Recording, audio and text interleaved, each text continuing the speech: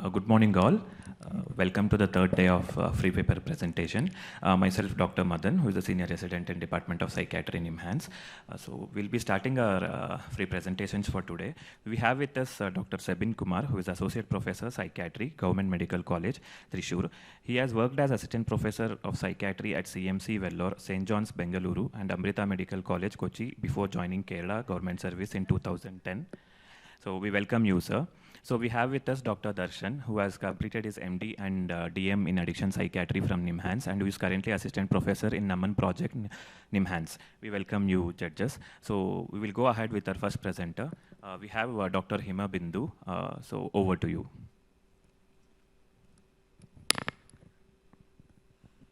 Good morning, all. I'm Dr. Hima Bindu, first year junior resident of Andhra Medical College, Visakhapatnam. Today my topic is about assessment of suicidal risk among adult schizophrenics attending tertiary healthcare center. This is my scheme of presentation. Coming to the introduction, schizophrenia is a complex tragic mental illness characterized by the diverse range of symptoms which include positive symptoms, negative symptoms, and the individual may exhibit disorganized behavior and experience challenges with attention, depression, cognitive impairment. Onset of schizophrenia tends to occur earlier in men than in women. Genetic predisposition plays a significant role. And suicide in schizophrenia is a multifactorial origin, and it is the most common premature cause of death in schizophrenia. Suicide rates are influenced by various individual socio-demographic, clinical, as well as psychosocial factors, of which in India, the suicidal rate is 10.3 per 1 lakh with a male-female ratio of 1.4:1. And it includes individuals who are single, divorced, widowed, or never married exhibit high rates of the suicide. According to some studies, having children also appears to reduce the risk of the suicide. Certain fluctuations in social status also increases the suicidal risk. Employment serves as a protective factor against the suicide. Approximately 95% of the individuals who attempt or commit suicide have history of mental illness with schizophrenia presenting 10% risk. The long duration of untreated psychosis, multiple hospitalizations, immediate post-discharge period, a family history of psychiatric illness and suicide, a previous attempt, presence of positive symptoms, depressive symptoms are significant contributors to the suicidal behavior in schizophrenia. Coming to the aim of the study, to assess the suicidal risk in schizophrenic subjects attending the tertiary healthcare center. My objectives are to analyze schizophrenic subjects in relation to the socio-demographic clinical variables with suicidal risk scores, to assess the suicidal risk across the various subtypes of the schizophrenic subjects, and to compare the scores of BEEF psychiatric rating scale, positive negative syndrome scale, clinical global impression scale of severity of illness of schizophrenic subjects with the scores of the California risk estimator of suicide. Coming to the inclusion criteria, participants diagnosed with schizophrenia based on the ICD-10 diagnostic criteria, and the participants aged between 18 to 55 years. My exclusion criteria is individuals with organic brain syndrome, those with severe medical illness, participant with substance dependence disorders. Materials and methods. This is a study design of observational cross-sectional study which is the hospital-based, and study population were taken as a patients diagnosed with schizophrenia according to ICD-10 diagnosis within a study period of 6 months from April 2024 to September 2024. In the study settings of Government Hospital for Mental Health Care, Visakhapatnam, and the study sample size is 60%. Based on the previous prevalence rates of our hospital, we took the study sample, and the study sampling technique is non-probability convenient sampling technique. And the study tools we used are semi-structured interviewer questionnaire for socio-demographic and clinical variables, brief psychiatric rating scale, positive and negative syndrome scale for schizophrenia, clinical global impression of severity of illness, and the California risk estimator for the suicide. Coming to the methodology, the cross-sectional study among 60 patients diagnosed with schizophrenia attending Government Hospital for Mental Health Care in Visakhapatnam in Andhra Pradesh. The study was conducted after obtaining clearance from the institutional ethical committees, and the subjects were selected randomly by using ICD-10 diagnosis. Both inpatient and outpatient of our hospital were taken, and the subjects were underwent preliminary investigations. The subjects were explained about our study, and consent was taken. Subjects were administered the above scales, and the collected data were analyzed using standard errors of the two means, chi-square test, and correlation test. The data analysis was performed using IBM SPSS version 26.0. And coming to the results, distribution of the study population was observed among the age group of 25 to 34 years with 35%, and equal gender distribution, and 41.66% were having positive family history of mental illness. Coming to the rural geographical area, it contributes around 71.66%. Association between the literacy and the suicidal rate showed 36.6% of the subjects belong to the illiterate group have high risk of the suicidal risk. And 60% of the married individuals showed a statistically significant high risk of suicide. And coming to the socioeconomic status, 61.61% of the low socioeconomic status were having high suicidal risk compared to the lower middle socioeconomic status and the upper economic status.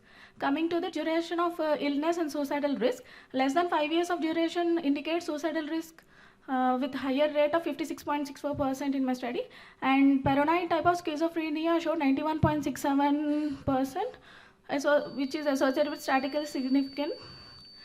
Correlation between the PPRS and the suicidal risk showed weak correlation, which is statistically significant. Correlation between the PANS and suicidal score showed very weak correlation, which is not statistically significant. Correlation between the CGI score and the suicidal risk grade showed moderate correlation, which was statistically significant. Coming to the discussion, in my present study, statistically significant high suicidal risk was found in age groups of 24 to 34 years, illiterates, subject belonged to the rural geographical area.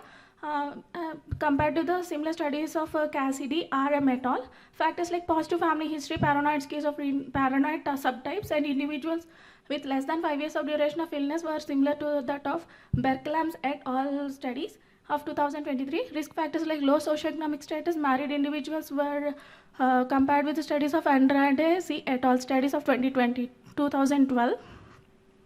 Coming to the conclusion, schizophrenia is characterized by the severe mental illness. It can be fatal, more prone to the suicide. My present study helped to identify high-risk subjects in the sample. I think we'll stop it there.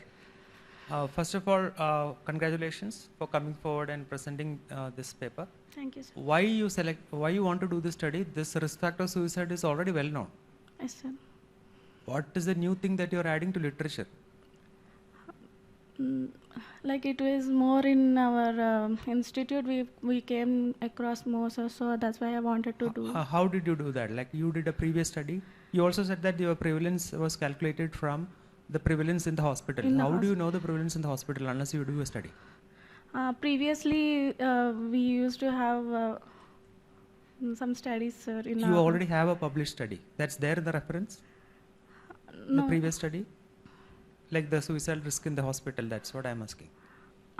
So you're saying that the suicide risk is very high in the Visakhapatnam MHC, and that is the reason that you did it. So I was asking for the reference for that. It's based on our hospital data. Like what is the prevalence of suicide in schizophrenia generally in a hospital? In our hospital, sir, it's around 5 to 6% of schizophrenia. Is it high compared to other places?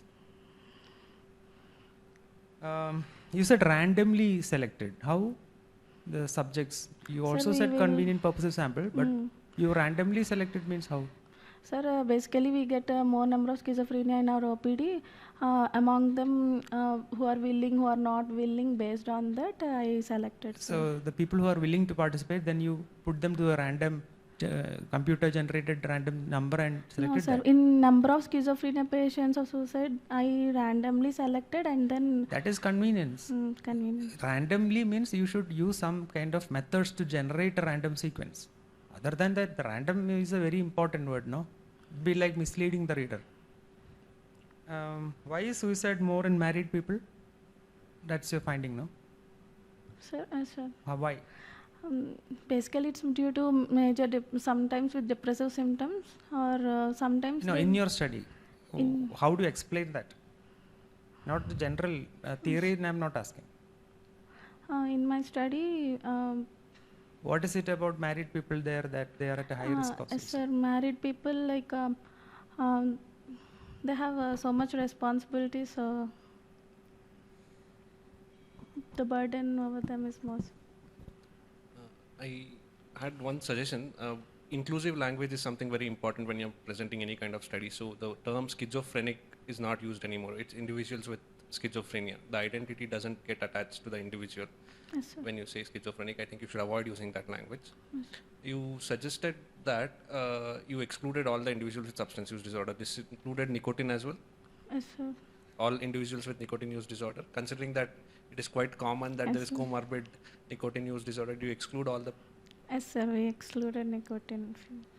Okay. And also, you initially in the introduction mentioned that duration of untreated psychosis increases the risk of Yes, sir, suicide. less than 5 years. But here you suggested in your study that the lesser the duration, more risk was there. How do you understand that phenomenon?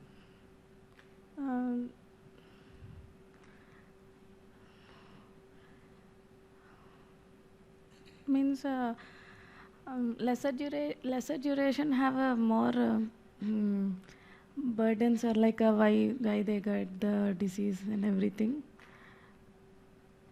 I think these are the points which you would want to write or look into when you're writing up a discussion. Okay, thank you. Thank you, sir.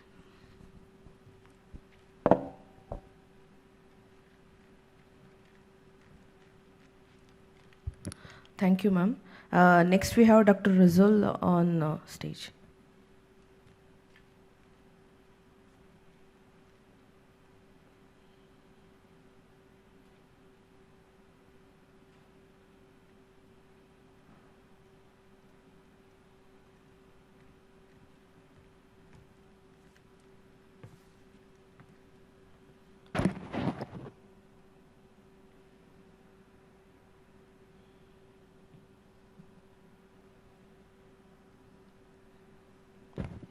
Good morning, respected judges. Good morning, respected judges and my dear colleagues. Today my topic is a retrospective study of predictors of psychoactive substance abuse in children and adolescents with attention deficit hyperactive disorder. Introduction. Disorders involving the use of legal and illegal psychoactive substances beginning in adolescence or young adulthood are among the leading health risks for adolescents and young adults worldwide. The WHO estimates that more than 9% of disability-adjusted life years lost to mental and neurological disorders are accounted by psychoactive substance use. As per the National Survey of 2019, prevalence of alcohol use in children and adolescents is 1.3%. Children with ADHD have been found to be at increased risk of developing any substance use disorder. The risk of SUDs have been shown to be twice as high among people with ADHD, and 4 times the risk increases if there is comorbid conduct disorder. Since ADHD affects between 6 to 9% of children and adolescents and up to 5% of adults worldwide, it is essential to know the risk factors or predictors that led to children and adolescents with ADHD using the psychoactive substance. Aim is to study about the predictors of psychoactive substance abuse in children and adolescents with ADHD.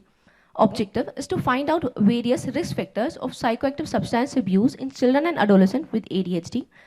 To find out the prevalence of various psychoactive substance abuse in children and adolescents with ADHD, and to assess the frequency of risk factors of psychoactive substance abuse in children and adolescents with ADHD and their relative risk. Inclusion criteria: children and adolescents of age less than 18 years, children and adolescents registered at Child and Adolescent Psychiatry Department, GHMC, Visakhapatnam, children and adolescents diagnosed as attention deficit hyperactivity disorder as per DSM-5 criteria, and children and adolescents with associated psychiatry and medical comorbidities were also included. Exclusion criteria: age more than 18 years, and children and adolescents whose records had incomplete data. Materials and methods: it is a retrospective study. It is done in Child and Adolescent Psychiatry Department, GHMC, Visakhapatnam. Study sample children and adolescents attending OP or IP department of Child and Adolescent Psychiatry diagnosed with ADHD. Sample size is 120. A sampling technique is non-probability convenient sampling, and study period is 19 months. Study tool: it is based on a semi-structured performer containing basic details, individual factor traits, family factors, and environmental factors. Methodology: permission from appropriate hospital authority was taken. Prior to the study, the cases of the child and adolescent who admitted attending the child and adolescent psychiatry was taken between January 2023 to September 24. Children and adolescents who met the inclusion criteria were screened out and selected by non-probability convenient sampling. The data pertaining to the study was collected from case sheets and entered into semi-structured performer, and the data was analyzed based on SPS version 25. Results: mean age of children and adolescents with substance use was found to be 14.64, and without substance use was found to be 9.8.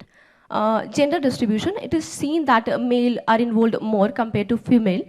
Coming to prevalence, prevalence of psychoactive substance abuse in children and adolescents with ADHD is 23.23%, with prevalence in male more than prevalence in female. Among individual substances, order of prevalence is maximum for alcohol, followed by nicotine, followed by cannabis and tobacco. Coming to individual factors, among individual factors, ODD is the most common. Among the traits, impulsivity is most common. Among family factors, positive family history is the most common. And among environmental factors, peer pressure is most common. If we see overall, impulsivity is the most common, followed by peer pressure, positive family history, and novelty seeking. Now, moving to age distribution, it was seen the substance use was more common in adolescents than children. Relative risk of substance use in various risk factors. Alcohol use, the highest relative risk was seen in those with stubbornness trait. Nicotine, the highest relative risk was seen with impulsivity trait and presence of family conflicts. Cannabis use, highest relative risk was seen in those with abusive behavior. And tobacco use, highest relative risk was seen in those with poor academics and life skill deficits. Conclusion. The results show that ADHD is more prevalent in children and adolescents with ADHD than those without it. Adolescents are more prone for substance abuse than children. Males are more susceptible to substance abuse than female. Alcohol is the most common psychoactive substance used in children and adolescents with ADHD. Among factors, impulsivity is the most common risk factor, followed by peer pressure, positive family history, and novelty seeking. Among individual factors, most common was oppositional defiant disorder. Among traits, most common was impulsivity. Among family factor, positive family history was most common. Among relative risk of alcohol abuse was highest with stubbornness trait.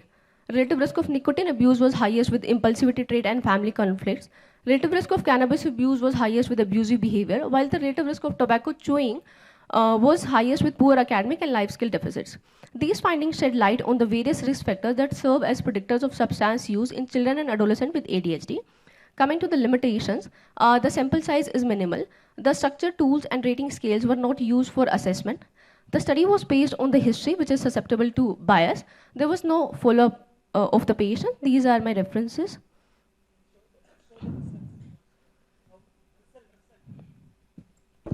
The result part.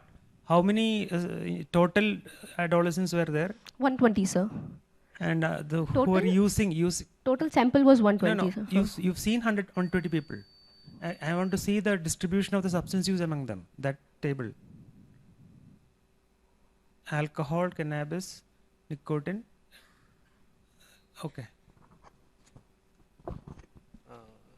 It is a very pertinent study, and I think there are quite a few studies already existing, even in Indian literature, related to substance use in ADHD. I had two specific questions. What was your definition of substance abuse? Substance abuse mostly refers when there is a use of any psychoactive substance by the individual itself, which is more than the prescribed dose in like abnormal amounts, sir. I'm asking what was used specifically in this study. When you're saying substance use and substance abuse, what do you mean by that? What is the criteria which you have used? Have you used ICD-10 criteria? DSM-5, sir. Okay, and what were the criteria specifically used there in DSM-5 for substance abuse? Sir, in harmful use, in DSM it is written that it could be harmful pattern of use, it could be intoxication or dependence.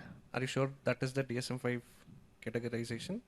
So DSM-5 moved towards substance use disorder as a category, mild, moderate, severe.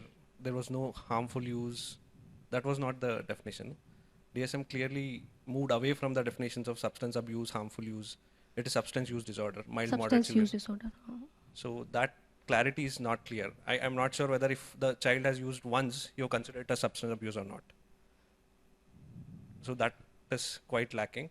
And also you came to the erroneous conclusion. This is not a comparative study because you said that compared to non-ADHD population, the ADHD population has a prevalence of 23.3. But you did not look at non-ADHD population at all here. Substance use was not there in non-ADHD people, sir. But the 120 people you took was with diagnosis of ADHD. So where did you look at non-ADHD population? I didn't. The study was substance use disorder in ADHD only, sir. but you came to a conclusion that compared to non-ADHD population, substance use is more in ADHD population. You'll have to look at that as well. Yes. I was wondering at the duration of your study till September 24. It's October and till September. That means you were able to do all this analysis, everything, get the approval of the authorities, and that is what you had planned the study earlier Yes, sir. itself, and with a plan to finish in September 24. Right? Yes, sir. Cutoffs, and then within this 2 weeks, you were able to do all the analysis, results, Sir, statistics. collection of data was done earlier. This statics I have done later, sir. You have to collect till September 24, no? September 24 means 31st of September. That one was striking. But I agree with him that this is a very important study in people. I was wondering, 4 females were using substance. Which substance?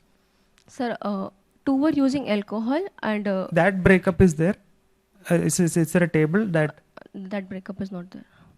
Okay. And I'm more worried about the 8 people who used cannabis. And you said that the risk factor was what? Abusive family, sir. Abusive means what? Now, how do you ask that question? Do you ask the child, are your family abusive means? No, sir, I have seen from the data, sir. From the previous collected data, I have They filled in. write in the case sheet that the family is abusive. Family, not one particular person. Yes. Both parents, mother. Even if one is written, sir, I have ticked that abusive So behavior that was there. abusive thing was not there in alcohol, nicotine and tobacco. It was there, sir, but not maximum. In alcohol, the maximum risk was peer pressure like this, sir. It came out. And But it is all case sheet, no? case sheet, yes. And case sheet nobody has used any specific pro forma. It depends on whether the person who writes a case sheet thought about that at that point of time or not. There will be a lot of, I might write, I may not write, isn't it? Sir, in case sheet, there is a performa, sir, based on Okay. these 4. Can you show the pro forma? In my phone, it is there, sir. It would have been useful. So sir, it will be useful for us also, you know. Sir, in case sheet, there are like 4 parameters. Based on that performa only, I have extended my You have a specific pro forma for evaluating the substance use. risk in factor. Like risk these factor, 4. like for family abuse, you use a specific format for all patients. 4 categories were there, yes, sir. Yeah, okay, good. Thank you, sir.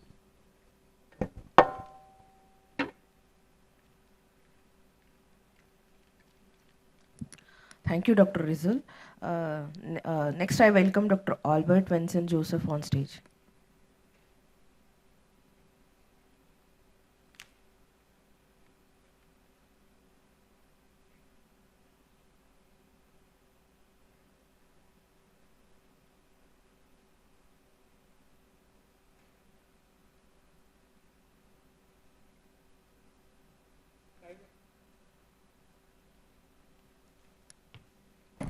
Can put the timer also on the slide.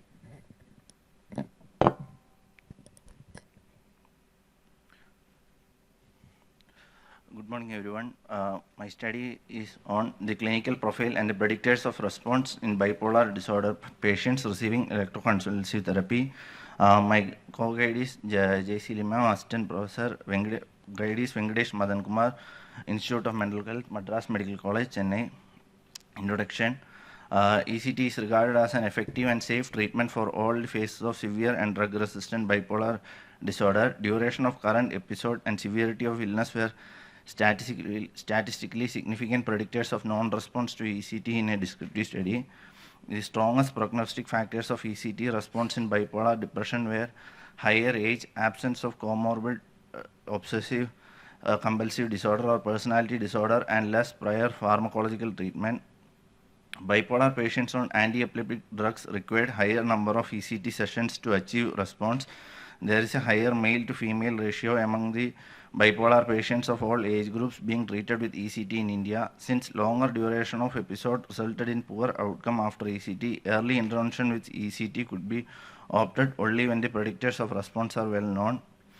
Methodology. Study design was a retrospective study, and the study place was Institute of Mental Health, Chennai.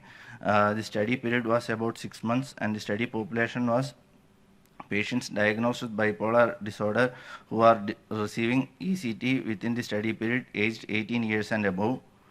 The study procedure, the case records of all patients who received ECT was taken from the MRD section of the IMH, and the socio-demographic clinical profile data, the stimulus duration, the stimulus intensity of ECT, and the seizure duration post ECT was collected from the case record.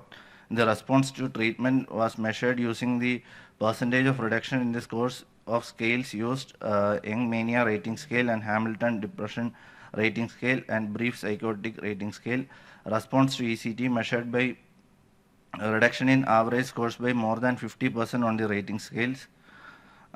Results, about 50% of the people were more than 30 years. The males were more of about 70%. 70% of the people who received ECT was married. Comorbidity profile, the hypertension was absent in about 75%. About 17% has diabetes mellitus.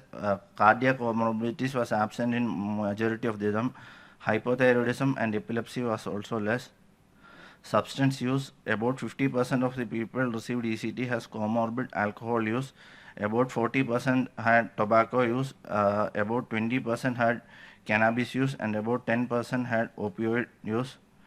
The patient who received ECT, about 60% of the people who received ECT was diagnosed as mania, and about 30% depression, and 11% was mixed episode. The patients who received the medications, about 46 patients received sodium valproate. Anticholinergics was given to about 36 patients. Atypical antipsychotics was given to about 30 patients. Lithium was given to about 27 patients, and benzodiazepine for about 30 patients. Typical antipsychotics patients had 25, and SSRIs about 14 patients. The indication for ECT was for about 27 patients, it was for rapid response, and about 26 it was for psychotic symptoms, and 24 for poor response to medication.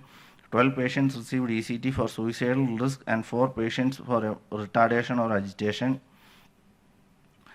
Descriptive profile, about 50% of the patient received previous courses of ECT, and in that 84% had previous response to ECT. The number of ECT sessions was 3 sessions were for maximum for about 32%, and the stimulus duration was for about 1 to 2. Stimulus strength was 22 joules. The reduction in YMRS before after ECT reduction was about 19 was seen. Hamilton depression after ECT a maximum of 6 score was seen.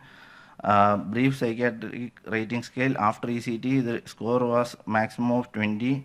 Others was Leeds and CGI was given. Conclusion, the study assessed 52 participants with a mean age of 32 years with a notable gender imbalance, 73%. Educational backgrounds varied, and marital status indicated that 2/3 were married. Most participants were Hindu, lived in nuclear families, and resided in suburban areas. Comorbidities include hypertension in 25% and diabetes mellitus in 17%. While coronary artery disease, hypothyroidism, and epilepsy was less common. Substance use pattern revealed that 50% used alcohol, and 38% used tobacco, 21% cannabis, and about 10% used opioids. Bipolar types included 29% with depression, and 60% with mania, and 11% with mixed forms. Majority had a history of hospitalization for bipolar with various duration and exhibited poor drug compliance. ECT was administered demonstrating a positive response in 84.6%. Okay, fine, we'll stop. Can you put the slide, title slide? So did you achieve your aim? What was your aim? To study. You can put the aim slide also. Aim slide. No aim slide. No aim slide. Aims and objective. Why do you want to do a study? To study the clinical profile and the outcome after receiving ECT in bipolar patients. And so that, how they respond to ECT. and what is the finding? For more depression and mania, they responded well with ECT. Depression and mania. Both There- responded to it. Yes. Anything else that your study has shown regarding who will respond?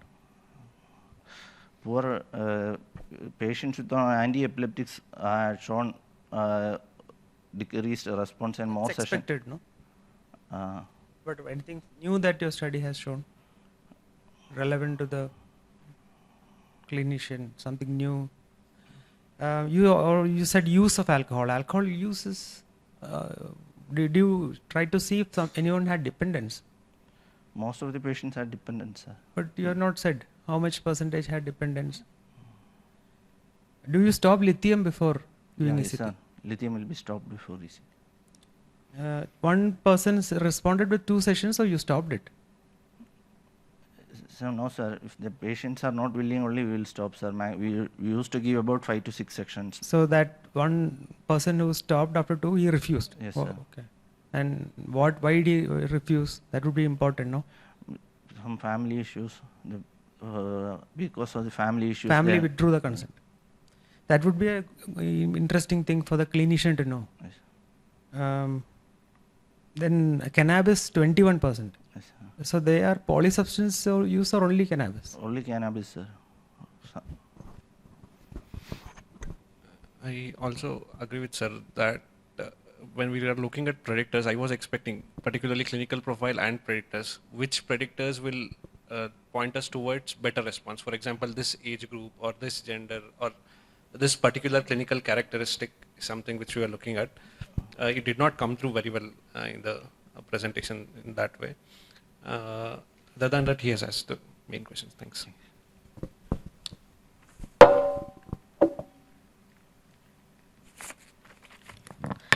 Thank you, Dr. Joseph. Next, we have Dr. Sai Madhurya on stage.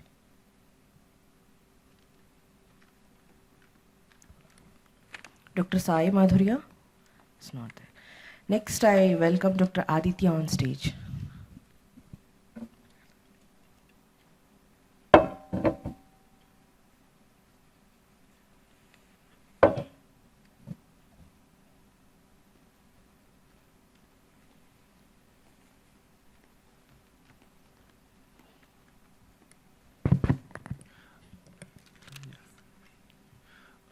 Good evening. Good morning to all the judges, to all the participants who are presenting. So my study is study assessing IDEA score in schizophrenia versus bipolar mood disorder 1 patients and its correlation with substance use. So I'm Dr. Aditya Vora, second year psychiatry resident from D.Y. Patil Medical College, Nerul, Navi Mumbai. My guides are Dr. Sanjeev Kale and Dr. Fiona Mahapatro, professor and HOD in Department of Psychiatry. So schizophrenia, as we all know, is a severe psychotic disorder of chronic and relapsing course, which is usually associated with incomplete remissions, considerably functional decline, and frequent psychiatric and medical comorbidities. There is approximately 1.1 billion people that reside with this, and there are approximately 3 by 1,000 individuals. So schizophrenia is ranked among top 10 leading causes of disability in the world. Prevalence of schizophrenia, prevalence of substance use in schizophrenia is 47%, as per a survey conducted by National Institute of Mental Health epidemiological catchment. So bipolar mood disorder is an episodic illness. So you can have depression. So in bipolar mood disorder, either the patient can be in depression, mania, or hypomania can occur. So during the course of the illness, the patient may experience fluctuating levels of severity of mania and depressive symptoms combined with symptom-free periods. Whereas in schizophrenia, you will have a continuous course usually, and in bipolar mood disorder, you can have episodes of depression, mania, or hypomania. And they can be symptom-free periods also in bipolar mood disorder. So the prevalence, about 1 in 150 person in India suffer from bipolar mood disorder. Prevalence of substance use in bipolar mood disorder is 61%, and prevalence of substance use in bipolar 2 is 48%. So IDEAS score, so IDEAS assesses disability in 4 areas: self-care, interpersonal activities, communication and understanding, and work. So in self-care, it is included like what are the, whether the patient is taking care of himself, the hygiene he is maintaining, whether he is having meals. Interpersonal activities include whether he can maintain friendships, interact with other people. Communication and understanding determines whether the patient can sustain a conversation, whether the patient interacts with others. Work is whether the person is able to take up tasks and can be financially independent. So in 2001, Government of India recommended the use of Indian Disability Evaluation and Assessment Scale, that is called IDEAS. So my aim is to assess IDEAS on admission and discharge in patients of schizophrenia versus bipolar mood disorder 1 patients, and to determine its correlation with substance use. So my study site is Department of Psychiatry in a tertiary, that is a tertiary care health center in Navi Mumbai, and it's a hospital-based prospective observational study. So we have total, the scores can range from 0 to 4, and we will score them under the 4 headings. So there is a global disability score that is combined with the score with the total duration of illness. Depending on the duration of illness, we will calculate the total disability score.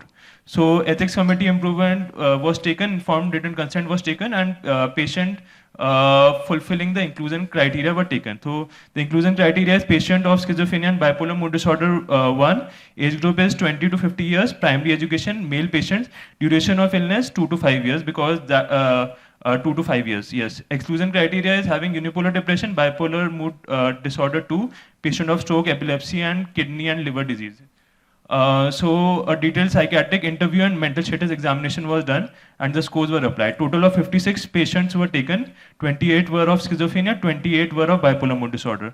So the scores, so the ideal, so the percentage of reduction in the with substance use was 50%, without substance use was 54% in schizophrenia.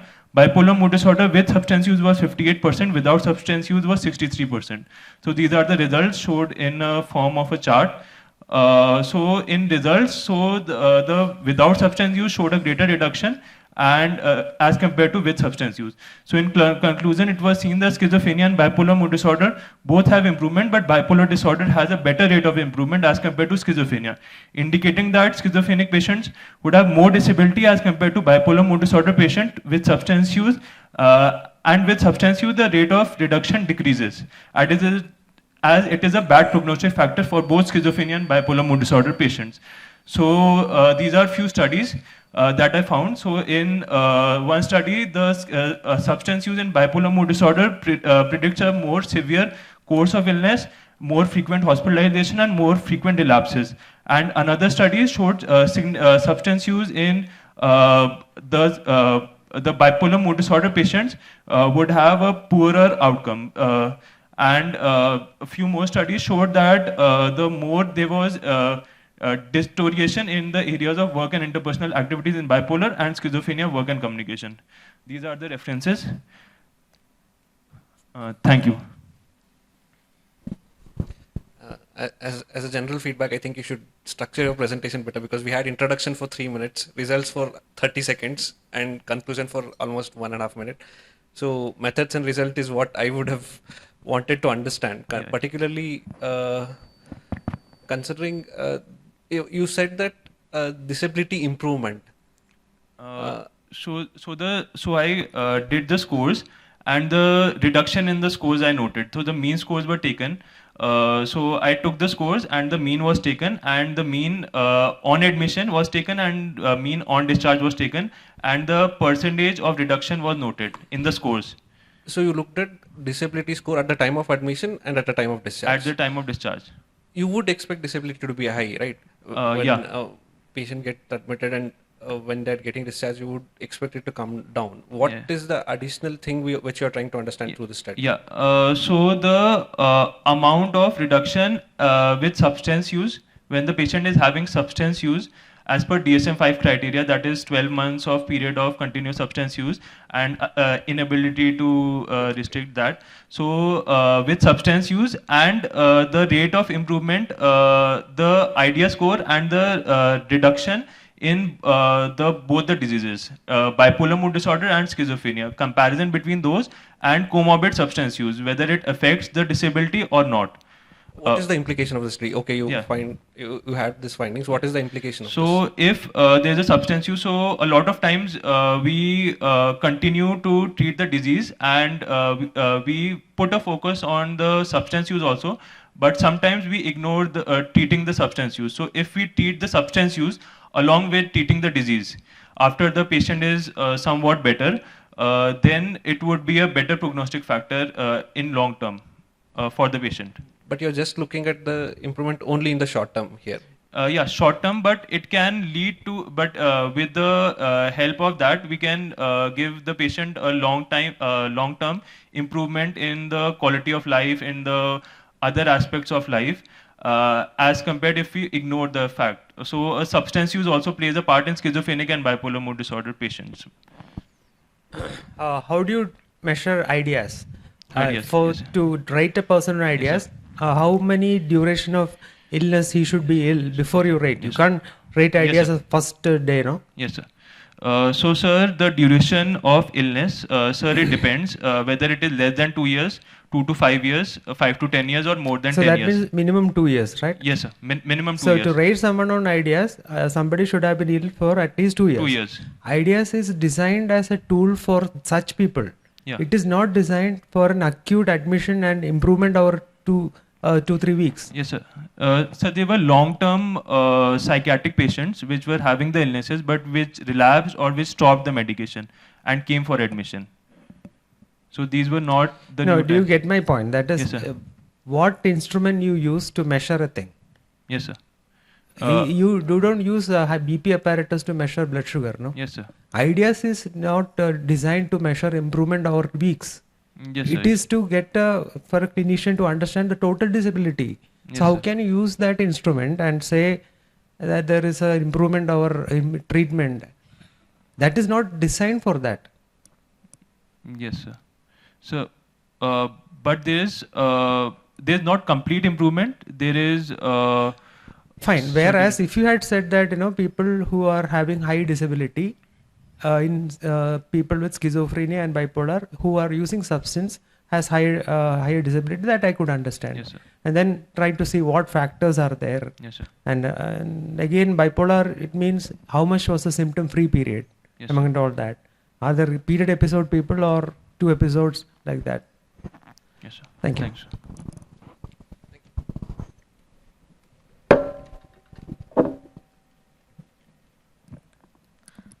Thank you, Dr. Aditya.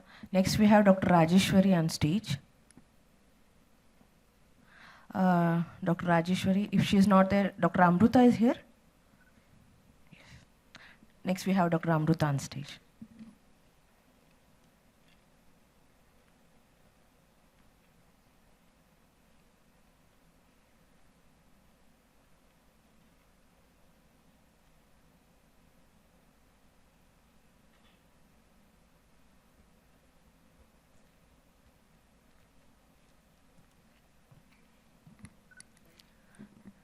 Good morning to all.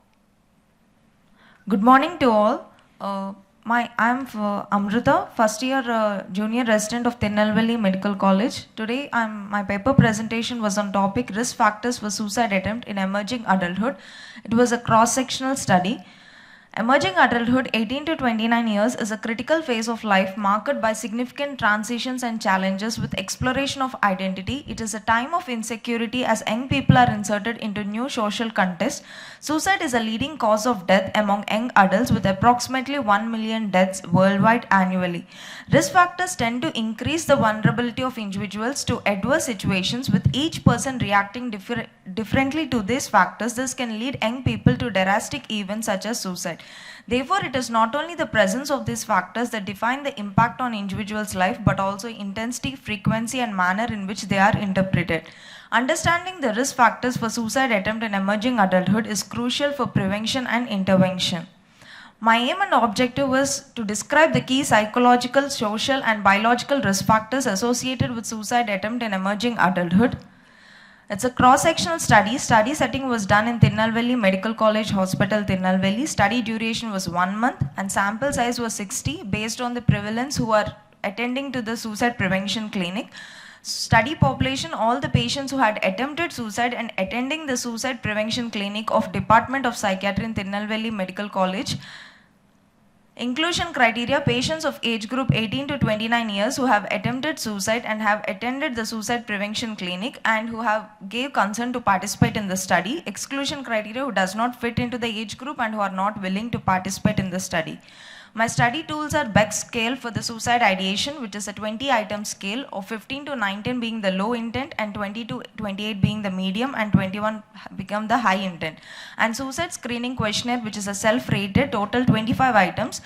Items 1 to 20 rates one's experiences and one's risk factors from very untrue to very true, and 21 to 25 investigate the presence and time frame of one's previous suicide-related behaviors with a never to more than 12 months or within 2 to 12 months. The score ranges from 25 to 100. Data collection was done, analysis plan on IBM SPSS software version 25. Categorical variables like age, sex, methods and factors leading to suicide attempt and intent variables are expressed in frequency and percentages. P-value is calculated to find the significance of the study. So based on the total count, the females who have attempted the suicide attempt are 63.3% and males 36.6%. And in the I have divided the age groups into 18 to 23 years and 24 to 29 years to find out which are the major risk factors is causing in two different age groups. And marital status, married people showing the higher percentage of 61.7%. And 24 to 29 years age group showed 60% of the suicide. And poisoning being the most common method of attempting the suicide, 86.6%. And especially in the males, alcohol before the attempt who are taking led into the drastic impulsive attempts, like attributing to 54.5%. And Beck's suicide intent scale low, which is 83.3%, which again which attributes to the impulsive attempt. Most of the attempts are due to the impulsive act. And next, coming to the impulsive act attempt, it is 96.6 attempts. So most of the suicide attempts are based on only impulsive attempt, and expressed suicidal ideas before 1 month is 3.3%. These are the risk factors. Most of the family conflicts contributes the highest amount of the risk factor leading to the suicide attempt, 41.6%. And problematic internet usage, especially among the younger adolescents and younger emerging younger adults, it contributes to 16.6%. This is self-questionnaire risk, where again the lower scale goes to 85%. Here, according to the p-value, Beck's suicide intent scale shows the significant and current and past history of psychiatric illness and impulsive attempt and expressive suicidal ideas before 1 month shows the significance. My study shows female predominance in the suicide attempts in both age groups, contributing to 63.3%, and poisoning being the most common mode of suicide, and 96.6% of the suicide attempts are due to poor impulse control, and it correlates with the Beck suicide intent scale, as lower the intent, higher being the impulsive attempt. In males, alcohol before the attempt leading to drastic ideation such as suicide. There is a significant association between suicide attempt and with history of psychiatric illness. Family conflicts are noted as a major stress in the study, and 41.6% of the suicide attempt in age group between 18 to 23 years are due to problematic internet use. Conclusion, it provides the data on complex phenomenon of the suicide attempt, seeking to identify how intrinsic and extrinsic factors can contribute to the occurrence of the serious public health problem. It helps in the development of new interventions for the people with suicide ideations who have unsuccessfully attempted suicide and overcome their problems, and give a supportive network to so they can have someone to turn to when they are unable to cope up with their problems. In addition, strategies should be proposed to improve the self-esteem and self-efficacy of these young people. Limitation, it is a single center study, cross-sectional, limited sample size and limited generalization, and study instrument limitations and potential for recall bias. And my future directions of the study, I wanted to go into a longitudinal study and follow the patients to understand the progression of the risk factors. Can you show the results part? Yes.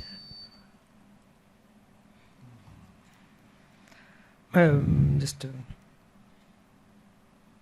correct. So looking at this results part, and can you go with the previous one? No, okay, the next one. Where do you show the substance use? Yeah, correct. What is striking regarding substance use? Sir, what was the What is a striking finding in your results about the substance use which does not come into the conclusion, which is very obvious? Yes, sir. What? Sir, actually, most of the, especially in the females, the substance abuse by the partner who have been Correct. chronic alcohol. So why it is not come? It is very obvious. Yes. It is an important public health thing also, no? Yes. The reason why the females are is because of the male source. And look at the substance use among the males. Go back to the previous one, previous slide. What about substance use in male? Yes. Alcohol before that. Correct. So how much is it? It's 54% Yes, for the males and for females both. It is a significant. It is very obvious, and I was wondering why you have not at all commented about that. How do you calculate the sample size? Sir, based on the patients attending, the proportion of the patients who are attending the suicide prevention clinic, sir, in a department of psychiatry. Like you have to base it on a prevalence and comparing with the previous study and all that, yes, no? With sir. some formula used? Sir, actually we based on the calculator on how much the proportion their patients are coming on, the prevalence only I calculated, sir. Earlier it was the same, sir. My parents' study has been taken in a tertiary healthcare hospital, taking over 1 year study. So mine was only 1 month study. So mine was only fixed to the emerging adulthood. Yeah. Just 1 second. The mic. Yes, please. I think it was very well presented and you covered the major aspects. You said there are specific intervention which you could develop in the implications of the study. Can you give an example when you say that there is specific intervention based on the findings you can develop? Sure. Actually, the most surprising thing I have found out in the is problematic internet usage. Actually, in 18 to 23 years age group, so most of the who are having the children who are having a problematic internet use, when they were restrained by the patients, they were going into drastic events like this, having a suicide attempt. So I think the parents even should be counseled regarding the internet usage and how to restrainment should not be done by the physically, how they could cope up with the adults and how to treat the adolescents at that age, and even the adolescents in the schooling program also, how to constrain the time on the internet usage should be done. Okay, thank you. What was your objective? Ma'am, to describe the key psychological, social and biological risk factors, ma'am, associated with suicide and See, studying the risk factors, what is a study design required? You need a case control study. Okay. Without a control group, without suicide attempt, how can you conclude that these are risk factors? Right? You just had people with suicide attempt. Yes, ma'am. So without a control group, without suicide attempt, you cannot say that what you have found is a risk factor. You are just comparing. You cannot say that it is a risk. Okay. Thank you. Thank you.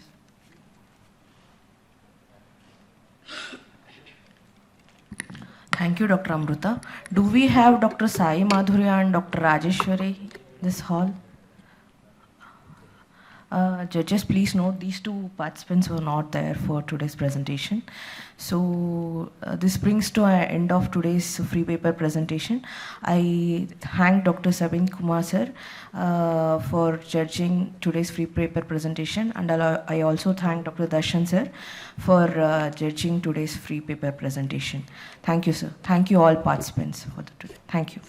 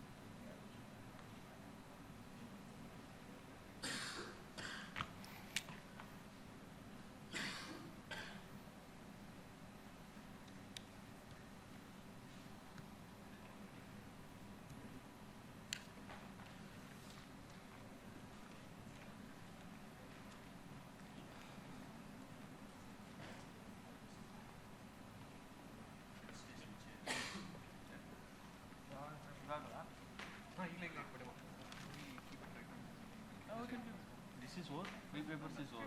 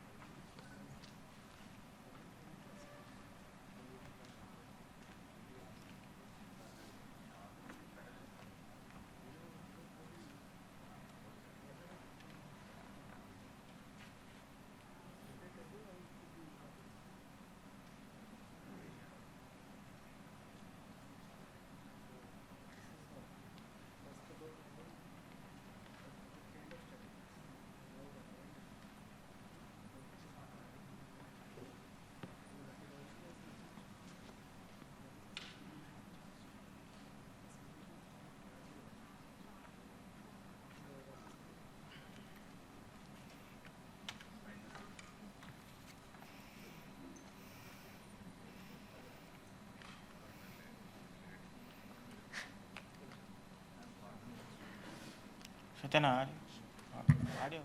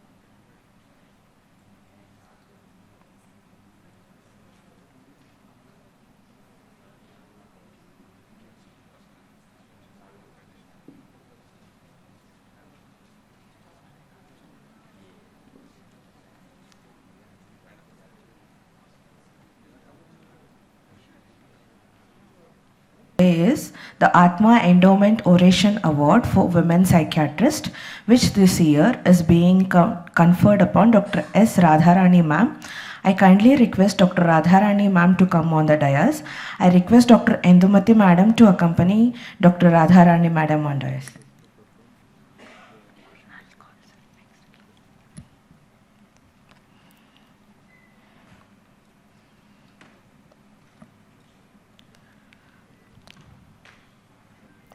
I also request Dr. Umashankar sir to come on the dais to precede the session.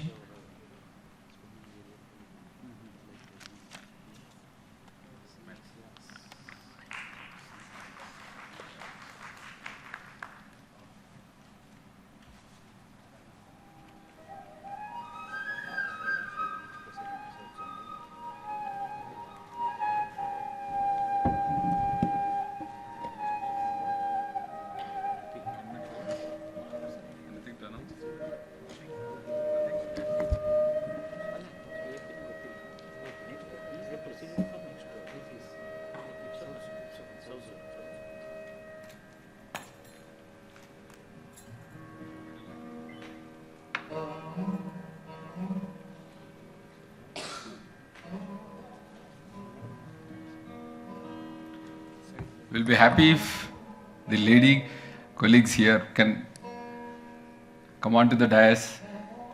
You can join.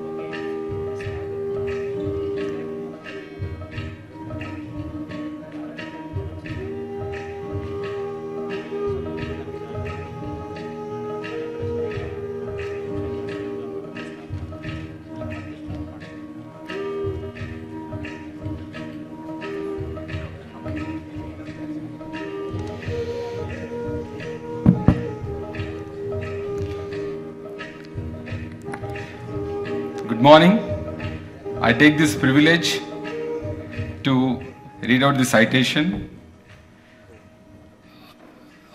from the Indian Psychiatric Society, South Zonal Branch. Atma Endowment Oration for Women Psychiatrists. It's a privilege to have Dr. Sipana Radharani. Madam needs no introduction. She was the former professor and superintendent Government Hospital for Mental Care, Visakhapatnam, Andhra Pradesh. With a career spanning over several decades, Dr. S. Radharani has held various significant positions, including serving as a former professor at Andhra Medical College and as a former superintendent at the Government Hospital for Mental Care in Visakhapatnam, Andhra Pradesh. Her dedication to the field is evident through her roles as a UG and PG teacher, guiding numerous postgraduates, and her extensive work in child psychiatry. During her tenure in government service, Dr. S. Radharani made substantial contributions as a state nodal officer for mental health and as a member secretary for the State Mental Health Authority of Andhra Pradesh. Her efforts as the superintendent were particularly noteworthy as she played a pivotal role in reinstating the district mental health program DMHP in all districts of the newly formed Andhra Pradesh and securing the sanction of Center of Excellence for the Institute of Government of India. Apart from her professional achievements, Dr. S. Radharani is also a dedicated family person. She is married to a neurophysician who operates Surya Hospital, where she currently practices as a consultant psychiatrist. Her children are also excel in their respective fields, with a son serving as a CEO and daughter-in-law as a project manager for a private firm at Bangalore, and her daughter pursuing a career in as a radiologist, while her son-in-law is a radiation oncologist. With numerous publications in national and international journals, years of teaching experience, and a passion for child psychiatry, Dr. S. Radharani stands as a beacon of excellence in the field of mental health, leaving a lasting impact on all those she has encountered. Thank you, Madam. Thank you, Judge. Good morning, all of you, and warm welcome to this oration of Atma Endowment Oration. And award for the women psychiatrist. It is the only South Zone exclusively for women psychiatrists. They are started this oration for women empowerment. It is sponsored by the Atma Hospital and Research Private Limited, Trichy, Tamil Nadu. The main purpose is to recognize the academic and social activities of the women psychiatrist. And it is given award consists of medallion and citation. With this, I thank the sponsors and I request the madam proceed for a presentation.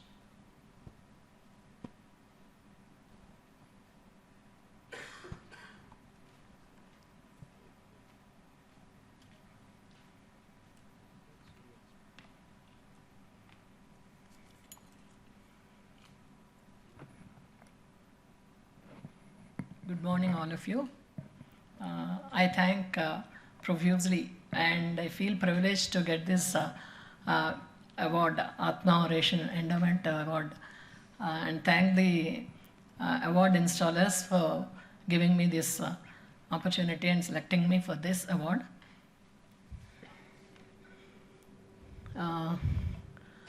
Today, I selected a topic that day-to-day practice, we have been seeing these adolescents coming up with recurrent suicidal ideas and attempts. Like in my day-to-day, the suicide rate has been increasing, we are seeing, and along with that, the suicide attempt is also increasing. In that attempt, recurrent attempts may lead to death. Even though they don't have the intent to die, recurrent attempts may lead to death. So in my clinic itself, for the past few years, I have seen 5 to 6 girls coming with recurrent cuts on their wrists, or nowadays they are choosing the inner part of the thigh to cut, which is not at all evident. Even the family members may also not know that they are cutting themselves. Sometimes when it is more severe and they profusely bleed, then only the relatives are coming, parents are coming to know that these people are attempting cutting like that. So that is the severity, and which is not knowing to others also, even to the close family members, parents or siblings, they are unaware of these suicidal intentions in them. So taking all these into consideration, I thought this would be a good topic for me to present today, as the severity is increasing day by day. So as you all know that suicide is a global health problem, and it is the second leading cause of death among age groups between 10 to 14 years, and the third leading cause of death among 15 to 24 years of age.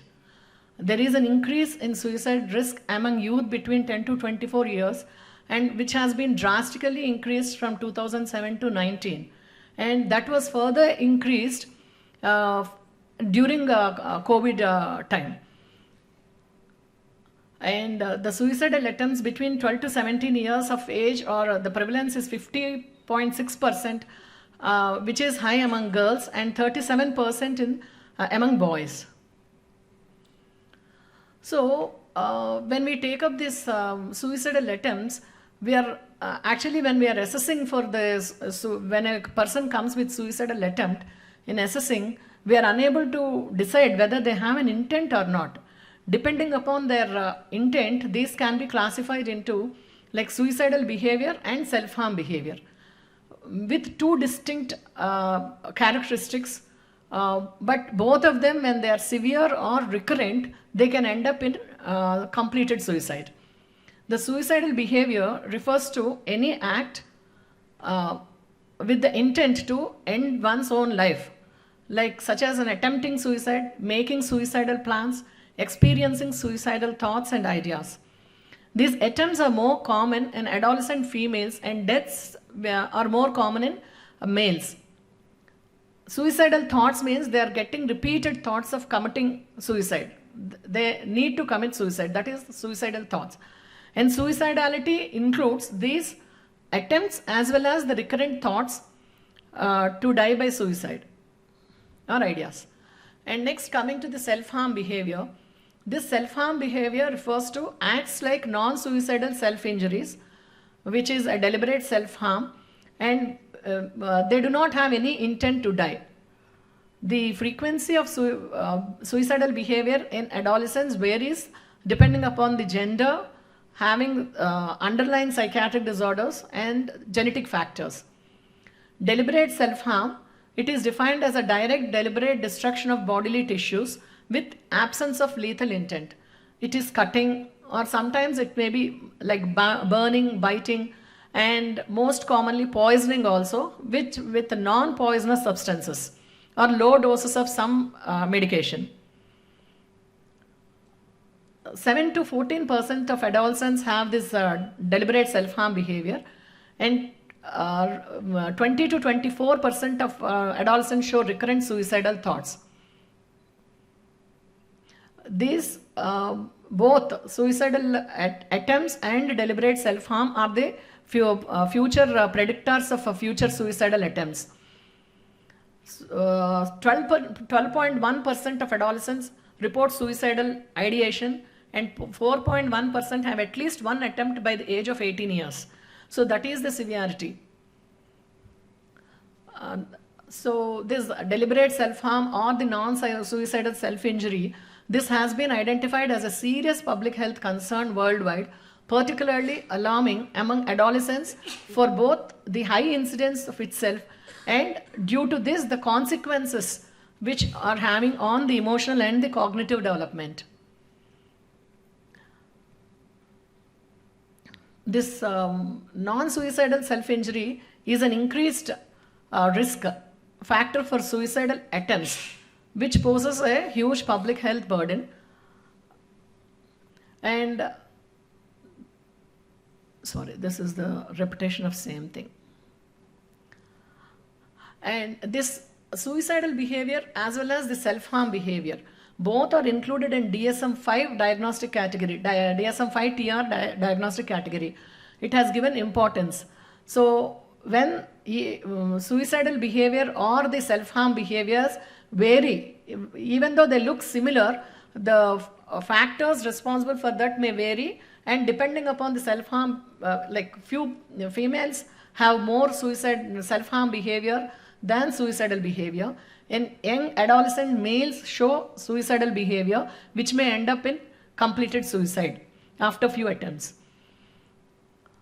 So diagnostic criteria: engagement in non-suicidal injury on 5 or more days in the past year, the expectation that this self-injury will solve an interpersonal problem, provide relief from unpleasant thoughts or emotions, or induce a positive emotional state. The experience of one or more of the following, like interpersonal problems or negative thoughts or emotions immediately prior to non-suicidal self-injury, preoccupation with the self-injury that is difficult to manage, or frequent thoughts about committing suicidal attempt. This is not socially sanctioned or restricted to minor self-injurious behaviors. The presence of NSSI related clinically significant distress or interference across different domains of functioning, example work and relationships, and it does not occur only in the context of psychosis, delirium, or other substance withdrawal states. So coming to the epidemiology, actually to get the exact data of suicidal attempts or these self-harm behavior is very difficult unless they attend to the emergency clinics. Not always these people will be taken to the emergency clinics because it will be a minor injury, and sometimes they try to hide also because it is in the younger age group. They don't want to expose the child to the hospital or to the psychiatrist. So they will not, the relatives will not take them to the hospital. So to get the exact data, it is very difficult. As studying suicide in the younger population is important, to identify their problem is very important, as the early morbidity results in poor outcome. Patel et al. Reported that in India, there is a risk of about 1.3% dying at 15 years by suicide. Risk of suicide is approximately 50 to 100 times more within the first year of the after the self-harm behavior. The deliberate self-harm can start as early as 11 years of age, and the school-going adolescents of age between 12 to 18, they had a lifetime prevalence of suicidal ideation 21.7% and attempt 8%. Data from 40 low and middle income countries found that mean 12-month prevalence of suicidal attempts in adolescents to be 17.2%. An Indian study on 1,571 adolescents and young adults from 19 schools and colleges found that the non-suicidal self-injury was 33.8%. When I was sitting in the hall, one postgraduate was presenting a topic on suicidal this thing. Even there also this percentage of suicidal attempt was very high. Non-suicidal self-injury behavior was very high, and she was quoting about 40% or something like that. So minor forms of self-harm were more common. Moderate to severe are 14.6% and minor up to 20%. In this study, any form of self-injury was found to be 40.7%, and around 18.5% of patients reported no suicidal intent. They didn't report any suicidal intent in that, but there have been attempts. When we take up the females in this age group, they have more self-injurious behavior and more attempts. And being a female itself, as a female gender itself, is a high risk factor for the suicidal ideation and thoughts. And apart from that, other emotional abuse, neglect, and then peer group pressure. Nowadays we are seeing that in the schools, lot of competition for their studies, marks. So that comparison itself is causing a lot of stress in them. All these are the risk factors for this non-suicidal self-injury behavior. The overall prevalence of suicidal attempts and the proportion of suicidal attempts with a plan were higher for girls, and both with the prevalence increased with age. Most studies indicated that female adolescents were more likely to have self-injurious behavior. The sex difference may decrease with age. Once they cross the pubertal age, For both the sexes, it is the same. The prevalence is same. So when we compare to the females, they choose different types of modes of methods to commit attempt or to cut themselves. Like in girls, mostly we see the cuts on the wrists and in the thighs. For boys, it may be poisoning and sometimes excessive alcohol intake or risk-prone behavior.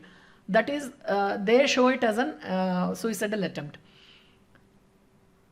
Female adolescents adopt self-injury behavior mainly for regulating emotions and self-control, and male teenagers are more prone to impulsive pressure. These females are more likely to report internalization symptoms than males, leading to mental illness. They have more depression, anxiety. This type of symptoms will be more in females. They have males have a greater prevalence of externalization disorder like extroverted behavior, aggression, substance abuse. High incidence of emotional disorders amongst females may contribute to the higher incidence of self-injury and behavior. They are dependent on this self-injurious behavior to release their negative emotions. Coming to the various types of, I have already told, various forms like cutting, burning, self-biting, poisoning, and trichotillomania, self-hitting. What are the reasons for this, underlying reasons to have a self-injurious behavior or the suicidality? To escape from unbearable anguish and to escape from a situation, to get relief, to show desperation to others, to change the behavior of others, to take the situation under their control, to get back at other people, make them feel guilty, or to get help for themselves, or they feel it as a self-punishment, or extreme shame and self-criticism they cannot tolerate, and they show it outwardly as self-injurious behavior. And now coming to the causes, there are various factors which contribute to this suicidality and self-harm behavior in adolescents, like adverse childhood experiences, the emotional regulation that are often a function of persistent childhood distress get disturbed, and so this adverse childhood experiences and abuse, especially emotional or physical abuse or a sexual abuse, and broken families can predispose to high emotionality or dissociative states and causing them to engage in self-harm behaviors. High levels of parental control and demandingness of low levels of warmth and affection. And the other factors associated with this are recurrent suicidal thoughts because of underlying mental illness, or exposure to the peer group having the same type of behavior, or more exposure to media and to the internet, gender identity disorders, and externalizing and internalizing disorders. Like when they have an underlying illness, most of the females who have an internalizing disorder like depression, anxiety, they may show self-harm behavior, and females having externalizing disorders like conduct disorder, ODD, and borderline personality disorder, they show suicidal behavior. And self-harm behavior is more common when it is associated with the depression or anxiety associated with behavioral disorders.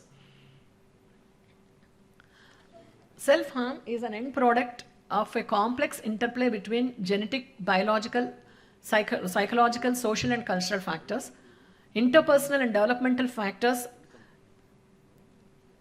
Most of the self-harm behavior appears in experience as interpersonal difficulties, poor communication and social skills, social problem solving skills.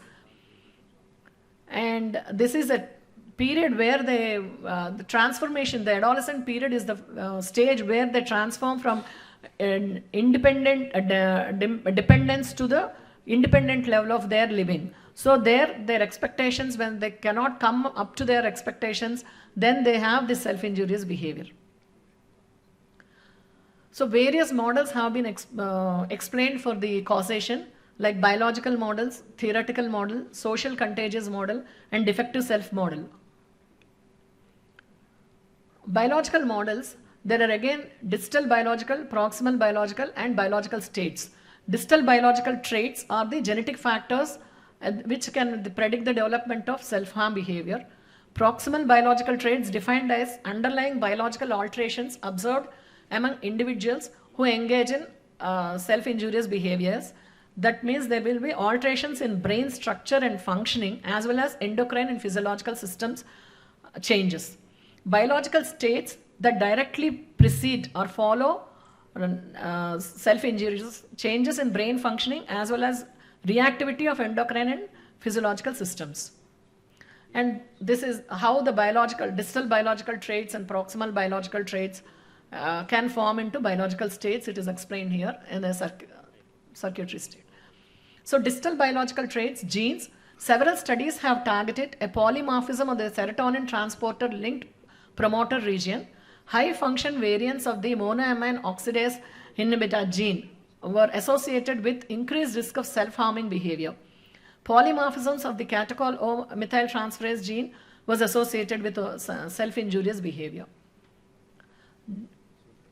Epigenetics, methylation status of promoter region of the glucocorticoid receptor gene was positively associated both with the history of childhood maltreatment and with severity of self-injurious behaviors in a sample of adults with borderline personality disorder.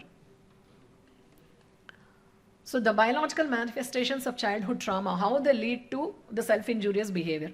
Association between the development of non-suicidal injury and a history of adverse childhood experiences, including child abuse and neglect and other forms of childhood adversity.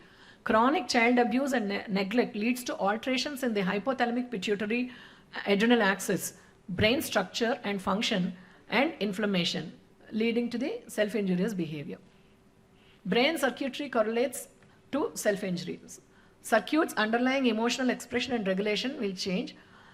The studies on individuals with self-harm behavior commonly reveal deficits in cognitive emotional regulation skills such as compromised reappraisal and a tendency to suppress emotions. Neuroimaging studies have provided converging evidence implicating alterations in frontolimbic neural systems in these individuals. Now coming to the proximal biological traits, the social or self-neural systems, the neural system that underlie how young people think about themselves are highly relevant to understanding this self-injurious behavior.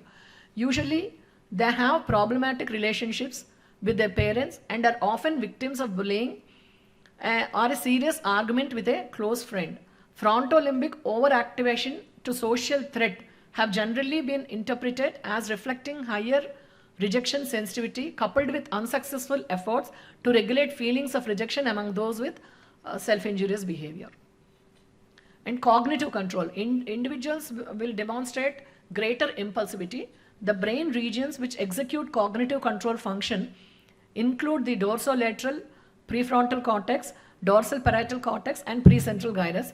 Some studies have found correlates between impulsivity and other indexes of cognitive control with self-injurious behavior. And next comes the reward. Neuroemerging studies have investigated the role of neural systems. The value of reward is a central moderator in models on reward processing in adolescents. In a community sample of adults with depression, abnormal connectivity between striatal and motor sensory regions was correlated with self-injury but not with depression or suicidal ideation. Peripheral stress response systems. The autonomic nervous system and the HPA axis are considered the two most important stress response systems. Like heart rate, autonomic nervous system, heart rate variability, a proxy cardiac parasympathetic activity. Adolescents with deliberate self-harm demonstrated reduced HRV, that is lower parasympathetic activity at rest. Research found that adolescent girls with self-injurious behavior showed an attenuated salivary cortisol response to a standardized psychosocial stress compared to those without history of suicidal behavior. Pleener et al. Found that adolescent girls from a longitudinal sample of children growing up in a precarious living conditions with a lifetime history of deliberate self-harm showed lower plasma cortisol over the course of same psychosocial stressor procedure. Pain system. Since self-injurious behavior by definition causes tissue damage, pain sensitivity has been an active area of research. A review of meta-analysis of data from 32 different studies, including various samples, concluded that individuals engaging in this self-injurious behavior report greater pain threshold, greater pain tolerance, and lower self-reported pain intensity compared to healthy controls. NSSI defined by Nock and Princeton as a maladaptive coping strategy to avoid distressed emotional states and downregulate the arousal of negative feelings, that is anxiety and depression, or communicate their emotions with others. Self-injury maintained by fulfilling 4 factors. One is intrapersonal reinforcement. It can be negative or positive. Negative, immediate reduction of negative affective states of tensions. Positive satisfaction from punishing ourselves, that is intrapersonal. Next is the interpersonal reinforcement. Negative, decrease or cessation of negative social experiences, that is fights between parents or bullying. Positive, receiving attention or support from the loved ones. So out of these 4, intrapersonal negative reinforcement has received most attention. This self-injurious behavior leads to instant relief of anxiety. In the absence of alternate affect regulation strategies, this instant relief is suggested to reinforce the engagement of in self-injurious behavior. Research shows that affect regulation function play a minor role in initiating the behavior but has a major role in maintaining it. The other models are the defective self model. Suggests that the pain of self-injury yields emotional benefits in self-critical individuals who feel deserving a physical pain. It elicits feelings of numbness, emptiness, and the desire to feel the physical pain. Social contagion model. Sometimes adolescents tend to model instances of suicide, self-harm behaviors like a social contagion depicted in social or popular media, example movies, books, and news reports. So what happens to these people who are having self-injurious behavior once they grow up? What is the outcome? Most adolescents who are engaged in this NSSI stop this after reaching adulthood. Prior history of suicidal behavior or self-harm behavior was the strongest predictor of further such events. Those with having repetitive suicidal behavior in adolescence, they were at greater risk of mental health problems in young adulthood. There is an elevated risk of being diagnosed with substance use disorders in later life and being admitted in psychiatric inpatient care. So, developmental pathways. Individuals with stable self-injurious behavior only in adolescence are called as stable adolescents limited to adolescence. It is a kind of spontaneous remission. Maturation of brain is implicated in generation of emotions and in regulation of the self-injurious behavior. Individuals with stable NSSI in adolescence prolonged into young adulthood have an increased morbidity. The third category is individuals with late onset of self-injurious behavior in young adulthood, late onset repetitive behavior. So comorbidities. Coming to the comorbidities, most of these people having a self-injurious behavior or a suicidal behavior have underlying mental health disorders like mood disorders, anxiety disorders, trichotillomania, or eating disorders, and also the personality disorders. And when these underlying disorders are there, when they are the internalizing disorders like depression, anxiety are associated with suicidal behavior. When they are having the personality disorders or the eating disorders or substance abuse disorder, those are the externalizing disorders which are associated with self-harm behavior rather than having a suicidal behavior. Now, after identifying what type of behavior they have, how to assess these patients? There are semi-structured interview with the use of questionnaires. Factors that should be covered include preceding life events, motives including suicidal intent, problems that the patient has faced, psychiatric illness, personality traits and disorder, alcohol and drug misuse, family and personal history. And at the time of attempt, what are the current circumstances, any history of psychiatric illness or previous treatments, previous attempts, risk of further deliberate self-harm, coping resources and support, appropriate treatment, motivation to engage in treatment. how to assess self-injurious thoughts and behavior interview scale, suicide attempt self-injury interview scale, suicide behavior questionnaire, deliberate self-harm inventory. Generally, tools for tracking self-injury over time, like example days, months, years, or lifetime, also include items designed to collect information on the age of onset, recency of the last episode, and methods of self-injury and other parameters. Now coming to the treatment options, it is very difficult to treat these patients and the outcome is very poor. Various treatment strategies have been applied, like individual therapies, problem solving, cognitive behavior therapy, treatment of underlying psychiatric disorders, treatment of substance abuse, anger management, family therapy, group therapy, environmental changes. Improving emotional regulation is essential component. Emotion psychoeducation. First we have to identify the emotions, label them, explain them, in which context they are occurring, and their function served, including adaptive aspect, and how to control those emotions should be explained to them. Reducing emotional vulnerabilities like sleep, eating, and exercise.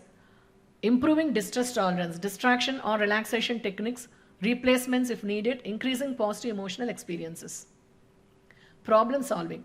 Typical steps include identifying and deciding what problem to tackle first, agreeing goals, working out steps to achieve goals, deciding how to tackle the first step, reviewing progress, dealing with psychological factors that obstruct the progress, working through subsequent steps.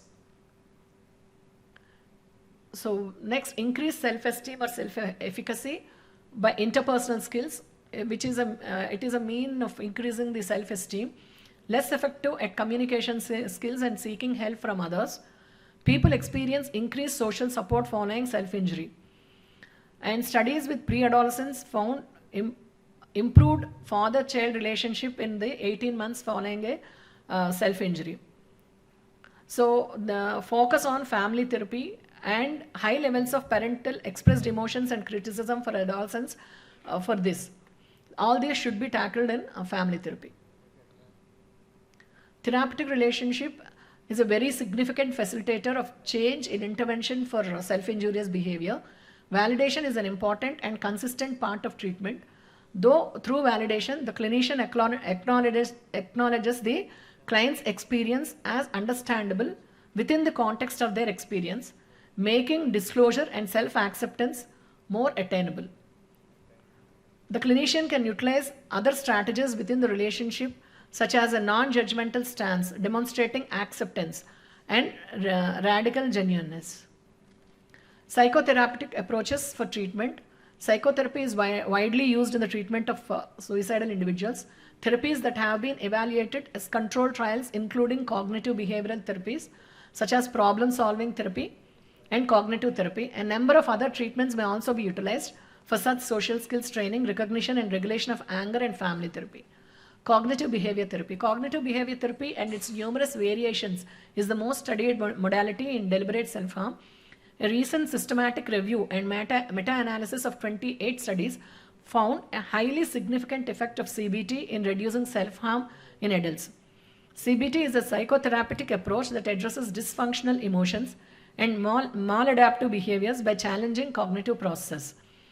It uses some systematic procedures like continuously monitoring dysfunctional behaviors to increase patients' awareness of the problem and further to help them replace maladaptive coping skills and cognitions with more adaptive ones.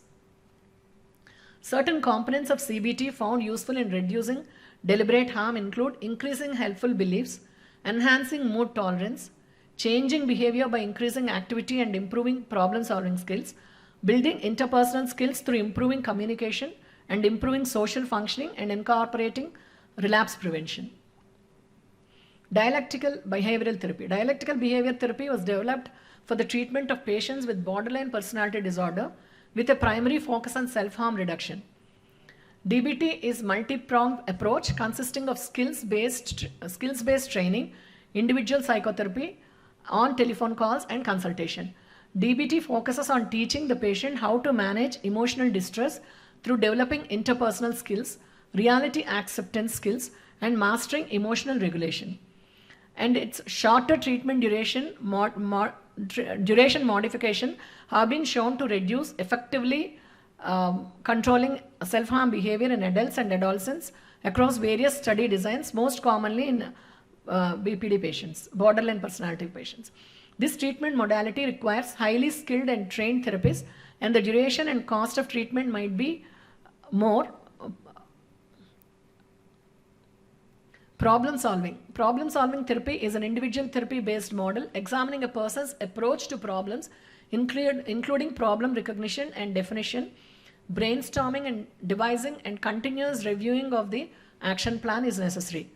Within the model, it is conceptualized as a dysfunctional solution to problems where improved problem solving skills and increased problem awareness would lead to decreased reliance and self-injury as a coping mechanism.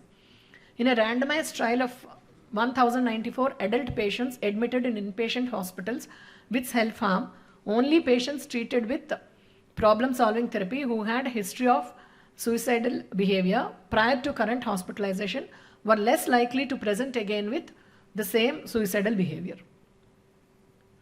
Mentalization-based treatment is a year-long manualized psychodynamic psychotherapy program involving weekly 50-minute individual and monthly mentalization-based family sessions with a focus on reducing impulsivity and enhancing affect regulation. Mentalization is conceptualized as a capacity to understand one's mental state, and its enhancement has been proposed to increase self-control in individuals with affect dysregulation and impulse control problems. The authors concluded that the positive change in mentalizing and improvement in interpersonal functioning seem to be the mediating factors in reduction in self-harm. Finally comes the pharmacotherapy.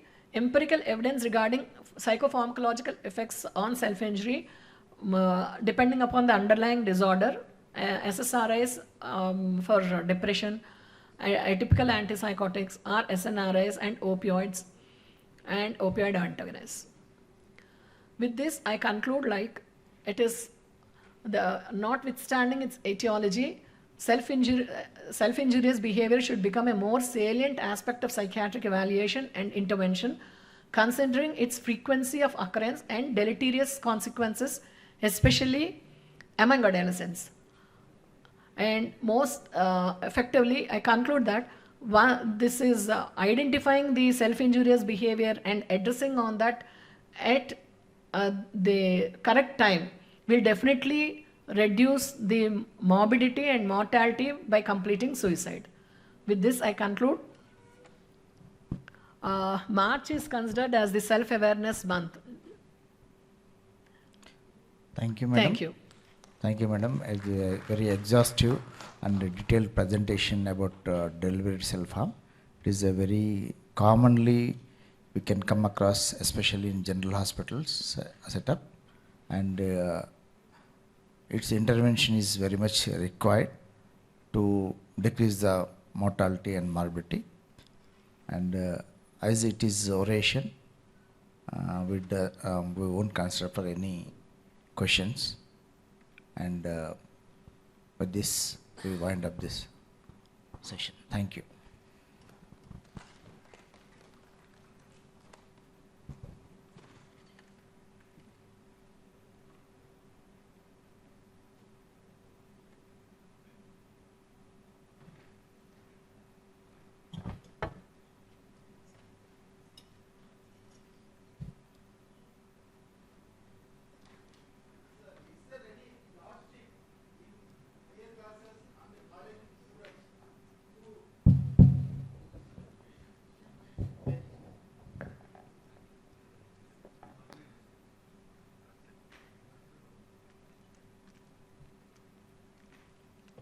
Thank you, ma'am and sir. The next session will start at 10:15.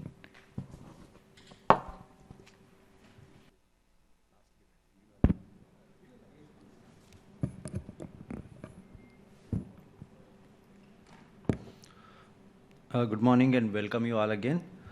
We shall now move on to the next symposium of the day, that is on artificial intelligence, critical review, and leveraging it for improving psychiatric services.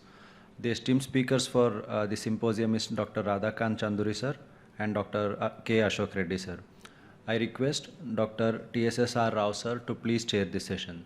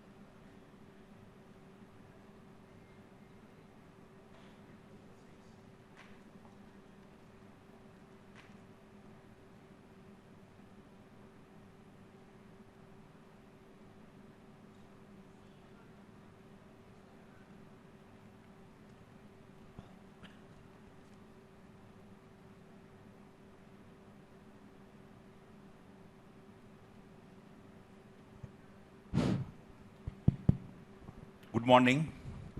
I think we'll start the program, and it is important that we start in time. We are all aware that today this is a digital world, and AI has come, and it is revolutionizing whole range of our activities, behavior, brain functionings. From that particular angle, it is really good to get ready for the issues that may come up in the future, and rather than they making crisis or shock, well prepared is one of the best approach for all these things. For that job, we have two very important people to explain to us all the issues involved.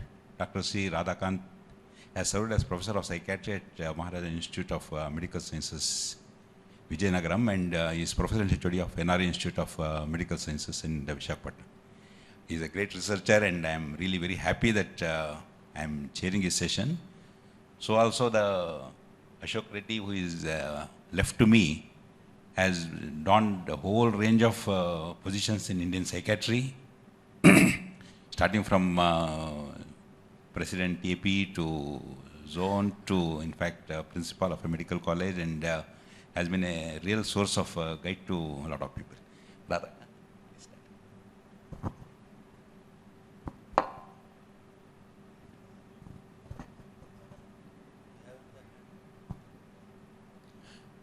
Good morning.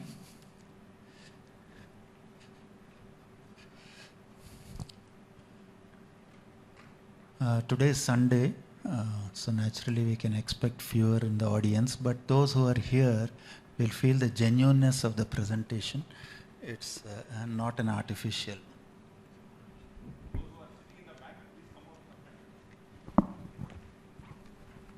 Hello. Hello, Chief. Please come. Hello, Chief. Hello, Chief. No, it's not. Now it's better. Right, thank you. So, this is a very unique topic, artificial intelligence versus social intelligence, and will humanity lose the battle? First of all, I assume that everybody knows what is artificial intelligence, and artificial intelligence in psychiatry was already, it's a beaten and worn out subject. Everybody must have listened in various conferences. I don't want to repeat myself. So, artificial intelligence focuses on both physical and social aspects of intelligence. Physical intelligence, you have extensively studied that. That is the actual using the physics, the computer science, about computer vision, robotics nowadays, and also problem solving.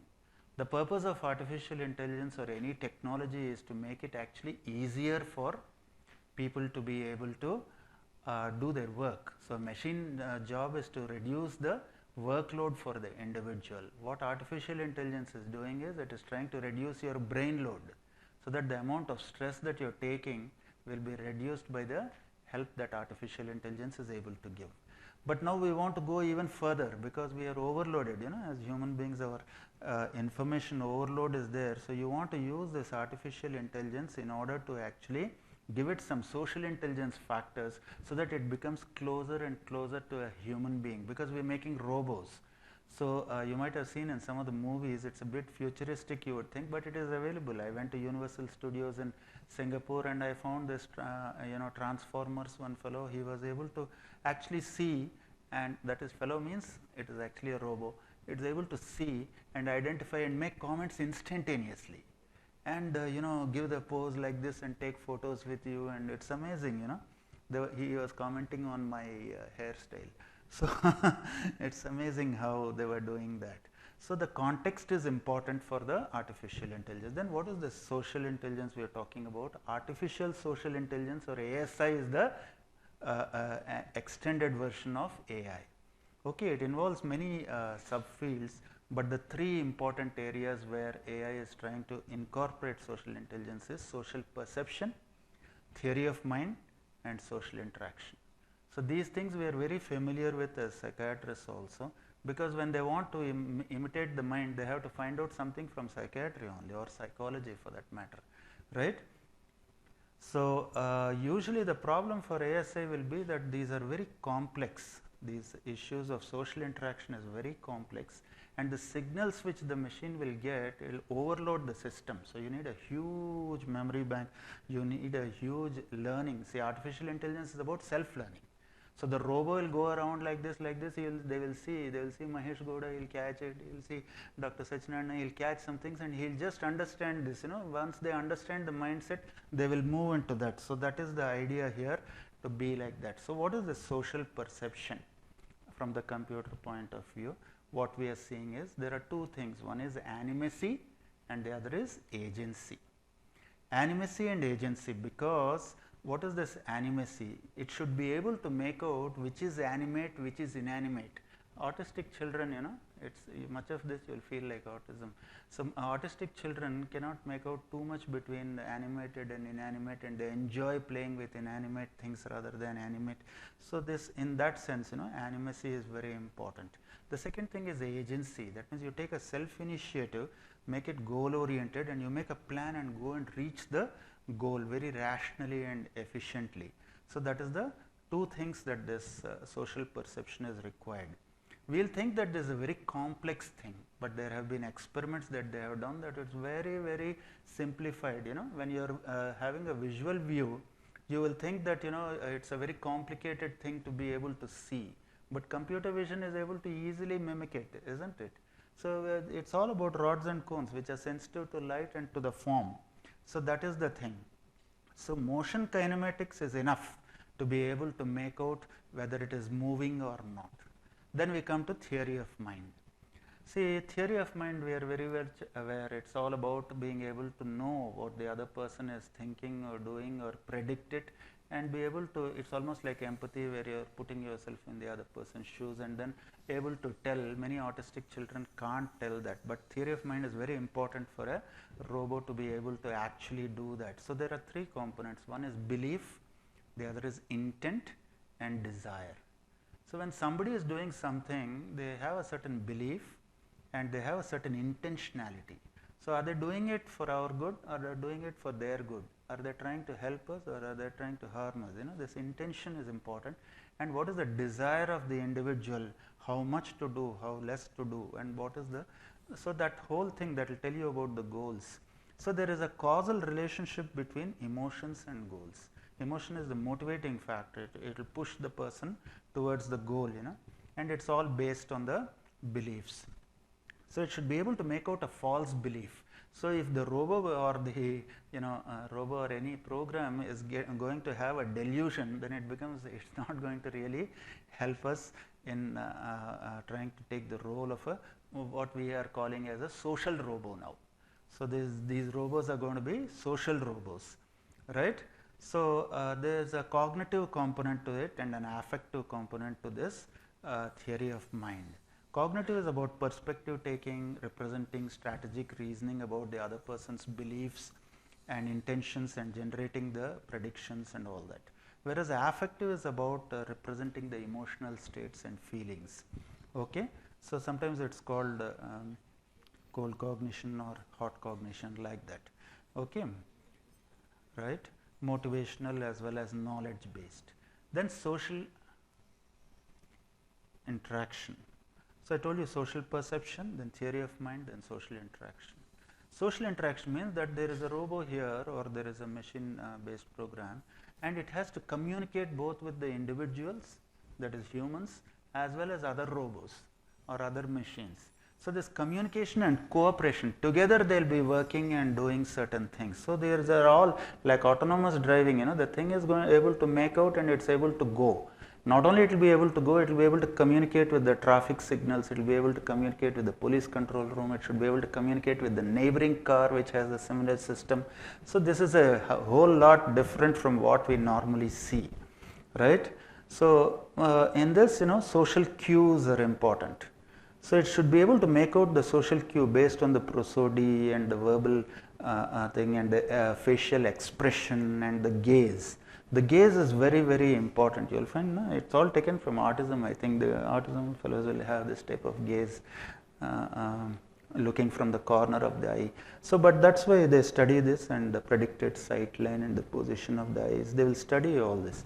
And kinematics, what is the motion, what is the posture, what is the position, and proxemics, which is one of my favorite. How much distant you want to be from that particular person, otherwise it will come and be too close to you, a lot of affection, and the robo will come like how a dog comes onto the person. If a robo comes and crushes you, this particular Transformers was that big, it was not small, so if it just comes and crushes you, you're dead anyway, with affection. So gaze communication, right? So it sets up an underlying psychological platform, the way we look at people and the way we, some people will avert the eyes, they don't look into the eyes.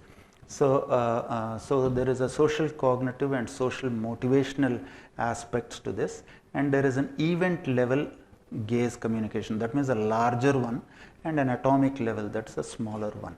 So you should be able to have a larger one, that's mutual gaze, gaze aversion, gaze following, and joint attention, and things like that. And this is this atomic level gaze.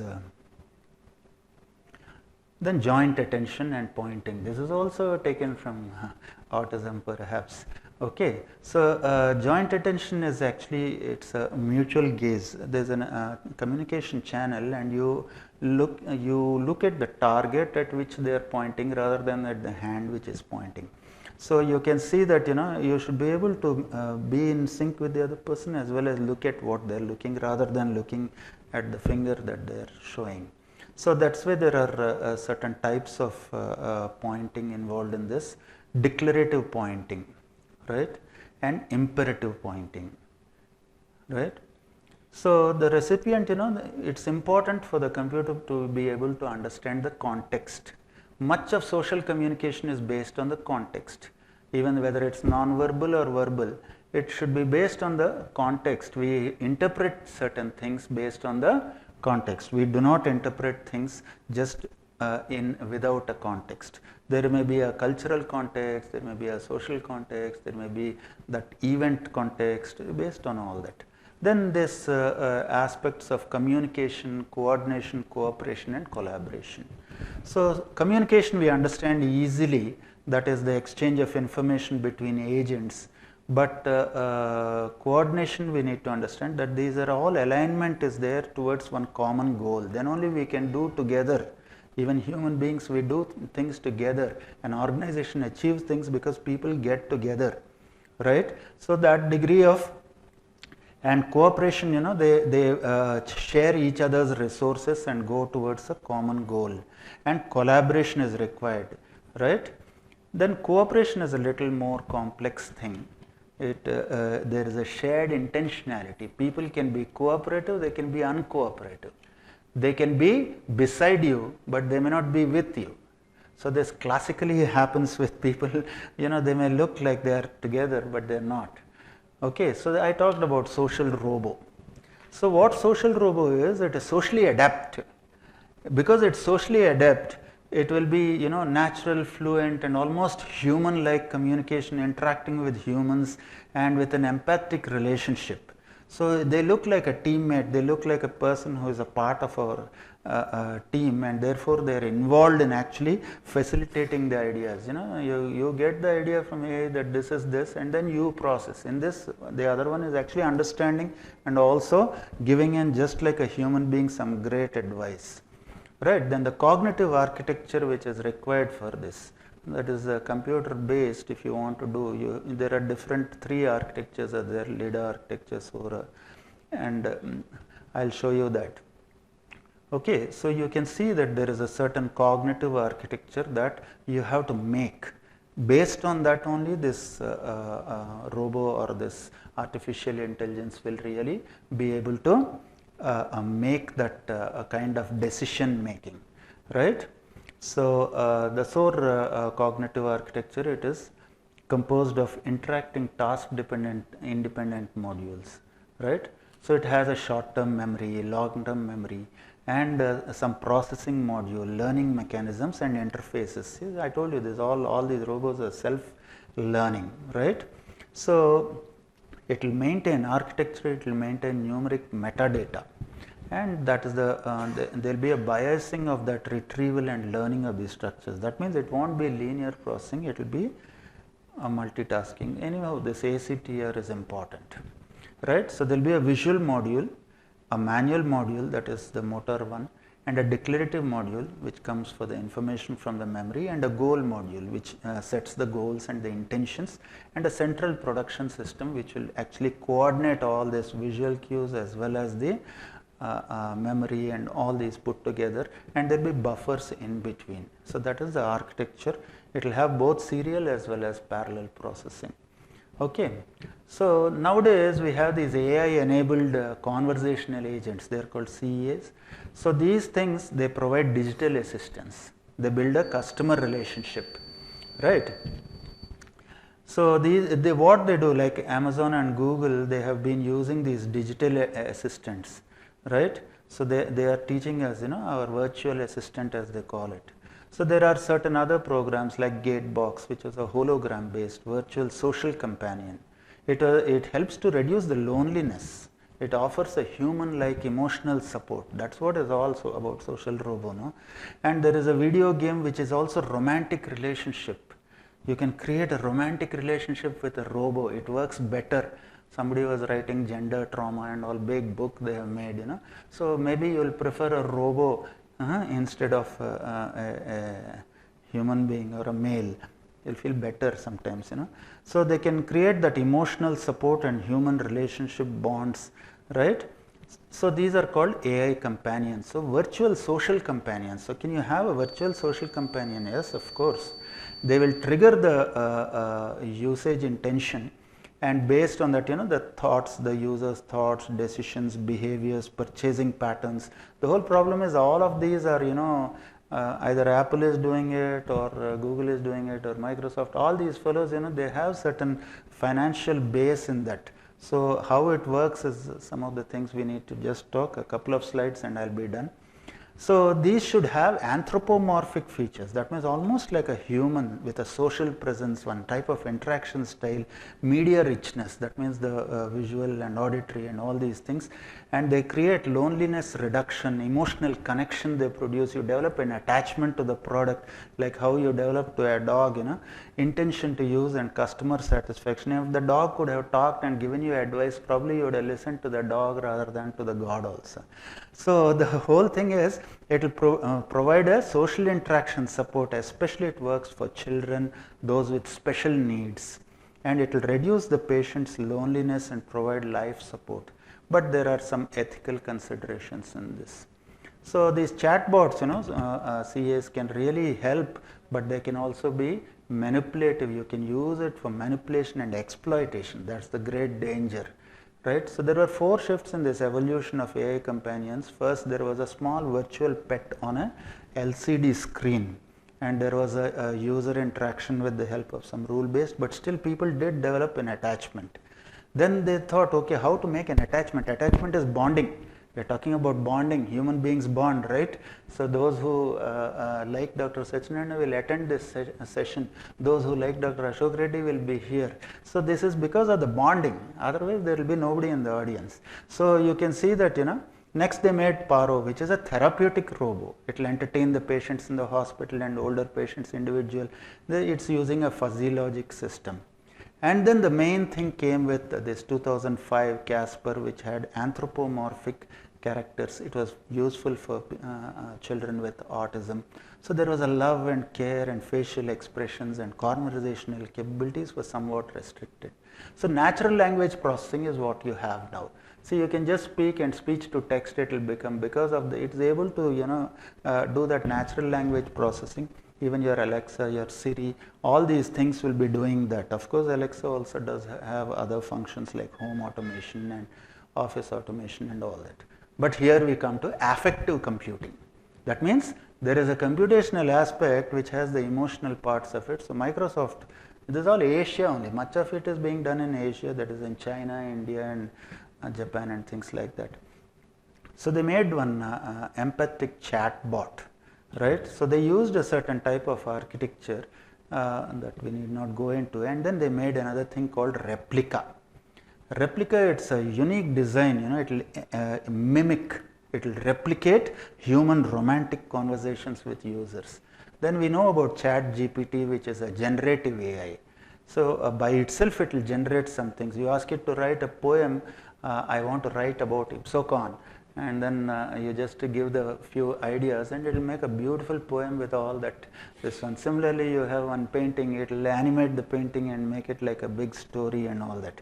So all these things are good for fun, but here we want to see how we can use for therapy or how we can actually do this. Right? Then I told you already about Gatebox also, because it's providing mental health support now. So what are the emerging themes in AI?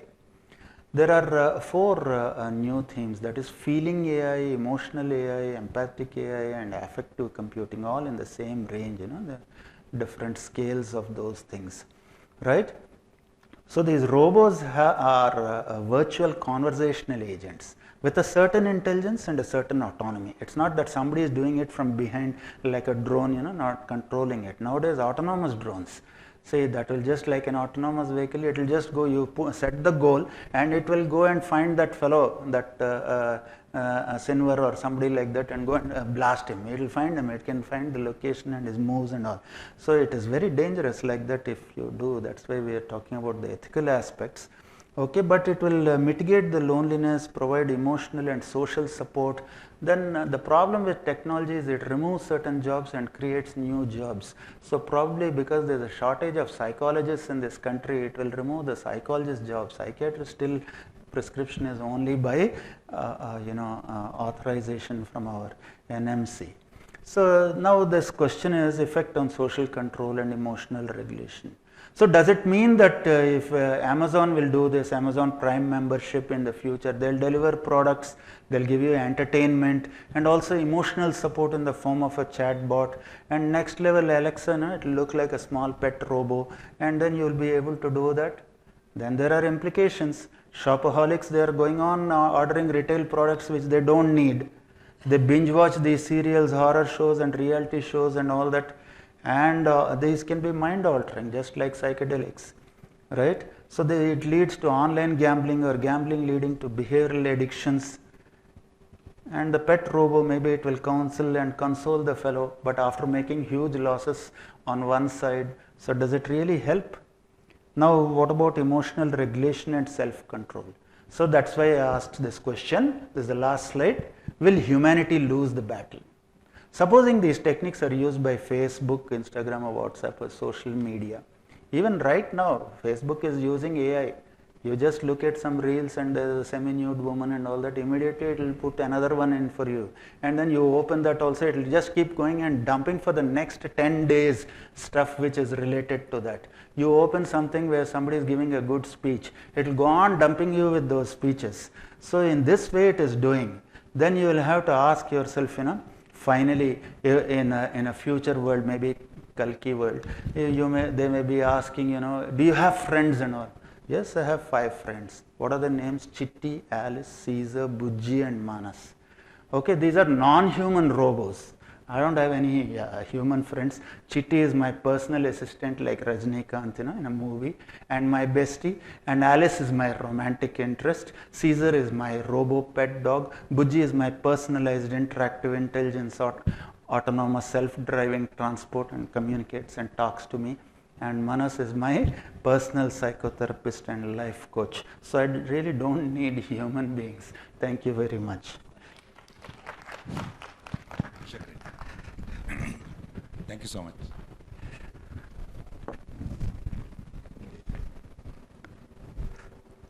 Sir, 1 minute.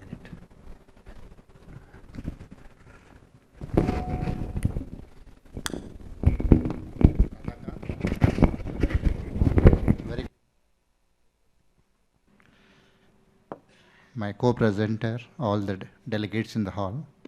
We have just now heard about the social artificial intelligence, which is slightly above the just artificial intelligence, which we have heard all these years.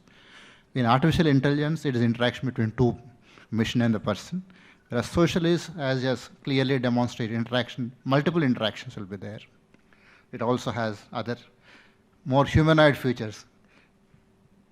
So I'll go to my presentation now. My background is a medical teacher, medical practitioner, and a leader in the psychiatric field. So my presentation will naturally reflect all these dimensions. I would like to teach people, starting from the basics. I want to help guide people how to use these tools in their practice, being a practitioner. So I want to guide the people. With this motto, I have prepared this presentation. Intelligence, as we know in psychiatry, problem solving, simplest definition of intelligence is problem solving capacity. So here also is artificial intelligence. Intelligence which is not by the human beings is artificial intelligence naturally. So it all the components of problem solving capacity. AI refers to machines, not human beings, which are designed to perform tasks that typically require human intelligence, such as learning, reasoning, and problem solving. AI is being adopted in healthcare. AI tools are already used in diagnosing, mainly in imageology. Radiology they use a lot. And patient data analysis and personalized treatment plans. Psychiatry too is starting to see its benefits now. Artificial intelligence healthcare is projected to reach $100 million by 2030. That is the potential it has. And artificial intelligence role is increasing day by day in improving the mental health outcomes through application in the diagnosis, treatment, prevention, education and research. In all our areas it is useful. And artificial intelligence is a tool developed by the human beings to be used by the human beings. It's not superior to human beings. It's a tool in our hands which we have developed for our own use. Most of the people will have apprehension it might overtake us. No, it is developed by human beings for their use. It is subordinate, a servant to us. So we are taking the help of this to improve our efficiency. That's how you have to look at this. The current challenges in psychiatry where we can take up the help of artificial intelligence. Diagnostic difficulties. The mental health diagnoses are often subjective. Compared to other medical branches, we are having more subjective areas. Relying on patient self-reporting and clinician interpretation, leading to misdiagnosis or delayed diagnosis, because many missings will be there in these communications that can lead to misdiagnosis and delayed diagnosis. Access to care. There is a significant shortage of psychiatrists and other mental health professionals, leading to long waiting times for the patients. In our area, especially now, the psychologists and sociologists are shortage. Psychiatrists have produced more number in the last decade by opening so many medical colleges, but psychologist courses are not increased. So artificial intelligence can help in fulfilling these deficiencies. Treatment personalization. Many patients receive a generalized treatment approach, but the personalized treatment approach is more effective, more accepted. So we can make it more personalized it will be more effective, more accepted. These challenges create opportunities. Every challenge we take as opportunity, we should not take it as a negative thing. It is an opportunity for artificial intelligence intervention in psychiatry. First, we will go to the diagnostics. Another prologue I want to mention here is, my presentation is as a psychiatrist, not as a software engineer. I am like a driving teacher. In this presentation, I will be only teaching how to drive the vehicle and not the mechanism of the vehicle. So, I want to promote use of artificial intelligence by knowing in what are the various methods we can effectively use artificial intelligence and how to use it. That is the purpose of my presentation. Artificial intelligence uses pattern recognition to analyze vast amounts of patients' data, making mental health diagnosis more accurate and faster. In this dimension, machine is more effective than us. We cannot really analyze so much data with so much quickness compared to the machines. So, this help we can take from artificial intelligence. AI systems can analyze speech, facial expressions, and social media activities to detect mental health issues like depression or anxiety. So, we can use this dimension in diagnosis. Natural language processing, AI algorithms can process and analyze the text from clinical notes or patient conversations to detect key indicators of psychiatric conditions. Example, AI tools are being tested to screen for early signs of suicidal thoughts, mood disorders, and schizophrenia. Like probably AI we can use in our own clinics also. They can do the screening work before we see it. Like in some of the places, the senior consultants, they employ junior consultant to take the total history taking, examination, etc. That place can be given to artificial intelligence and the final decision can be taken by us. So, it is subordinate to us, not the final authority. We have to remember this. So, in this, how it uses the data, how they provide solution is it collects the data, it pre-processes first and features extractions from them, then model training is given how to do all these things to the machine, and algorithm selection, it selects the architecture what it has presented, how it has to proceed, and training is given for diagnosis predictions. Validation is done because if it is not validated, the diagnosis of whatever it gives, is it correct or not, we do not know. So, validation has to be done and refinement will go on. Reporting and recommendations and feedback loop will be there always, and learning is always a dynamic phenomenon. It is never ending, goes on refining, including social artificial intelligence also, this process will go on. Learning will be a continuous process. AI and predictive analytics. Predictive models for mental health can be used. AI models are capable of predicting patients' outcomes based on historical data such as likelihood of relapse in patients with depression or bipolar.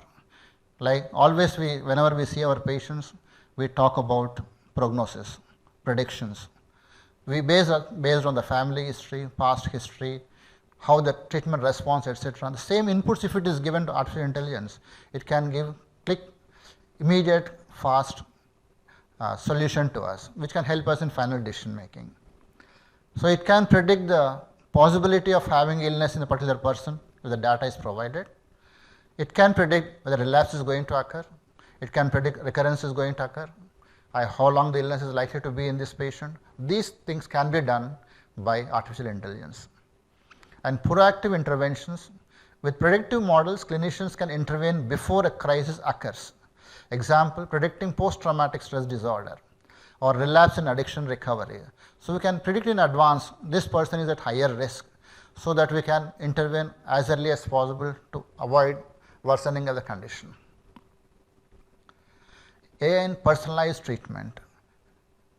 It enables personalized treatment by analyzing individual patient data like genetic information, behavioral, clinical information, and suggesting specific therapies tailored to the individual. Of course, it compares the general background information with the specific information of the individual and then gives the directions for how to go about it. AI helps psychiatrists match patients with the most effective therapies such as medication or cognitive behavior therapy, etc. It can help in selecting what is more useful for this particular patient. So, it goes into the way of personalized treatment. AI can analyze the effectiveness of various treatments in real time and suggest adjustments to medication or therapy existence. Like it can analyze the response occurred in the last few days. It can give the solution, it can give the prediction how much time it might take in this patient to get the response. It can really identify specific example is to specifically 100% might work in this patient. It gives a solution based on analysis of the data which is available already. Personalized treatment roadmap, the flowchart, how it guides or how it proceeds. It takes the patient profile creation, assessment and diagnosis considers, then treatment plan generation, implementation of the steps, monitoring and feedback, and adjustment optimization. These are all the steps which it follows. AI driven therapy and virtual assistance. AI based mental health applications, apps and chatbots offer therapy and support to patients. They are available 24/7. Examples are already told by some of the examples are Wobot, Visa, and Replica. Virtual assistants can conduct basic cognitive behavior therapy sessions and help with symptom tracking because it can analyze the cognitions and then it can suggest the way the bad cognitions can be changed. It can help as a basic cognitive behavior therapy before the therapist steps into. AI chatbots are helpful in reducing patient anxiety, providing real-time support, and offering coping mechanisms. These tools are not meant to replace therapists, but to complement therapy and provide support between sessions. Example, chatbot assists therapy to help patients manage anxiety symptoms in between the visits. So, we are taking its help in between to reduce our workload. That is what we have to realize.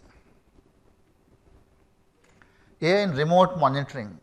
The monitoring, we can monitor our patients from our place when they are in the community in their residences by using this certain AI. What happens in between the visits we can monitor sitting here and the patient in their own community. AI can monitor patients remotely by collecting the data through a wearable device. How does it collect data? Wearable devices like smartwatches that can track sleep patterns, heart rate, activity levels, etc. Mobile health apps that use AI can track mood, behavior, and mental health progress. These can be what we call collected by the data can be collected, stored, and transferred, and can even present in a graphic form by the AI. This remote monitoring allows for early intervention if a patient condition starts to deteriorate.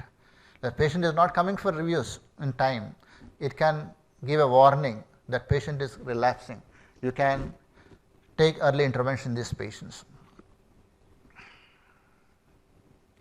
In psychiatric research, it is helping researchers to analyze large data. It is most useful in research because the data is tremendous in research area compared to clinical applications.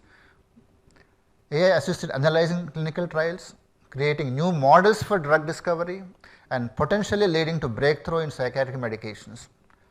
Neuroimaging and artificial intelligence, it processes brain scans and identify patterns associated with the mental illnesses.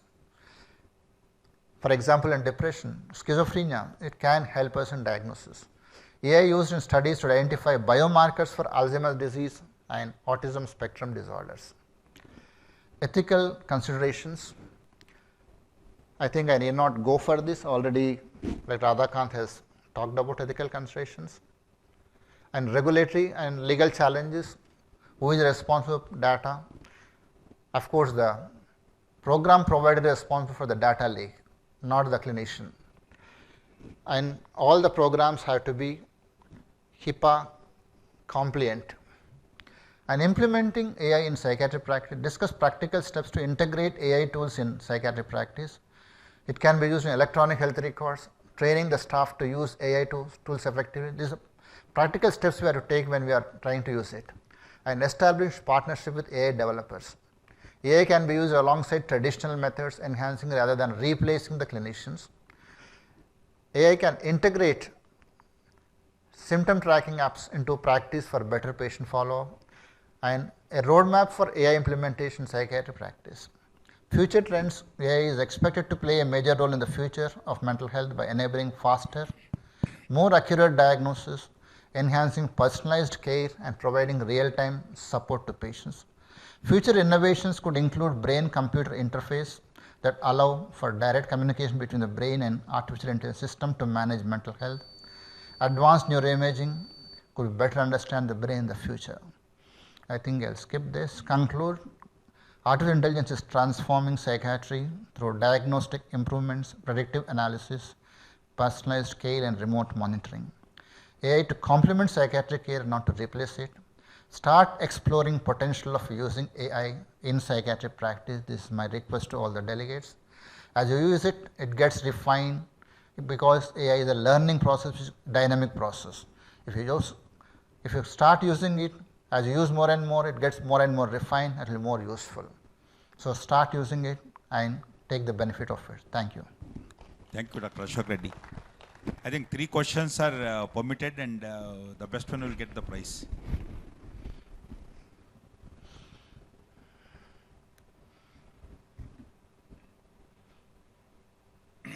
Identify yourself and please.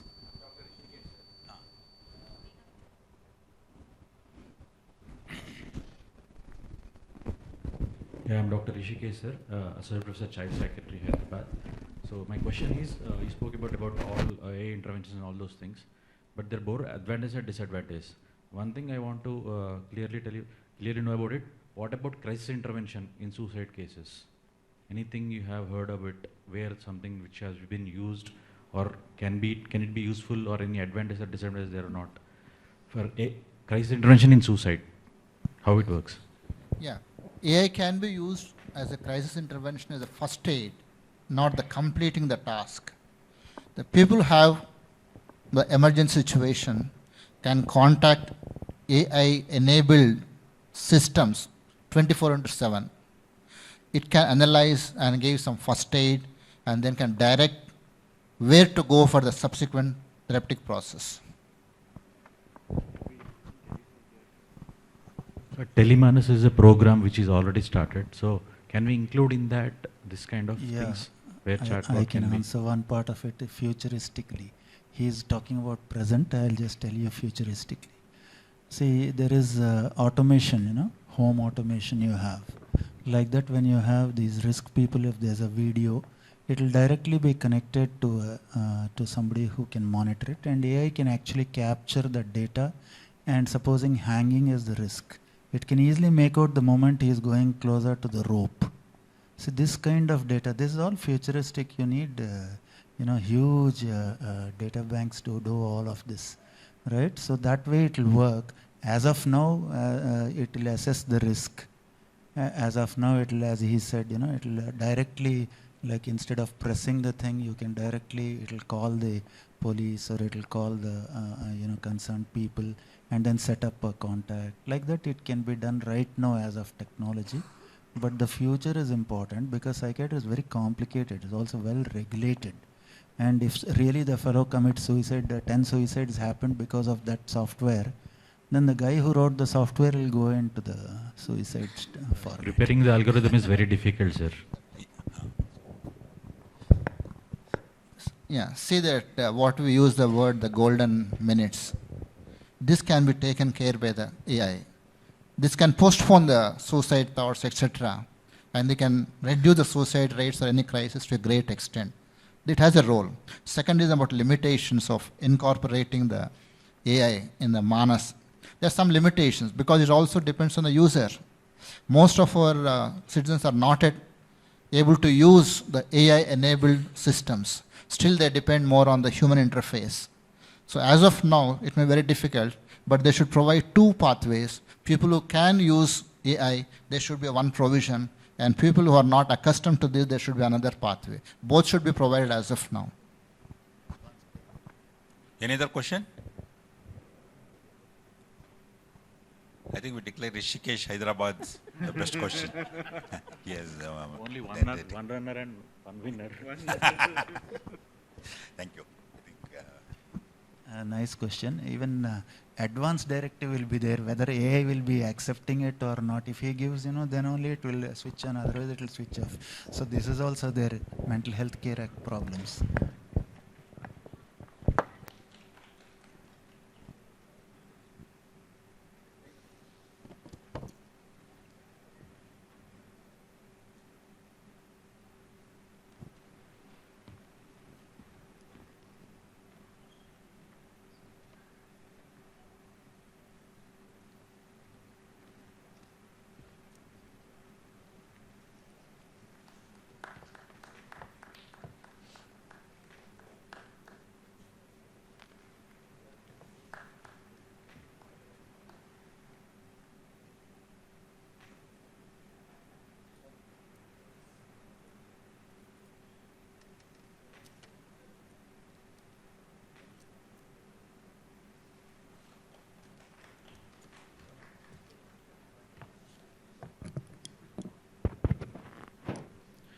We thank our esteemed speakers and chairperson, sir, for this insightful and innovative session. Thank you, sir. We shall move on to the next session, that is a symposium on recent advances in the management of ADHD and common mental health disorders. For this, I please invite the speakers for the session, Dr. Vishwasan Burla, Dr. Hrishikesh Giriprasad, and Dr. Devika Reddy. To chair this session, I request Dr. Rajendra KM and Dr. Shivanand Kattimani, sir.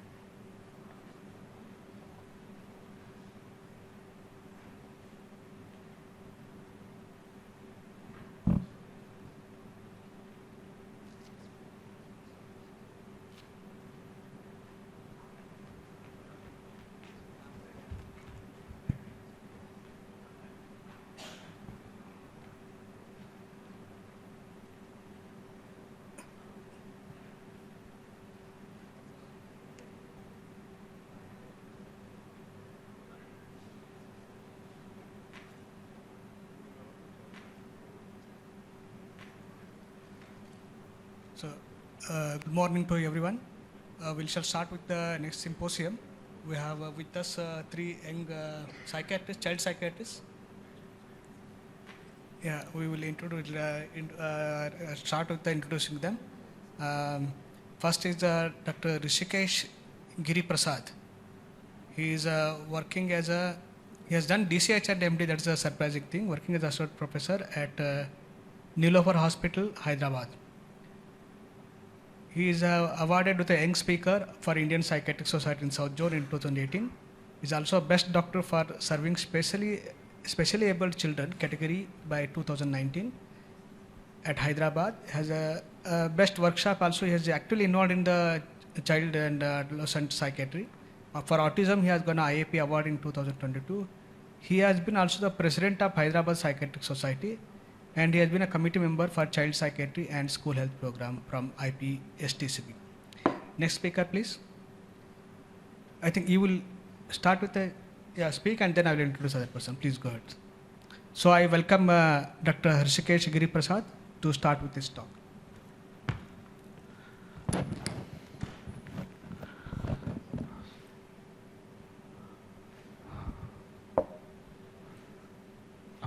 Yeah, thank you so much. Thank you for the introduction, sir.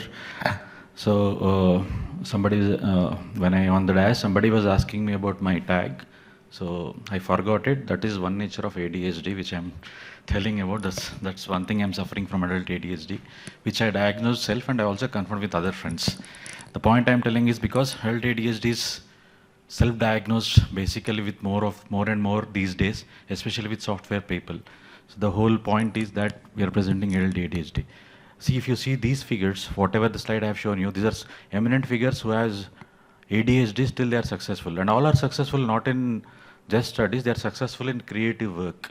So ADHD is like thing where they have to take a risk. They are willing to take a risk to do good to the society or they want to learn something. Except Abhishek Bachchan, where they have to put it because he also has ADHD. Abhishek Bachchan is also there in ADHD. Recently, Alia also said that she has been diagnosed as ADHD in the past. So there are some quotes by Albert Einstein. They say that the cluttered desk is a sign of cluttered mind, but what do you say about the empty desk? So cluttered mind is always good because you get so many thoughts about it, but you have to see which thought have to be controlled, which thought have not to be controlled. And somebody said that, Frank Kupel said that ADHD is not a deficit disorder, it is attention abundance disorder. Because the example they say that if a normal task is given to some people, which is interesting, normal people will focus it on, but ADHD people will hyper focus on it. If the generation is 60 to 70%, but the ADHD people give 90% of result. So that's how they are about it. It's about ADHD that I don't think it is a disorder. I think it is more of a boon to be shaped according to the child's or adult's benefit. So coming to the introduction, first identified in 19th century. Till then it was not talked about. Common disorder, both affecting significant impairment with social, neuropsychological and social functioning is also affected. All these things are common to diagnose ADHD. And as the age grows on, the ADHD diagnosis decreases because whatever the outward manifestation, the externalization phenomena like impulsivity, fights and talks, which usually present at adult age, will go with adult ADHD unless they are associated with comorbid conditions. So that's why it is underdiagnosed. But in past 20 years, it has given a valid diagnosis and most of them are coming with their diagnosis saying that I'm having adult ADHD, but they saying adult ADHD is not significant. We have to again examine and re-diagnose, and about history has to be taken and everything has to be taken to consider that he's having adult ADHD. So coming to child-wise adult ADHD, typically cited at 3 to 5% of in general population in children. Adults, 4.4% between 18 to 44, which is significant enough. And longitudinal research indicates that 50 to 70% of children with ADHD continues to have symptoms as they grow age. So only less than 50% will become better, but 50% will continue to have adult ADHD symptoms. It can't be a disorder, it can have symptoms also. So some symptoms also can have, every time it may not be a disorder. There may be symptoms which are persisting in adult ADHD, which can cause some impairment in like focusing, can cause difficulty in tasking or organizing tasks, or focusing will not help in company work, procrastination, always this will happen when there is adult ADHD, which only symptom which is presented, not as a diagnostic criteria.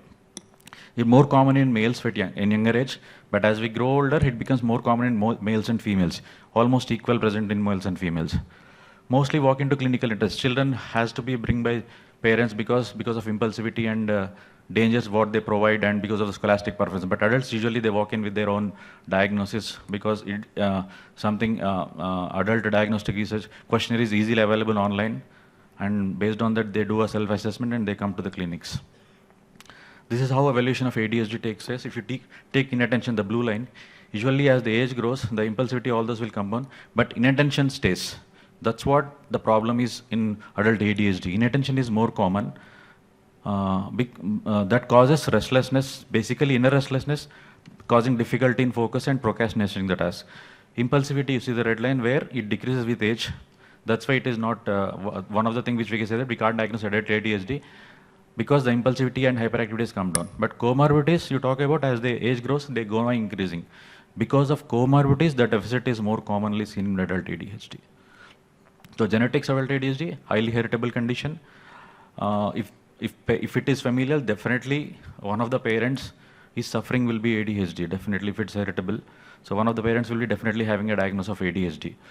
in the study by Betterman, 57% prevalence of ADHD in children with adults. So the slide says that children whose parents, whose children are 57% are children are ADHD, their parents are also found to be ADHD. But in coming to the same siblings, it is only 15%. The adult ADHD, this says that heritability is pretty high. So there is a study, though there is an old study, I want to quote it because there were two groups studied, 140 boys and 120 boys with ADHD and without ADHD. Of this, they are followed over a period of time, and in this, there is 20% high risk in parents who are probands of adult ADHD. But coming to other group which doesn't have ADHD, there are only 5% increase. So this says that parents having ADHD will definitely inherit to the child, one or the other child, especially the male child who are present in the family. And in siblings, it is 4% increase. So 20% rise is pretty high if there is adult ADHD present in family. So recently, we are talking about gene advancement and all those things. So we are talking about recent advances. Some things, other genetics will be covered by our colleagues also. This one I wanted to put it because there is a loci of chromosome 2q21.1 and for motor tasks and 13q12.111 for attention tasks. This has been the loci for diagnosing ADHD, which is recently diagnosed, and there is common familial pattern or genetic pattern seen in both autism and ADHD because of overlap symptoms, and also ADHD and intellectual disability. This also says that there is some heritability along with genetic structure of those things. So the markers which are proven till date were DRD4 and DRD5 and DA transporter DAT1, serotonin receptor 1B and serotonin transporter gene 5-HTT, and SNAP21 genes are candidate genes for ADHD. If these are present, usually, mostly they are prone for high risk for ADHD because environment also should have. But who are having high IQ usually try to cope among themselves and try to coordinate and try to see how their deficits are affecting them. Based on that, they try to read or study or try to balance their life. And catechol methadone gene is with conduct disorder, which is also seen in ADHD. So conduct is one of the most common comorbid conditions with ADHD. This gene is most commonly seen in conduct disorders as well as in ADHD. So what parts of brain are usually affected? Three key areas are affected: cortical regions, prefrontal cortex and anterior cingulate cortex. Subcortical regions like limbic cortex, including amygdala and basal ganglia and cerebellum.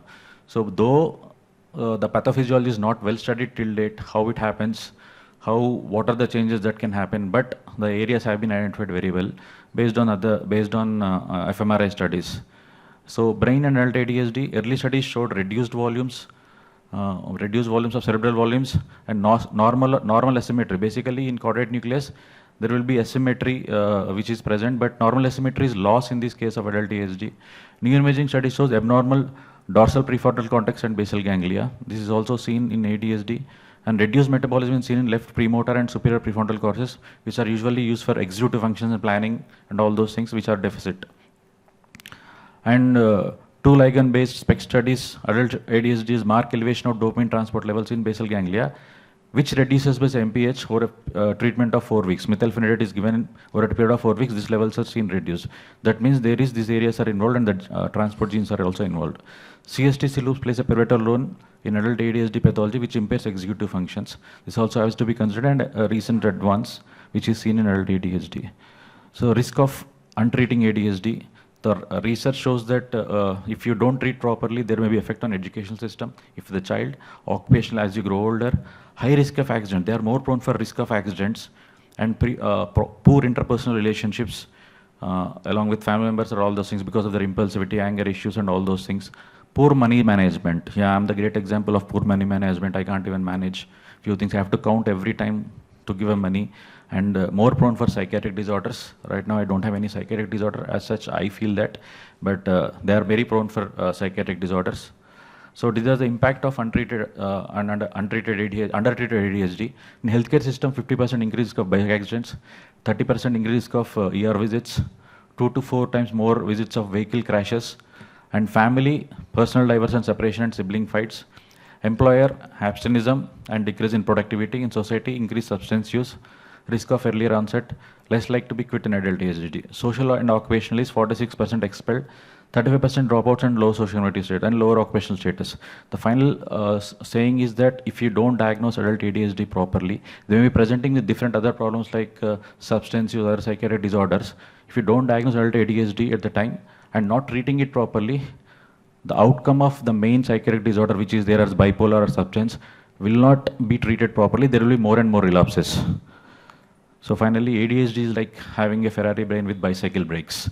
So it's like that, where the brain is running fast, but you can't put brakes properly. And this is my thank you, which is also ADHD. Thank you so much.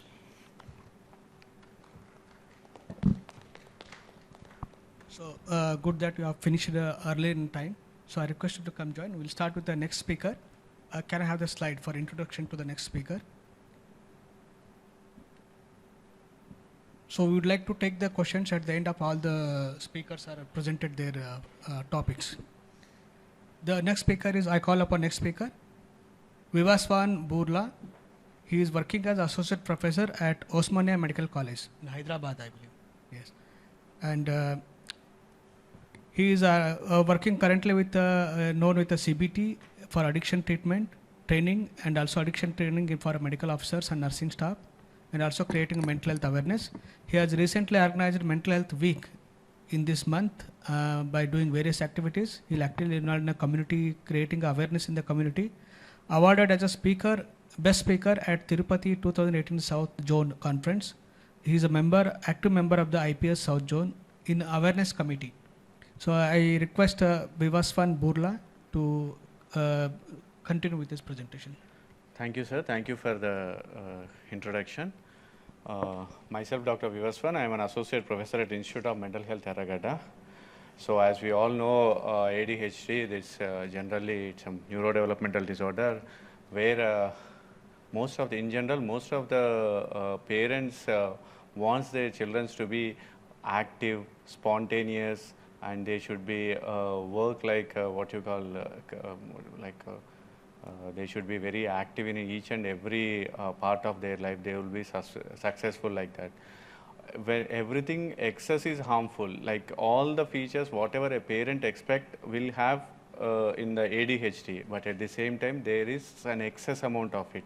So that is causing more harm compared to a more happier this thing. So in general, in ADHD, whatever a person needs is have excessive in their quantity, and at the same time, most of the humans are generally whatever the neurotransmitters and whatever the chemicals work in our brain, we act according to their functionality. In this particular ADHD, what happens means whatever the neurotransmitters we have, that is dopamine or norepinephrine, all those things have, they are not up to the mark, so that the work, whatever the function they have to do, they won't complete. So that is the major problem we come across with these people in ADHD.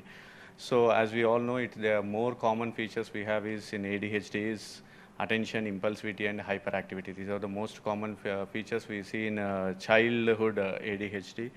And as Dr. Rishikesh just now told, that whatever the symptoms we have in childhood, they will persist. Almost 60% of those symptoms will persist in adulthood. So that is what happening in current scenario. And most of the mothers and most of the parents will ask in general why these ADHD cases are detecting so commonly at this particular point of time. Previously, there won't be so many ADHD kids or patients used to be. Why? Because as we all know, there are so many awareness activities, and most of the times parents are more keen about what is happening with their children. So that's why they are observing each and every aspect of the child, and they are seeking medical help immediately when they found something wrong. So that is why that is what making us to see most of these adult ADHD kind of picture now. And almost most of the times this acceptance levels for this particular ADHD is now increased compared to previous. And So almost 1.6 to 17.9% prevalence is there, and on average 4% of general population are right now suffering from adult ADHD in general public. Compared to childhood ADHD, adult ADHD symptoms are more subtle. At the same time, the presentation is also different when compared to childhood. During childhood, generally the children will be more hyperactive. They will jumping here and there. They won't sit at a single place. They will create so much havoc in the place. But in adult ADHD, you won't see such scenario. Most of the times, compared to childhood ADHD, the adult people will have mental restlessness compared to physical restlessness. Their mind will work like anything. They'll always restless in their thoughts. They'll always overthink. They'll always blurt their responses. They are more what you call excessive in their thinking rather than their functionality. That is what making them more suffer in adult ADHD compared to child ADHD. That is what it is mentioned over there. They find it difficult in organization and management. Obviously, the decision making will generally has so much problems in decision making, and they will find it difficult in maintaining relationships. Obviously, to maintain relationship, we should have more of organizational skills. Like we should plan ahead the meetings. We should send the messages at a point of time, and all those things. We should there should be there in relationship to maintain that. But all those things generally these people will forget. They cannot. Secondary to the distractibility they have, secondary to the what you call impulsiveness they have, they generally forget everything. So that's what making them to continue their relationship hard. So those are the major issues you will see in adult ADHD. And compared to childhood ADHD, the hyperactivity pattern is very less in adult ADHD. Usually we see in only two types of ADHD, that is inattentive type and hyperactivity and impulsive type. As I already told, most of the times they will be on their edge to do the things. Even in there is a serious meeting, they'll blurt out some answers which make them so awkward and which make them so inappropriate. At the same time, their thoughts are running so excessively so that they cannot sit silently whatever the place they are in. And they'll easily miss appointments and schedules, and they'll easily miss social commits secondary to the distractibility which they have, secondary to the excessive functioning of their brain, and at the same time the forgetfulness they'll face. And secondary to this, they'll get frustrated in organizing things, because every time they will miss some or other things. So they'll get frustrated because of the so many scoldings and so many memos from the organization. There are so many backlashes from all other people that makes them get frustrated, and they'll they cannot function just like any other human being. That is make them more problematic for them. And obviously for any psychiatric illness, the impairment will be there. Then only we consider it as a disorder. So this illness is also causes a impact, shows its impact on its workplaces, its relationships, and in personal life, both personal, social, occupational, every area. This particular illness has its own effect. So obviously, I told just now that it is these people cannot meet their deadlines. They're secondary to their poor attention skills, and they cannot maintain their relationship. Secondary to their forgetfulness and easy distractibility, and personal life also. They cannot plan long term about their future, about their kids, and about their families. So they'll find problems in their personal life also. As Dr. Rishikesh just now told, there are a lot of genetics and environmental factors associated with this particular illness. Most of the times, these environmental factors include excessive alcohol intake and smoking and stress in the mother. These will makes them more succumb to have an ADHD child. As sir already told, there is a decreased activity in the prefrontal cortex, decreased activity in the areas of brain responsible for attention and impulse control. In a similar way, there is an increased glucose metabolism in prefrontal cortex area, and also there is a increased amount of dopamine receptors available in striatum, which is actually, we don't know whether we can take it as a, whether these things are present before the onset of illness or they are secondary to the illness. Thus, research has to be done, and this helps us in understanding that why these stimulants like methylphenidate, which are actually showing help in these patients, because obviously methylphenidate will decrease the dopamine, they will blockade the dopamine, that will indirectly decreases the dopamine transporters, so that the patients will show improvement. For the coming to the diagnosis, how to diagnose this thing? Unlike children, they don't have active symptoms, and these physical symptoms generally we don't find. So we need to have a detailed self-reported symptoms, at the same time the behavioral history from the patient, and also the associated information from the parents and some from some standardized scales. We need to all this information to make this a diagnosis. And generally the long-term symptomatology is, we cannot get adequate long-term symptomatology from the patient because of their forgetfulness and because of their inattention and all those things. It is very difficult for us to get that long-term history from the patient.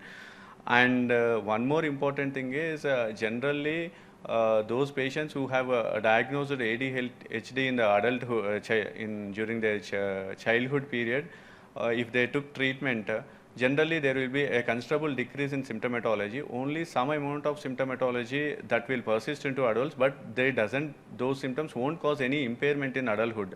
Then that particular thing we can diagnose as a childhood ADHD currently in remission, but the adult ADHD symptoms, whatever they have, they will show a considerable impairment in the person.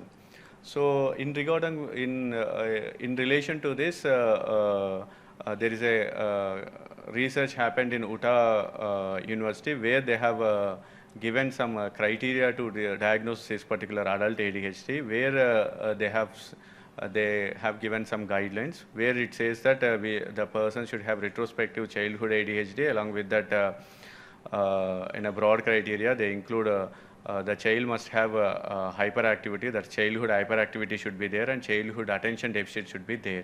Along with that, some adult characteristics like attention difficulties and hyperactivity should be there. Along with this, 3 other criteria like emotional overactivity, disorganization, impulsivity, irritability and hot temper, impaired stress tolerance. Among these things, any 3 of 3 should be there.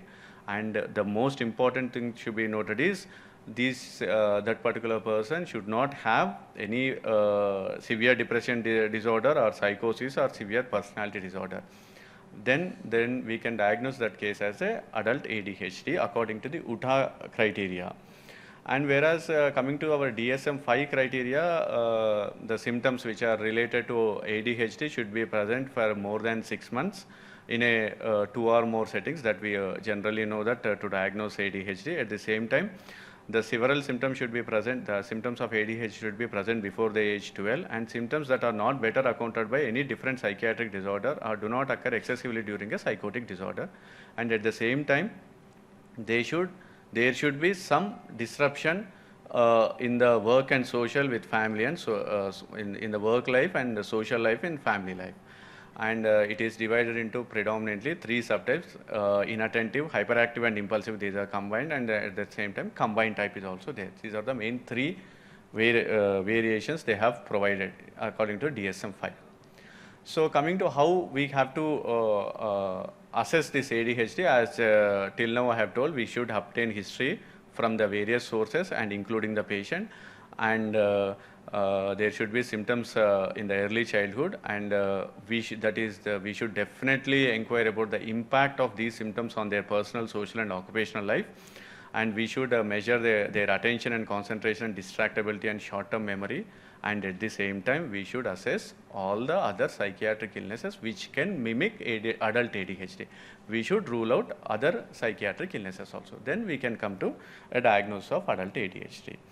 And one important thing we should understand while diagnosing adult ADHD is, As unlike childhood ADHD, we should rule out all the other possible organic causes before concluding it as an adult ADHD. Why? Because most of the adult diagnosis, some of the adult diagnosis will have symptoms similar to the adult ADHD. So we should rule out all those possible reasons to conclude it as an adult ADHD, like hyperthyroidism, petit mal or partial complex seizures, hearing deficits, hepatic diseases, lead toxicity, sleep apnea, and drug interactions. These are most common features, present similar symptoms just like adult ADHD. And we can also, researchers also found that there are some soft neurological signs in the people of adult ADHD. These signs, if they are there, they are more prone for adult ADHD, like problems with right leg discrimination, motor overflow movements, and sequencing difficulties. These are the most common soft neurological signs they found in the persons with adult ADHD. And some patients with adult head injury also, they have started showing ADHD symptoms. So we should rule out all these possible organicities before concluding it as an adult ADHD. And along with that, we should also rule out psychiatric disorders to diagnose it as a adult ADHD. The first one is major depression. Features similar with ADHD are subjective report of poor concentration, attention, memory, difficulty with task completion, whereas distinctive features for major depression are enduring dysphoric mood and anhedonia. In coming to the bipolar disorder, hyperactivity, difficulty with maintaining an attention and focus and mood swings will be similar with ADHD, whereas enduring pattern of mood disorders you will see in bipolar disorder. In generalized anxiety, frigidness and difficulty in concentration we will see along with ADHD, but the symptoms are more exaggerated in generalized anxiety. Substance use disorders also in common with ADHD, but the pattern of use is different when compared to both of the things. And personality disorders and mostly borderline antisocial are in similar with adult ADHD, but the arrest history and repeated self-injurious behavior, suicidal behavior are more prone for personality issues compared to ADHD. The most important scales we use to identify this particular adult ADHD, first is Copeland symptom scale, where 8 areas of adult ADHD are we screen in a rating scale of 3. Which mainly includes cognitive, emotional, and social symptoms, where when it comes to the Venda-Ruta rating scale, where there will be, it is a self-rated scale where there is 100 questions will be there. If the score is more than 46 and else, then we can conclude as that particular person is suffering from adult ADHD. Coming to the Brown adult attention deficit disorders, this is mostly in favor of cognitive functions of during the adult ADHD. Through this, we can identify whether the person is suffering from adult ADHD or not. So in conclusion, this particular adult ADHD is real and it is a manageable condition, and we should recognize it early and diagnose it, and treatment should be given for the improvement of quality of life. And at the same time, proper management, adults with ADHD can lead to successful and fulfilling lives, unlike compromised life. And the next treatment part will be covered by Dr. Devika. Thank you a lot. Thanks a lot. Thank you, Dr. Burla. You may come and join. I always believe that in conferences, especially during this is an important topic because the recent advance in ADHD. That's how we have been given, lucky to given this auditorium as a main hall. And these partners are very good partners because we have a private and government partnership, for example. Now I call upon Dr. Devika Kosna. She is currently working as in a developmental Devi Nursing Home at Old Brownpelli, Kim's Sunshine Hospital, Begumpet. She is a recipient of the WPI Young IPS Scholarship in 2022. She has been a chairperson and organizing secretary on the CPD on autism in Clinical Pern's Wisdom at ESIC MCH on 13th April 2023. She has been working as actively with the Hyderabad Psychiatric Society in the capacity of treasurer. Has worked in 2023 to 25. But I request Dr. Devika Kosna to complete her topic for 10 minutes. I believe that in every conference there are audience, among the audience there will be people who are more knowledgeable and more practical than us. So they have answers and there are also some questions. So I request you to complete in 10 minutes. Thank you.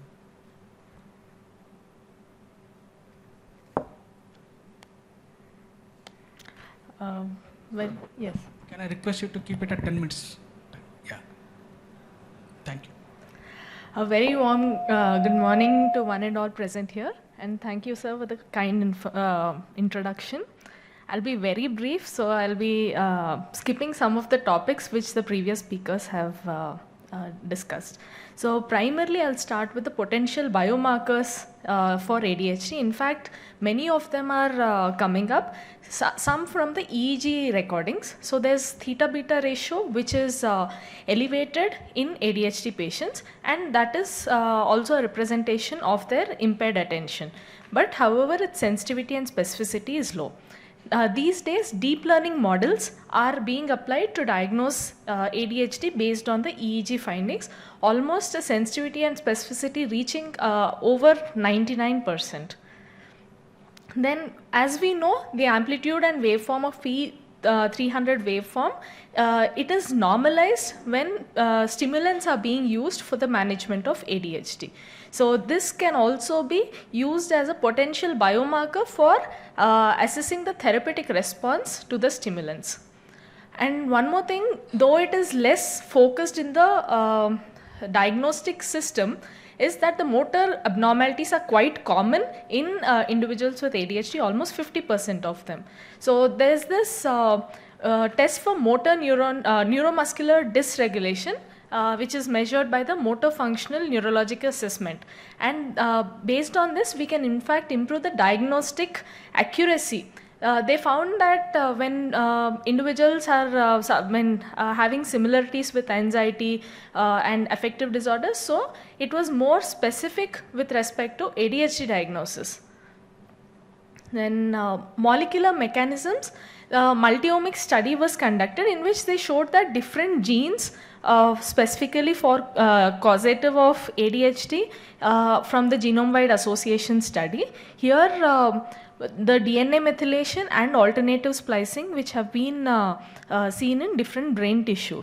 So they identified over 106 regulatory pathways wherein the DNA methylation influences ADHD through gene expression or the alternative splicing processes. Also, this is an interesting aspect wherein how many percentage of childhood ADHD progress to adult ADHD. So it's a useful biomarker if we can in fact predict whether they will be developing ADHD in the future, whether it persists in adulthood.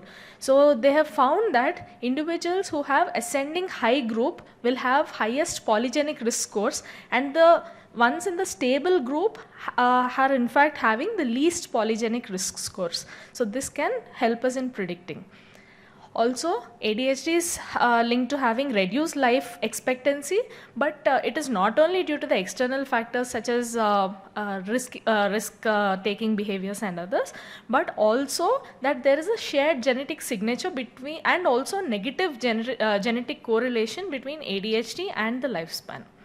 Also, regarding the glutamate receptor genetic variants, it was seen that the behavioral problems, the response to methylphenidate and atomoxetine was different in individuals having different glutamate receptor genetic variants, and so it indicates that pharmacogenomic investigations can be done prior to starting treatment so that we can have better therapeutic response. Then neuroimaging insights have already been discussed. So in this, I'll only focus on the artificial intelligence models, wherein you're able to identify which areas there are changes in the cortical thickness and also the brain maturation patterns. So these can provide insights into the neuropathophysiology of ADHD, and also the improvement also can be noticed.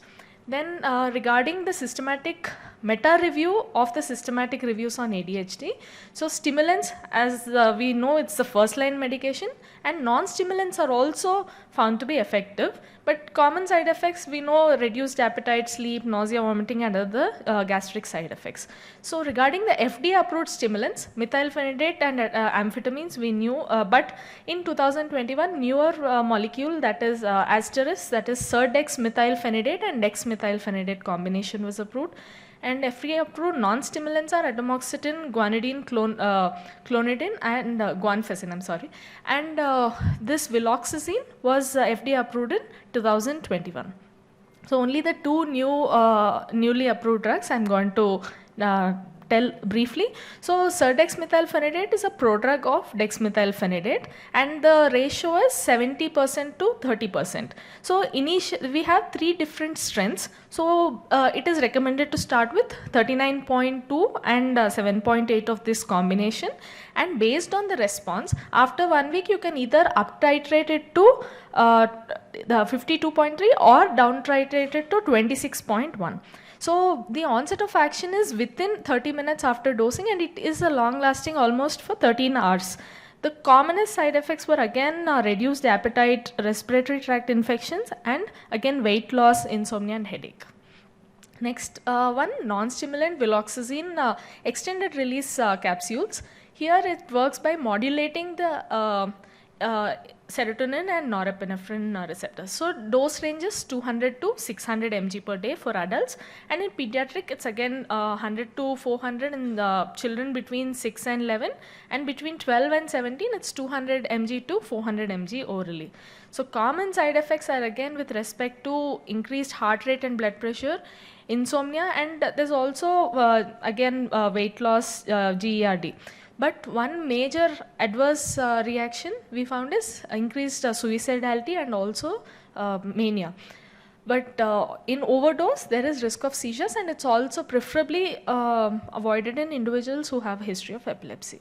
And this cannabidiol has been there's more research into its use in therapy for ADHD.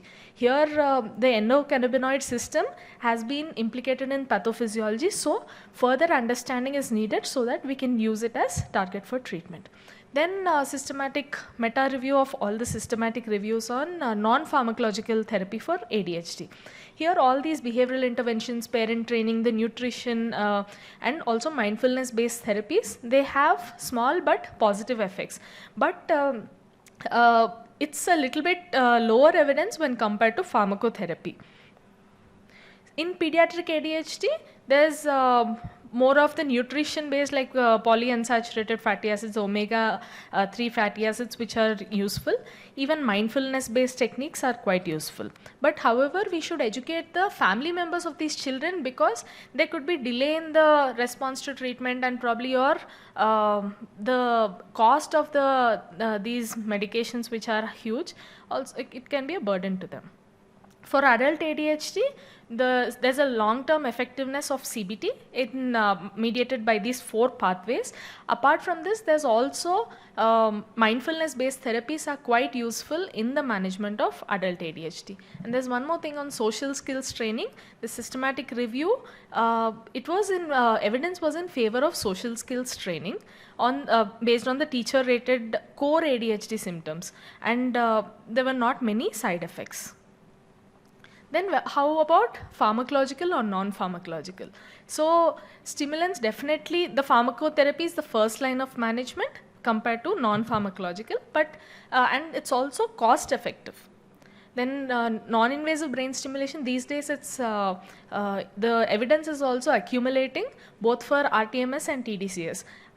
Both of them have targeted the DLPFC primarily, and in TDCS also anodal placement is over the usually over the right left DLPFC, and in some studies even over bilateral. And they found that it was effective for both improving sustained attention and also improving the processing speed. Can I take 2 more minutes? Yes, thank you.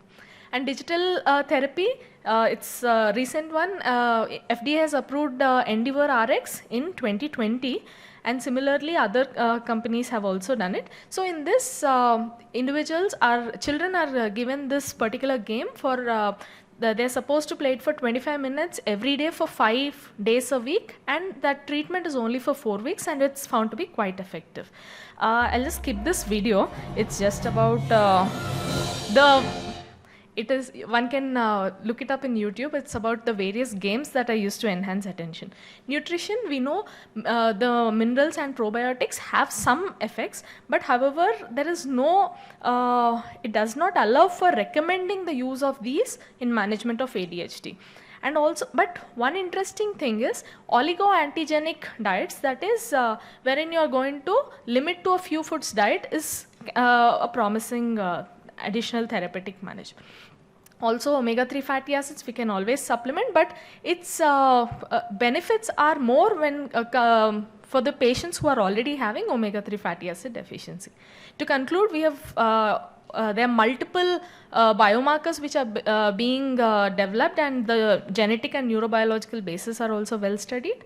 The two new US FDA drugs which we have discussed are Asteris and Quelbri, and also the digital therapy, that is Endeavor RX.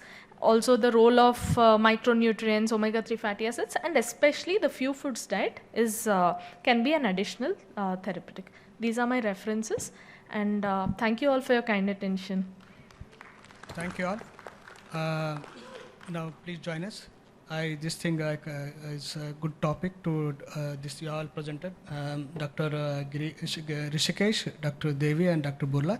Now I hand it over to my colleague Dr. Rajendra, who is very popular among residents and children. He is my colleague working in demand child psychiatry. So I think we have heard about the importance and then even self-disclosure from a practicing psychiatrist, and the assessment part of it, and the advances in the treatment part. So to open up to before opening the discussion, like psychiatry is different from other branches because it's very subjective, and if we are also a part of subject, so if we have any more inclination to one diagnosis or one approach or one disorder, definitely it can reflect on the process that uncovers. So that is at the one part of it. Second part of it is that a small percent do continue to adult ADHD, but the trauma part of it, the stress part of it becomes very crucial when we evaluate in the clinical scenario. Third is, will you teach ADHD or is self and personhood? So that also needs quite a greater attention along with what has been presented. Now I invite the questions. We have around 7 to 8 minutes so that we can take a discussion. I am Dr. Ashok Reddy from Hyderabad. This question is to Dr. Rishikesh. ADHD is a developmental disorder. As the age advances, it definitely improves over time, even with the natural history. That's the reason adult ADHD is not as prevalent as childhood ADHD.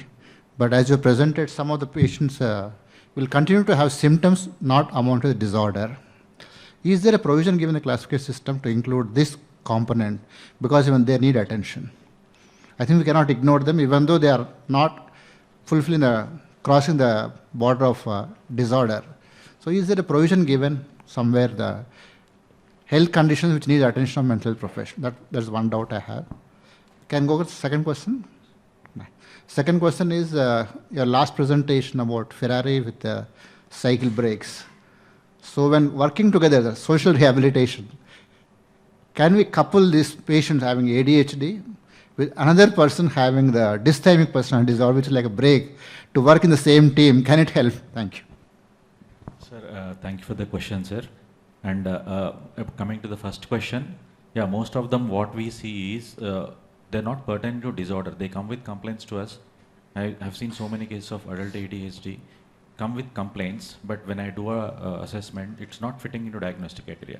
The significant distress is there because of minor symptoms where they are going to substance or procrastinating, not able to work, not able to focus, not able to handle the pressure, which mounts for their increased symptoms because of this small one problem. In these cases, definitely we have to address it, but there is no special approach for this. Once there is a problem when the patient is walking to us with a problem, I feel we have to address that issue. That is the thing which we usually do. And we give choices to the patients what we have to be done, whether it is how much severe it is affecting, whether we can do it based on therapies or something or medication. It's the patient's choice. But there is no conscience about whatever have to be done. And coming to your second question, hope I answered your question, sir. Hope I answered your question.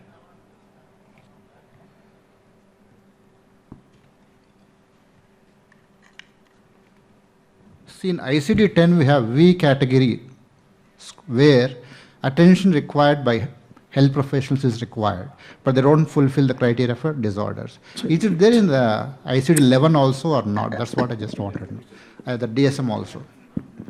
Sir, I didn't really read about it, sir. And thanks, I'll go home and read it again, sir. Thank you for that. And about Ferrari with bicycles brakes, definitely, if you include this person dysthymic, even I don't know what happens, he may go into dysthymic because ADHD is something where very unpredictable illness. So it goes in different views, and they have high comorbid conditions, especially substance. If there is dysthymic personality who is on only substance, this may go for again going into substance use disorders. I don't know, combination of these people will not help. But usually in adult child, definitely it will help. But in adult, I don't know how far it is going to help. Rishikesh, I liked your comment about attention deficit, hyperattention disorder. Actually, it should correctly be called, and there was correspondence about this in the British Journal about 20 years ago, about it should be called concentration deficit disorder rather than attention deficit disorder.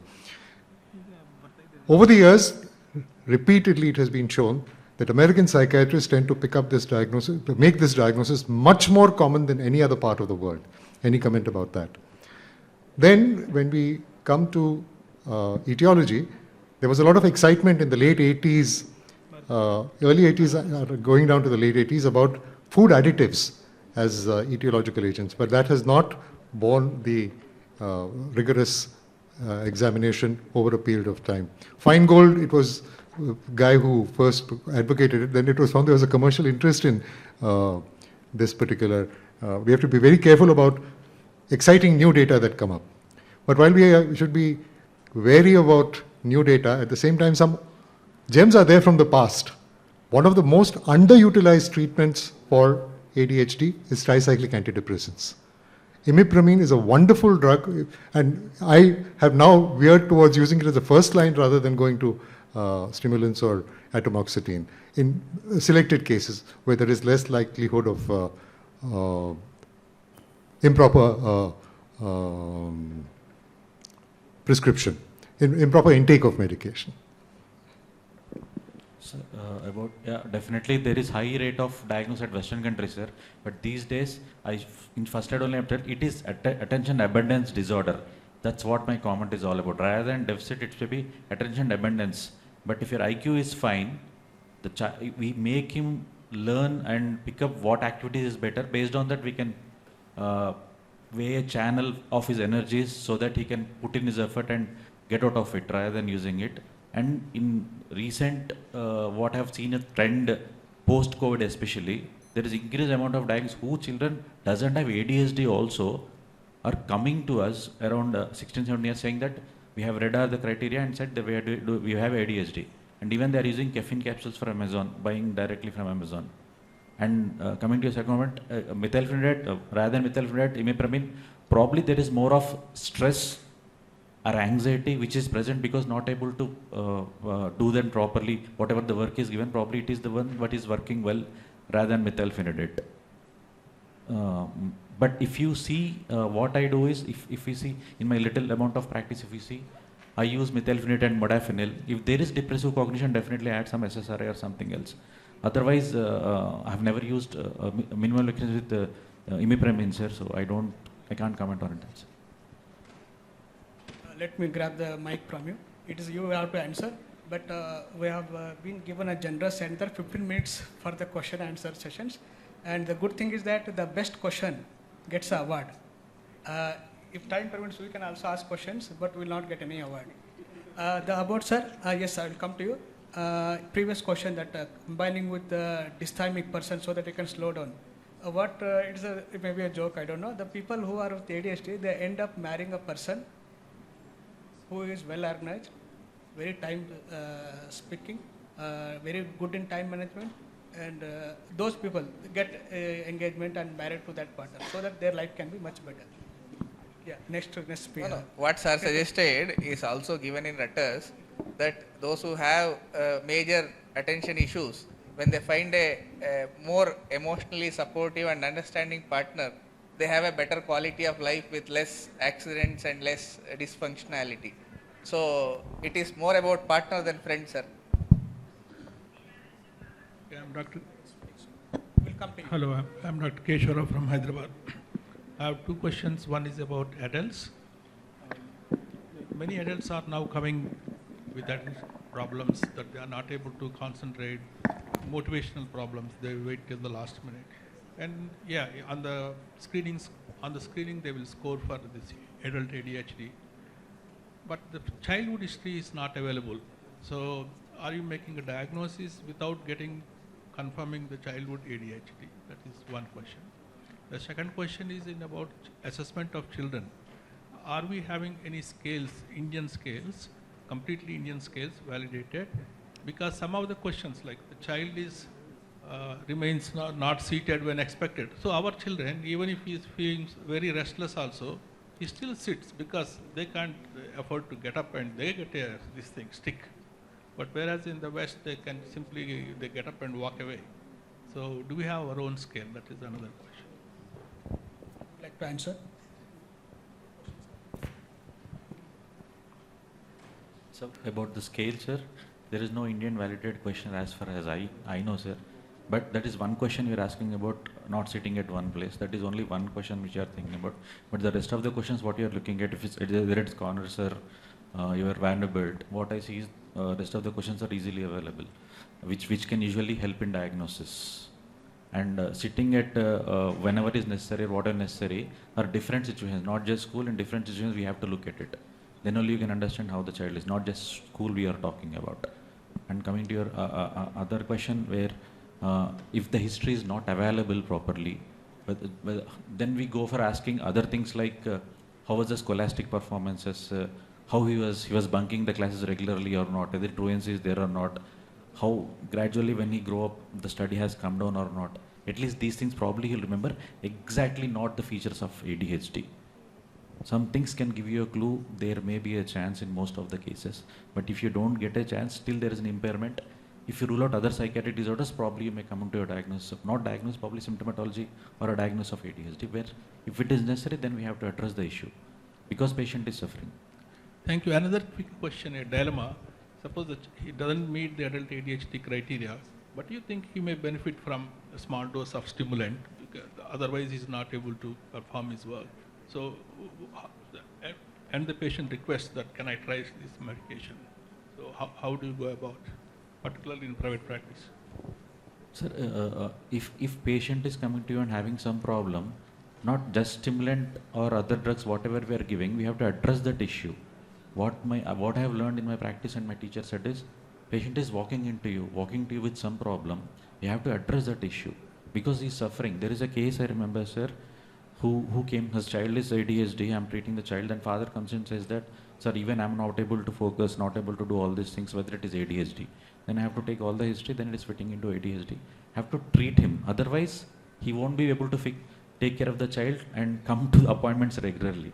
So that definitely it is needed to treat, and what you are giving medication is different in different practices. Whether you're giving stimulants or non-stimulants or modafinil and other drugs, what is necessary depends on the patient, what is there. And definitely you have to address that. Because these stimulants, they also help the people who are not clinically diagnosed as ADHD. Even a normal person, if he takes the stimulant, his performance will be enhanced. So yes, sir. To add, I will continue to. Two things, sir. One, there is no Indian tool. SNAP-4 is freely available. That is the only tool. When we see children in Indian context, because the parents don't have such an awareness, they would have experienced a negative cycle of interaction patterns, and that can exaggerate the clinical picture when you see at the first go. So what has been our training is give some time, make them understand, make a non-pharmacological approach in the place, like you train parents regarding the patterns, you liaison with the school. Then over few weeks to months, when you engage and support the needs, the real symptoms and the dysfunction surfaces.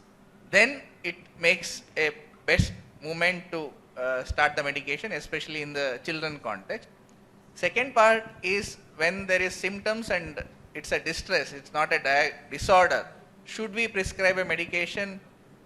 It's very subjective question, and giving an objective answer is very difficult. I think the presenter has tried to answer it through the experience, so it's quite a difficult question to answer.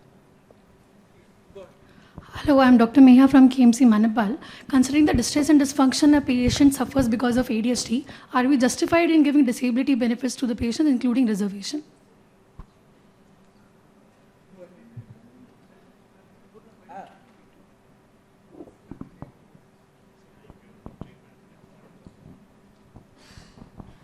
Actually, it's, I mean, though there's significant dysfunction, it's probably not receiving the disability benefits as warranted.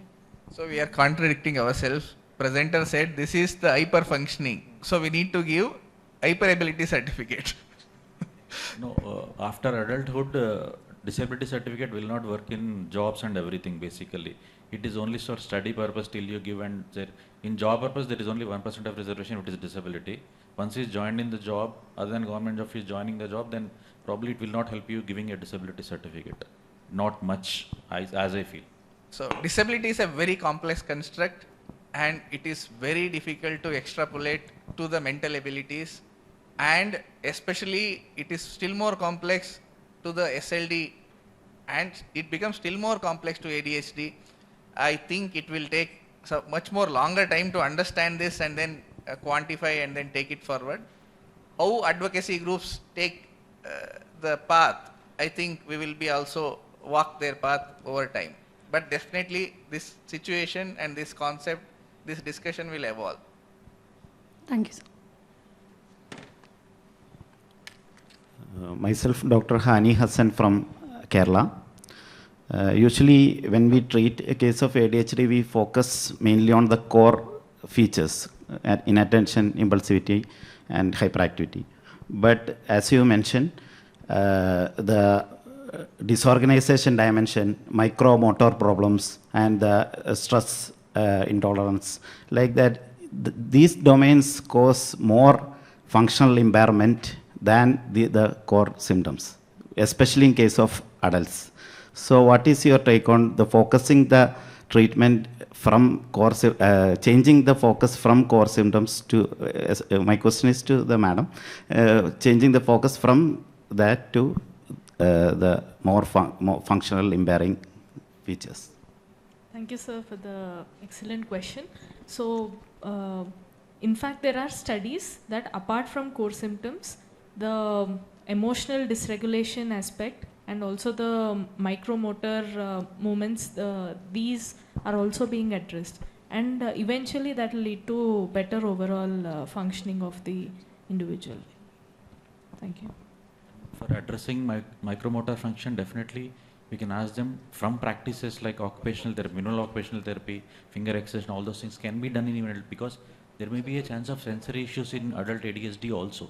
That if it is there, if you identify, then you have to address those also, which improves the function. So, small comments. To continue the discussion, is that you are treating ADHD and symptoms are the person and the self. So, usually we need to be mindful that these people tend to have difficult relationships, and their self and their understanding also gets so much affected. So, equally, as you said, the minute parts and the major symptoms and how the relations have affected. Usually there is a coercion that gets in, and that coercion gives you a different meaning of themselves and how they relate. That also needs a huge focus along with what you brought. So we will take one more question and then we will finalize the best question to keep up the time for the next presentation. It's a small comment, sir, about disability benefits. See, ADHD people will have more distress than disability. And distress is more to the family rather than even the child. In assessment of disabilities, distress to parents is not assessed, I think.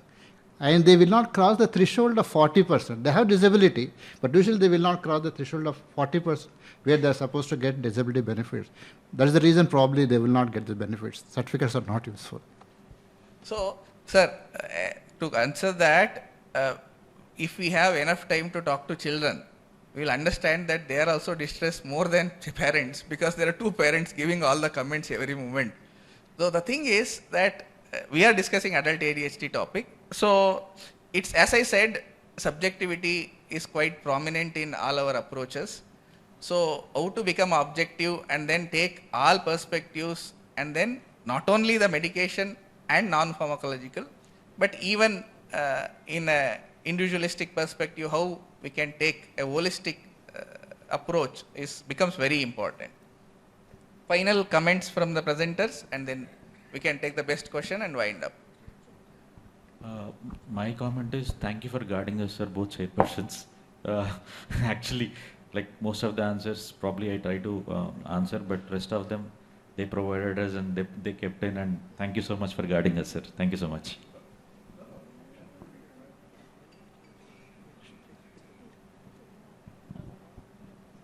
With so many newer avenues coming and the more potential biomarkers, I think it will change the treatment of ADHD drastically over the next few years.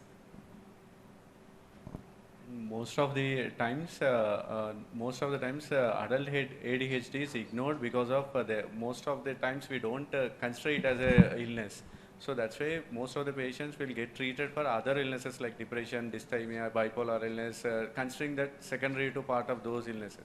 So it is better to evaluate and consider this also one of the, this could also be possible, so that we can treat him correctly and make him stress-free, reduce relapses and make him stress-free, and he can live free of all the tensions and everything. Good. Thank you. I think we, before we conclude, there is a last thing that has left, is that about announcing the best question. Okay. But anyhow, the child psychiatrist, if you do practice child psychiatrist, we have been learned that you have to deal with 3 people. But now you are dealing with the adults with ADHD, then again you have to deal with 3 people, wife and son. So there's a little vast lot of things to discuss. I will discuss with them on the off the stage.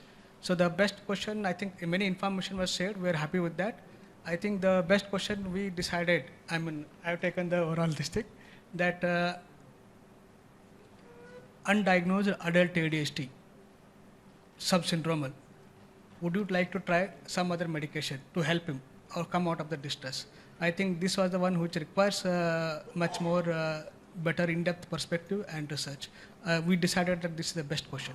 So congratulations to the person who has asked this question, professional. Thank you.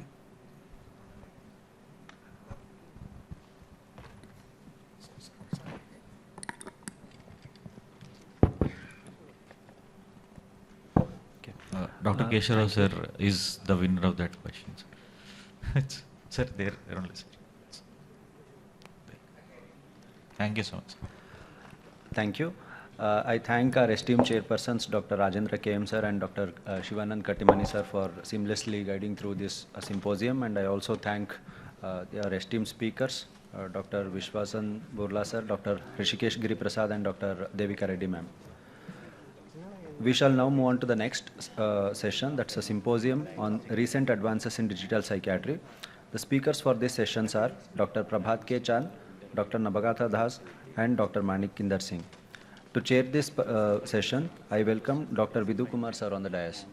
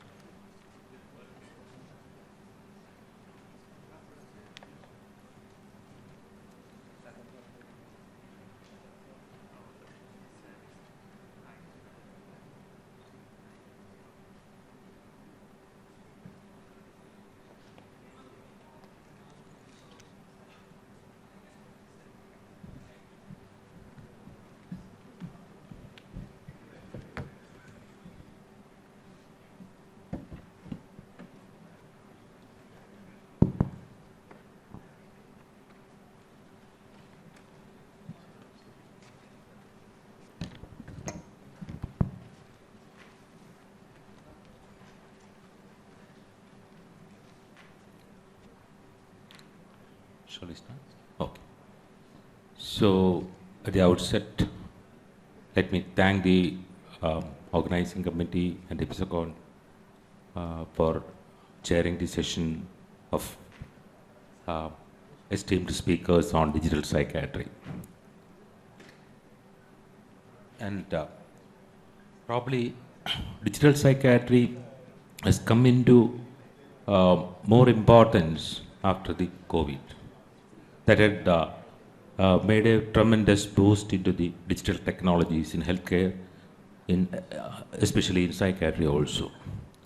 It probably ranges from a teleconsultation, which had been practiced now, to machine learning and artificial intelligence, where probably the apps deliver psychotherapies, make digital phenotypes, helps in diagnosis. It's a vast area.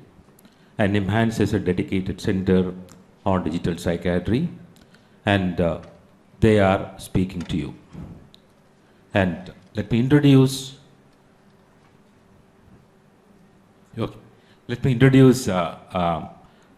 Prabhat Kumar Chand.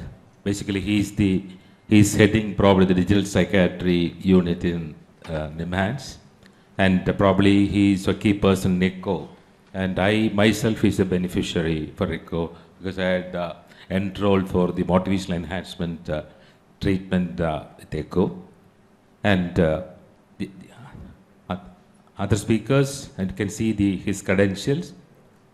Okay, let Prabhat talk first.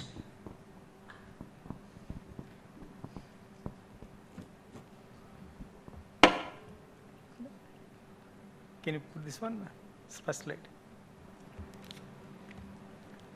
I'll share it. No, other screen. No. You have to change something? Swap display.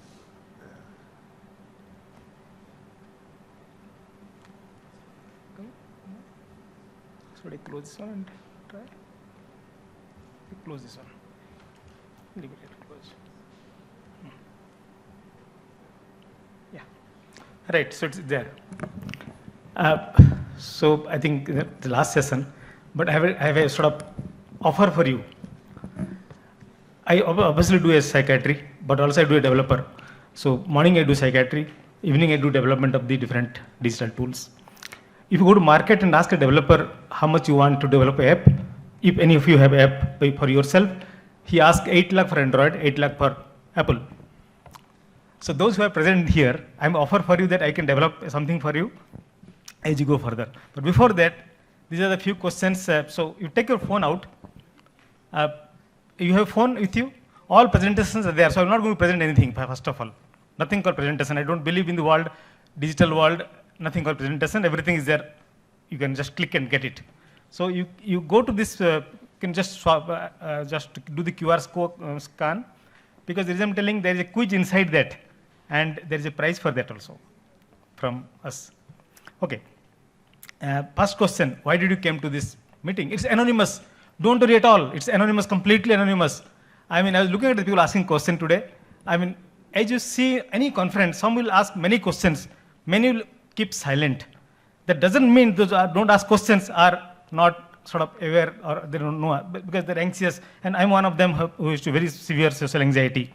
So that's why I devised this way. You can ask all your questions and it will be displayed here. So first question, why did you come here? Be honest. I mean, I came here for networking and good food.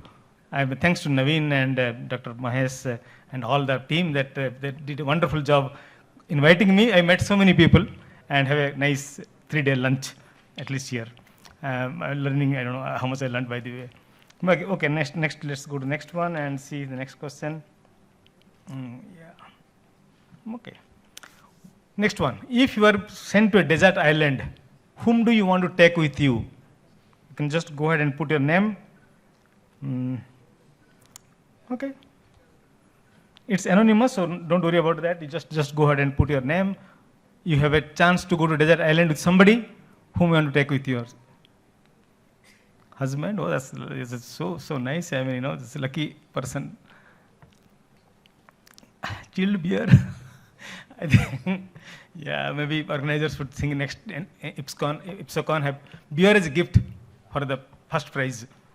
So maybe it's more wife. Oh, wife. So the more thicker the the sort of word, more hits has come in that. This is how it looks like. So wife is crushing husband now, best friend. Shahrukh Khan, oh, come on here. Shahrukh Khan looks evergreen every time.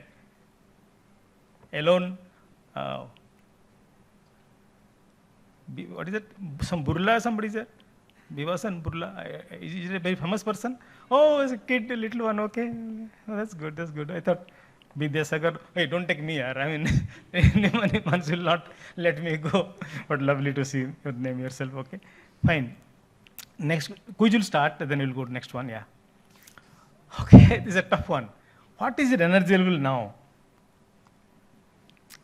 From 1 to 5. How much energy? Accordingly, the organizers will give you, do you need an energy booster or need a food? Yeah, that's good. Not bad. You can send this link to friends who are not here also. They are also eligible for prize. 1,000 people can join at real time. All your friends, wherever whether participating, not participating, the quiz will start now. You can send this link to everyone. Okay? That's good. The third day, if average score is 4, I think we have the organizers have done extremely good thing. I think kudos to Mahesh, Dr. Naveen, and all the colleagues and all the team there behind that. 4.0 is amazing in last session of this session. Okay, let's start the quiz on digital psychiatry. Let's join the quiz. Please, you can just put your name. Susmita has already joined. Let me join myself. Okay. Now the answers will be visible to you only. So nobody can see your name, what you answered. You only can see your answer. And you have the timer that runs on top. Just keep a watch on timer. There will be 30 seconds, 40 seconds once the question starts. And you can change the answer before the timer closes it. Okay. So there will be, oh, that's good. 19, 20, yeah. So 20 people are in hall who are active now. 10 seconds before you start. Anybody can join. You can send your friends. Even they are not here in Bangalore. Doesn't matter. 27, I'll wait for 10 seconds to sort of. Okay. Ready? Should we start or anybody last entry? Because once you start, so default enter. Okay, let's start. Oh, one more, let's meet even number. Okay, keep your phone ready. Look at the timer on top. Question will be visible in your phone itself. Keep watching timer. The reason I'm telling in the top 5, the timer will also be calculated, so just don't miss out the chances. Okay, let's put the first one comes here. Okay. You have 35 seconds to respond. This is digital psychiatry.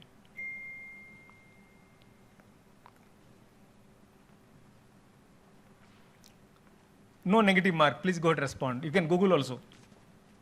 Google, ChatGPT, everything allowed.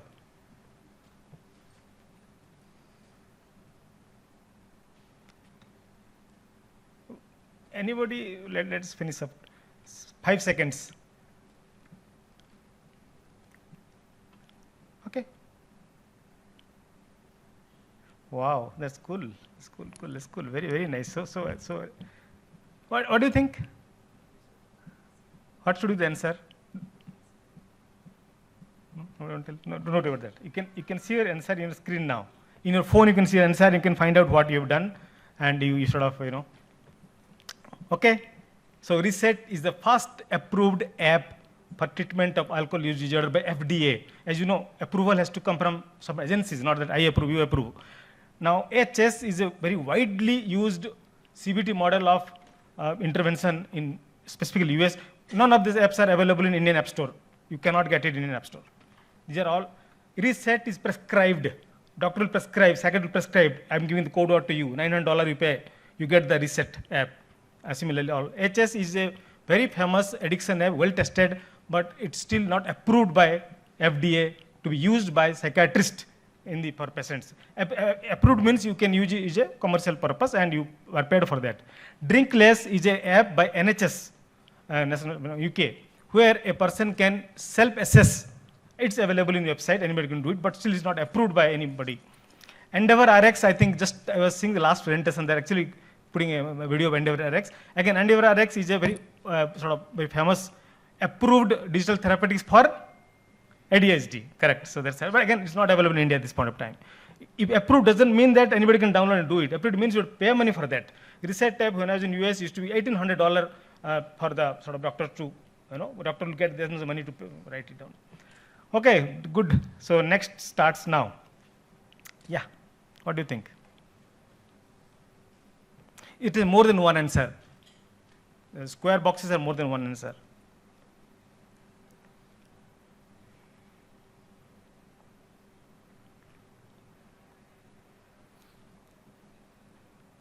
Again, a little more time so that people probably read through.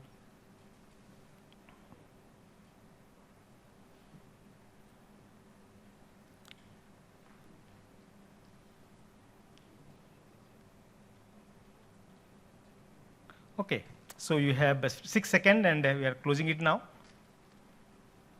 Let's see the answers. Yeah, done, finish. Okay, right? Maybe I'll show the answer so that. Did you get your answers? Are you happy with the answers? I think the people who are here are actually very wiser. That's why you're here. That's why you get so much correct answer. And that's sort of thing I think I'll just go through it. Ecological momentary assessment are very commonly used tool used for time to moment, your sort of movement to movement response, both emotional and behavioral through different devices. Maybe I'll give an example of that, it may be a good idea. Yeah. GTI. Which of the following is example of GTI?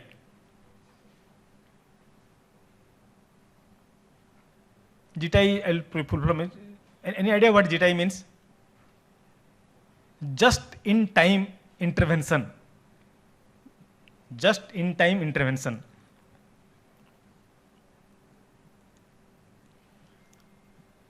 And these are all sort of available in the market now. I mean, very soon you'll see in Indian market also. Done? Perfect. So I have nicotine addiction. I'm going through near pawn shop. I feel like having cigarette.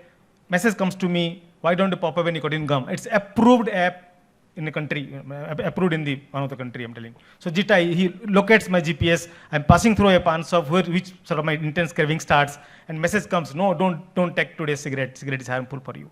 Or why not you pop up a nicotine gum now? So they're called GTI, just in time information, and this is getting very popular if you're sort of seeing slowly.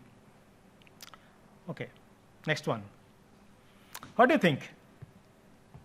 This is actually my own stress level yesterday's post-OPD. If you are using either Android or Garmin or Apple Watch, you can actually get these findings in your phone.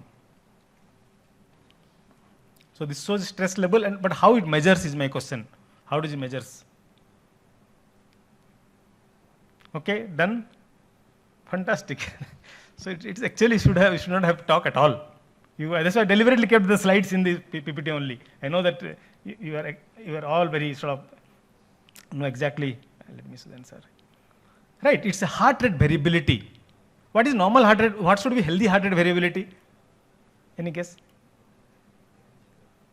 I don't. I also yesterday read mine was around 30. I got scared. Actually, normal should be 40 plus. Then I thought I should do something more for getting more. But as per the Apple Watch, that I think 40 plus is better. But then average people have turned to 30. Most of us will be filling that one. By the next, last but one. Yeah, look at the picture. Again, this is also sort of approved. I mean, talking all the things that are approved. What is this? The monitoring here. Last one and close it.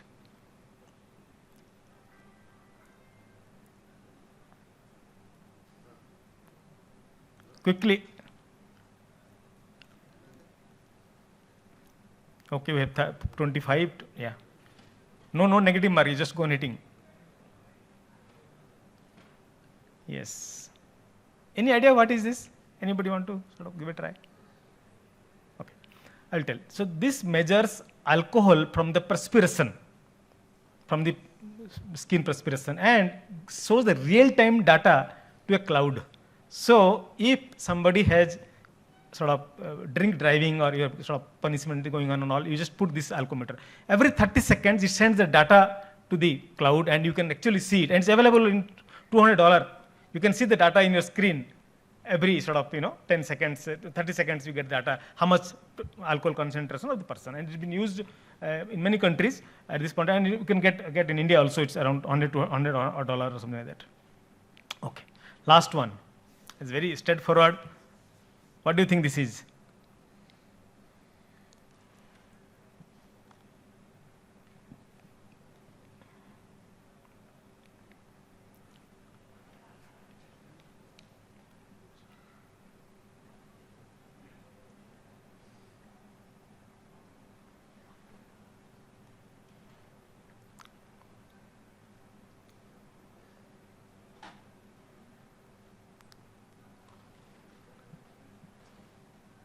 Right? Agree completely. So I think there is no dilemma about this answer. So it's a BR. It actually is a BR for smoking app. I mean, this is what I've sort of, it's not approved yet, but it's been pretty widely used for a smoking purpose. I was reading about that. Okay, let's look at the winners. Dr. Darshan, congratulations, fantastic. So Chala, Madhvi, Chala, I think I could see here. Yeah, congratulations, Chala, Dr. Darshan, Madhvi. Rakhyana, just raise your hand a little bit. So, yeah, congrats, Rakhyana. Dr. Chaitanya, somewhere, yeah, that's good. Congratulations to all of you. I think I have to request Madhvi to pass the award to all of you. And these are the questions. Okay. Last one. Now, in this app, you will get all the slides available. So, I will not going to present a lot. I will take only 5 or 6 slides and close it up. And you can ask any question anonymously through the app itself. Okay, let me close it and go to the presentation. And you should tell me when to stop. I will stop. Otherwise, it's, yeah. Okay. So let's open it up. I will quickly 10 to 15 slides. Try to close it. Let's look at the timing. Is getting over? Oh, this is. Okay. So this is a story of a first year resident.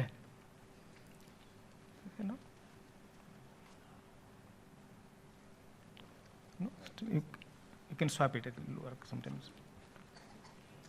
It's here. Just a minute, again, tech issues. No?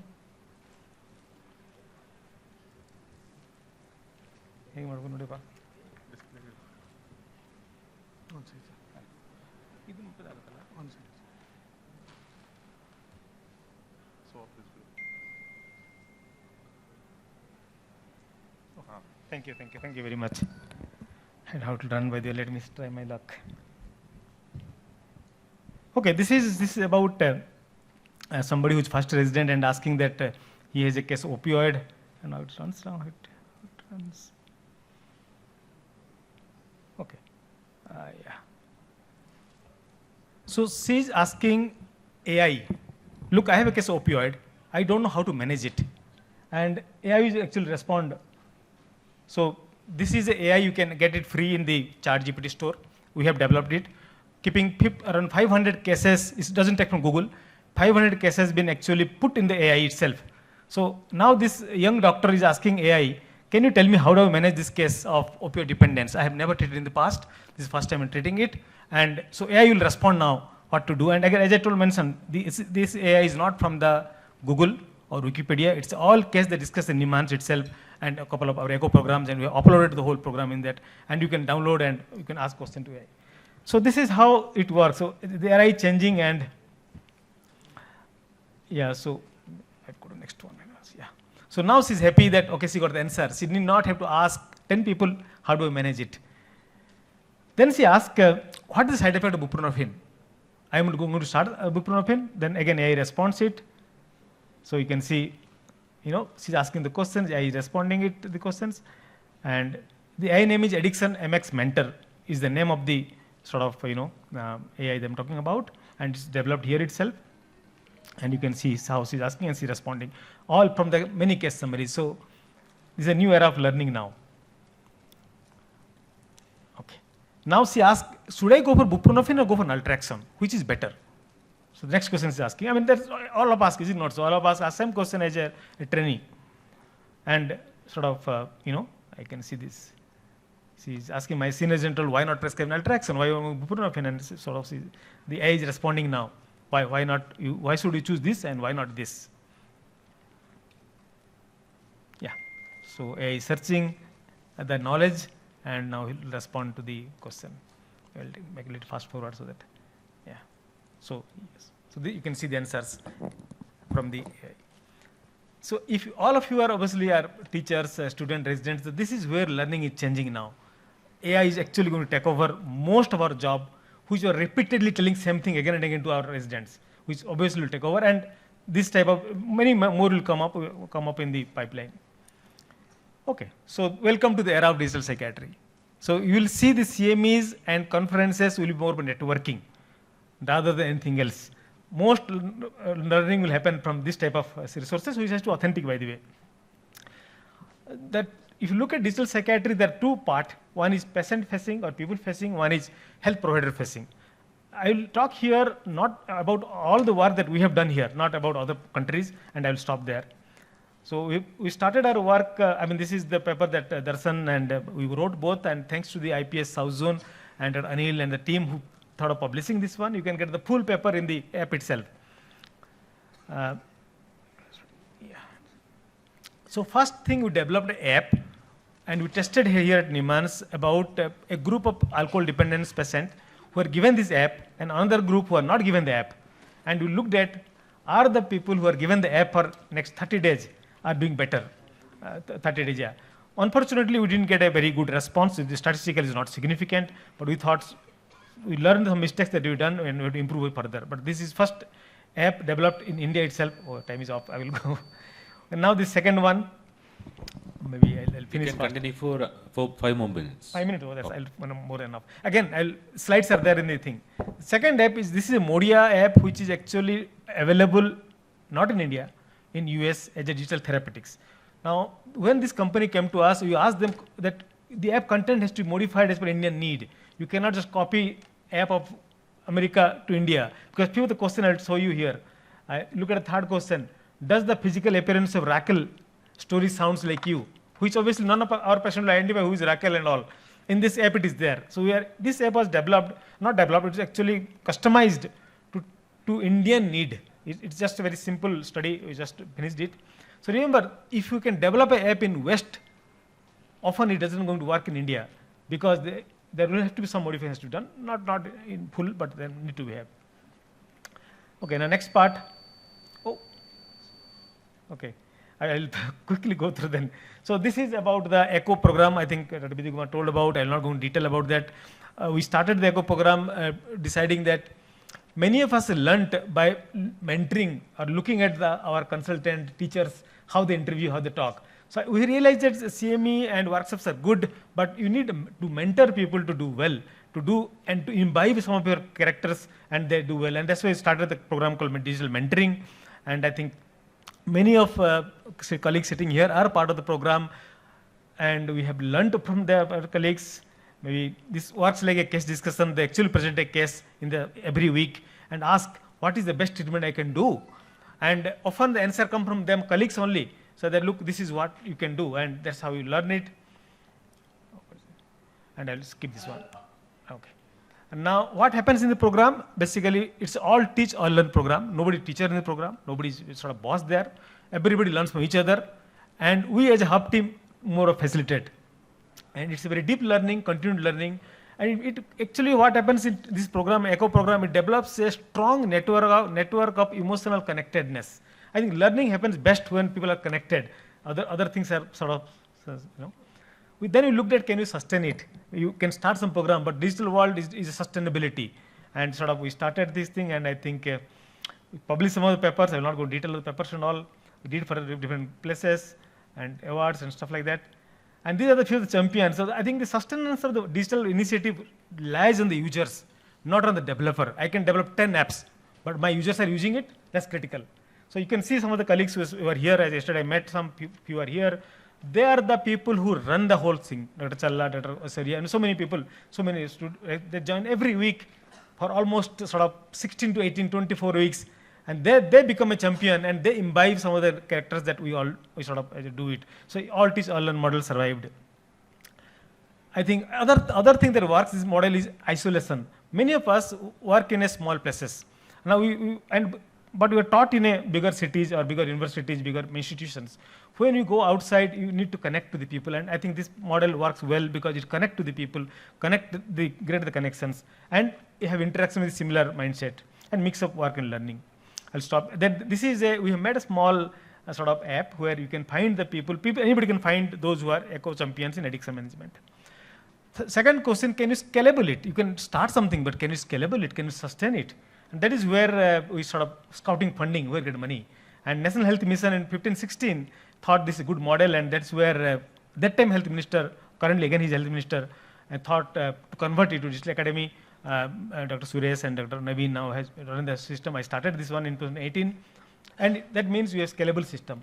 Third point, India is a big country. Can you expand to other states? They can be hub. You can, Nimans cannot do alone, and I'm pretty sure none of us have a small part. So you can see many hubs has come up across the country, and my invitation to all of you, if you think of starting a hub, let us know. I mean, we'll definitely help you out. We have done it by scratch, so you know how to do it. So then what happened? Many people want to learn, but then time is a finite. We all have a finite time, a commitment. Then we started a e-learning, massive open online course. Anybody can join anytime. Done? Anybody can join anytime and do it, so that nobody is deprived of authentic knowledge. Remember, in this era, knowledge is power. It's not industry, it's not agriculture, is power. So this is what started, and sort of many people are joining it. You can join anytime. We started 2-3 programs, but we'll show later. Then the question comes, can you keep in a small handheld? Can it be in your phone, which is your fifth sort of appendix? So that's where the app came up. And the app is a culmination of the wisdom that we learned from all the eco partners. We have a clinical setting that all of us being clinician and the residents and the teachers, we clubbed everything together and come up with app called Addiction RX app. And this app was sort of when last few years back, the health minister wanted a book. I actually proposed, why not an app? Apps are customizable, updated, you can update the app immediately, but books are not. Books are outdated. I mean, yesterday night I actually updated to 16th version, and there I actually put a word, the cannabidiol can be used for treatment of cannabis disorder, and you know cannabidiol is available pretty good insights. That's the advantage of having an app, because you can update anytime. Night you sit and sort of just update and push into the store. Today actually I'm going to push it further to the Play Store App Store after this session. Okay. Now look at the app. So this many of you may have the app. I'm hoping that if not, please download, please support it, give a good rating in the Play Store. It's free. No money is involved in the app. It's completely in-house developed, no outsource, nothing. And look at the countries using. The best thing is that we developed itself in India, and by a small couple of people, me, Darshan, and a couple of people did it. Look at the usage. Yesterday, while making slides, I saw real time, 5 people are using the app. You can backend, you can show the real time. At 4 p.m. I was making slides. I didn't put it here, but look at the countries they're using, and 90 days, some 73K has been used. But again, it's a process. It has also inbuilt teleconsultation. Sir. Done. Okay. Okay, this is last one. So now probably I'll show it and I'll close it. No problem. This is the one work going in progress. I'm not going to talk about this work. This is the IIT Kharagpur. We are working about developing a decent support system. Lekhan's works on this, but I'll stop here, and I think. Okay, I just thank you for time. Give more time to me. Bye. I'll put your slides. Just put your slides ready for you. Yeah, it's here. Senior. Okay. I'll just make it full screen somewhere there. Make it full.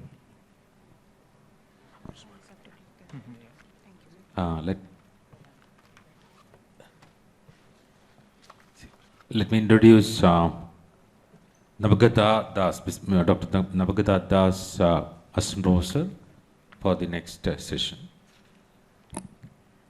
Thank you, sir. And thank you, Dr. Prabhat, for that insightful review.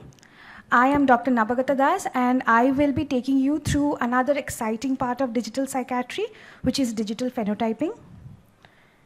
This will be the outline of my presentation. So we have all heard about phenotyping. What is phenotyping? It is basically observable traits in a human being. So it can be anything from your height to your eye color. So Dr. Richard Dawkins in 1982 extended the concept to extentable phenotypes, where our genes can also change the behavior and the environment around us. Now, let's apply this to the digital world. Think about how we interact with technology. Our smartphones, our social media, our wearables. Could these interactions be considered a kind of phenotype? The answer is yes. Digital phenotyping is the collection of real-time behavioral data from our interactions with digital devices. Unlike traditional methods, which focus on active data, like surveys, like questionnaires, digital phenotyping integrates both active and passive data. We will explore what is passive data a little later, capturing not just what people report, but also how they behave. We had one question about EMA. So while ecological momentary assessment gathers real-time self-reported data, digital phenotyping, on the other hand, takes it a step further. Let's explore with a couple of examples. So you can all see here, there is GPS data. Imagine tracking a patient with seasonal affective disorder.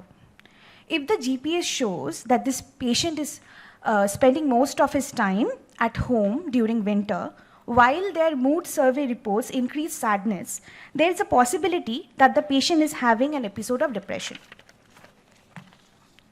Now, let's take another example of call reciprocity. Picture a patient with depression. We can track how many outgoing calls they are making versus their incoming calls. When their depression worsens, we can see that they are making fewer outgoing calls and also pick up fewer incoming calls. But as they improve, we notice that they start reaching out more and their call reciprocity increases. One of the ways digital phenotyping is used in regular healthcare is through the MindLamp app. MindLamp. LAMP stands for Learn, Assess, Manage, and Prevent. It's an open source smartphone app. If any of you want to explore the app, the QR code is there. While the patient uses the app, the clinicians and researchers can customize the app, can monitor the data collected from the dashboard.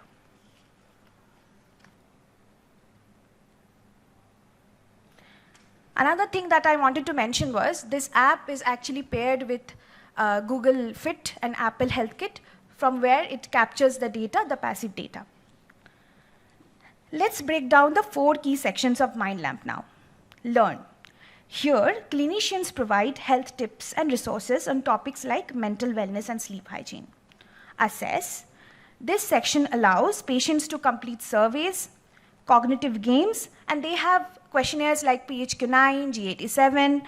In Manage, patients can engage in therapeutic activities like journaling or guided meditation.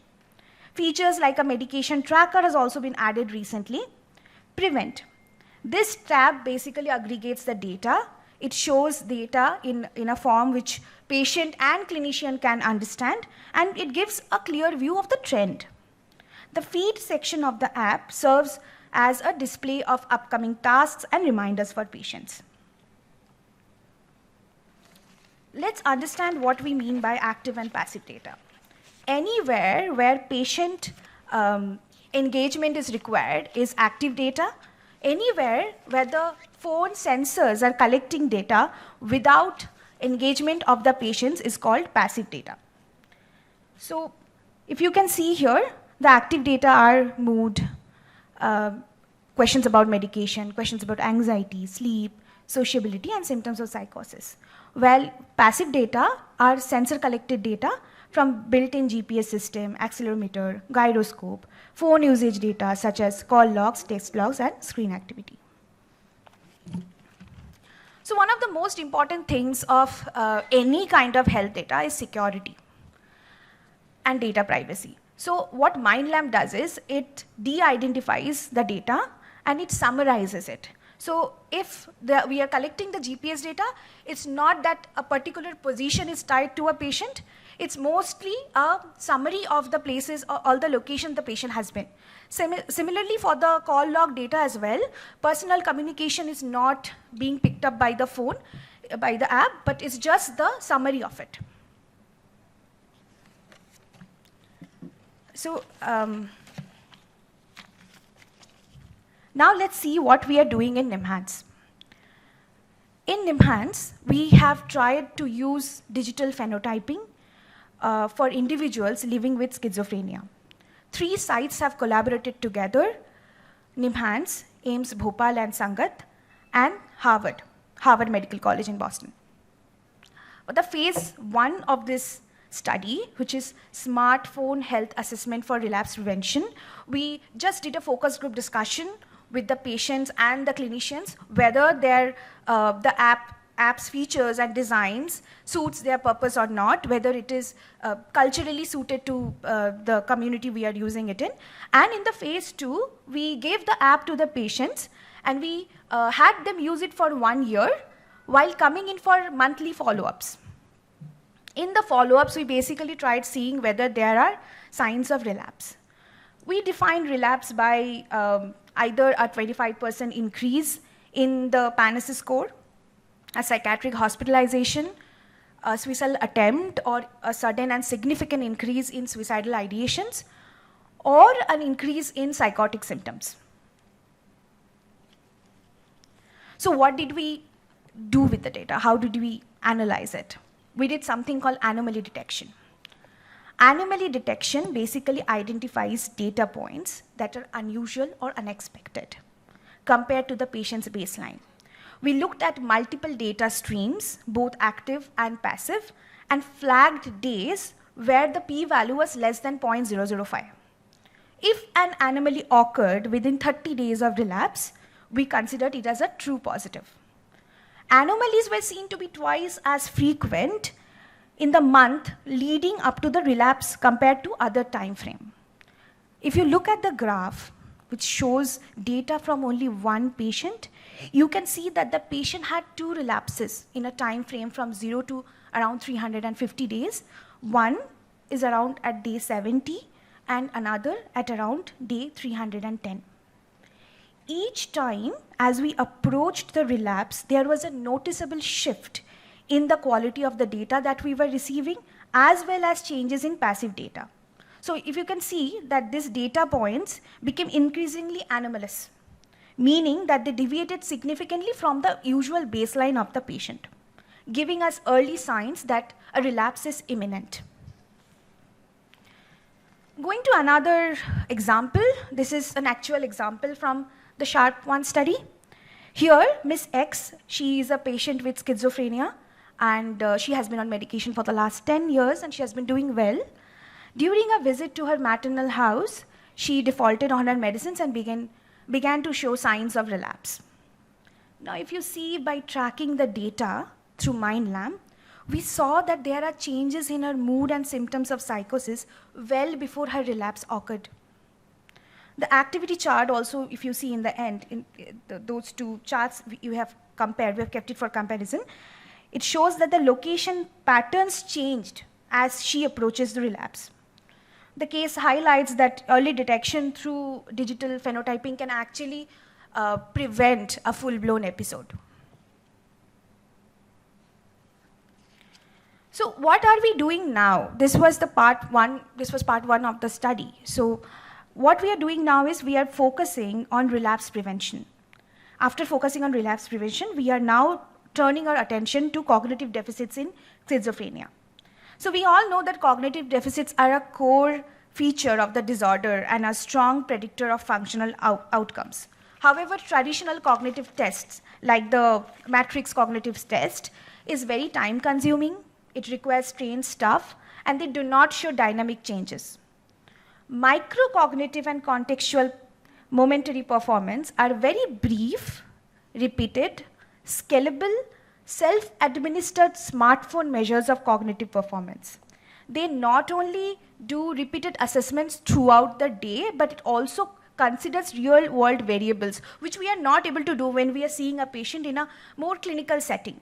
So it accounts for things like social contact, it accounts for sleep and other functional and environmental factors. So this is actually a screenshot from the MindLamp app with the cognitive games. It is called Jewels A and B. It's basically a variant of the trail making test. And you can also see the spatial span and reward and risk assessment in the next part. So basically what we are doing here is we are doing real-time cognitive tracking. The patients complete microcognitive tasks through the app. We are seeing the domains of memory, executive function, and processing speed. And the hypothesis is that this will correlate significantly with traditional standard tests. Not only that, it will also correlate with the functional outcome.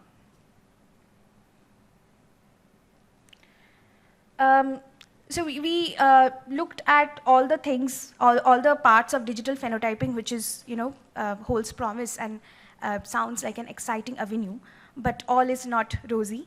There are definitely a lot of challenges.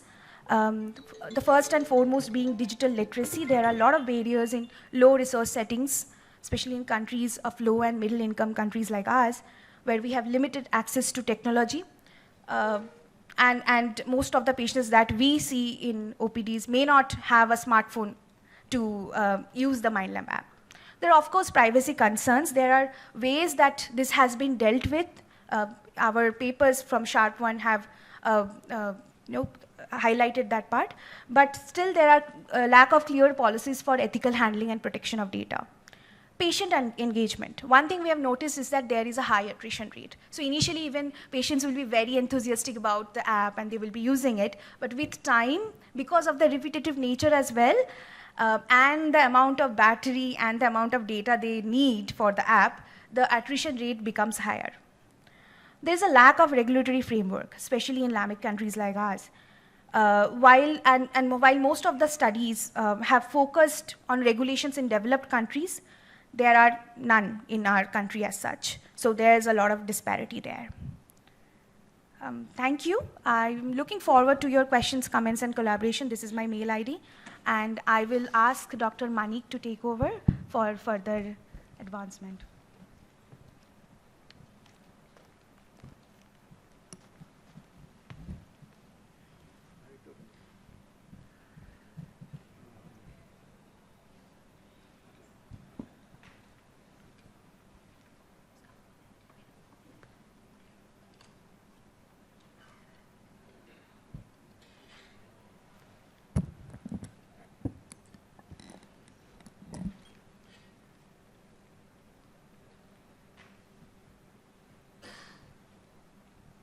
No, it's perfect.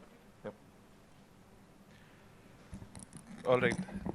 Thank you, Dr. Nabagata and Dr. Prabhat for giving me space and time to speak on this. And this is not. I'm just going to let's just start with I want you to imagine walking into a therapy session in the metaverse, guided by an AI therapist. I know this sounds futuristic, but trust me, it's happening right now. And today we'll explore how all these cutting-edge technologies are reshaping mental health care as we know it. So as mental health challenges are growing and they're rising globally, innovative technologies are the only hope which we have for improved diagnosis, for improved treatment, and access to care. And today we'll discover how this digital revolution is ushering in a new era of psychiatric care. Now, before we move forward, I have something to declare. First of all, I really have to confess that I'm shamelessly and unabashedly passionate about integrating technology with mental health care. It's like my version of Netflix. I just cannot binge enough of it, and I just can't stop doing that. Secondly, I'm actively working with Dr. Naveen, Dr. Baramat, and Dr. Manjunath and team into integrating AI in psychiatric education and care at NIMHANS. And yes, I'm that person who's trying to teach ChatGPT to say namaste and offer you some chai along with CBT. So, okay, so I'm not going to take time. So this is not my usual, way of presenting things, but I was told that, there'll be a lot of PGs who would be attending it. I was not, not long back enough, I was a PG myself, and, all these slides would, really help us during our exams. So I've kept it, in a way that, that you can use it further. So I'm not going to spend a lot of time here, but this is like a timeline for digital psychiatry in front of you.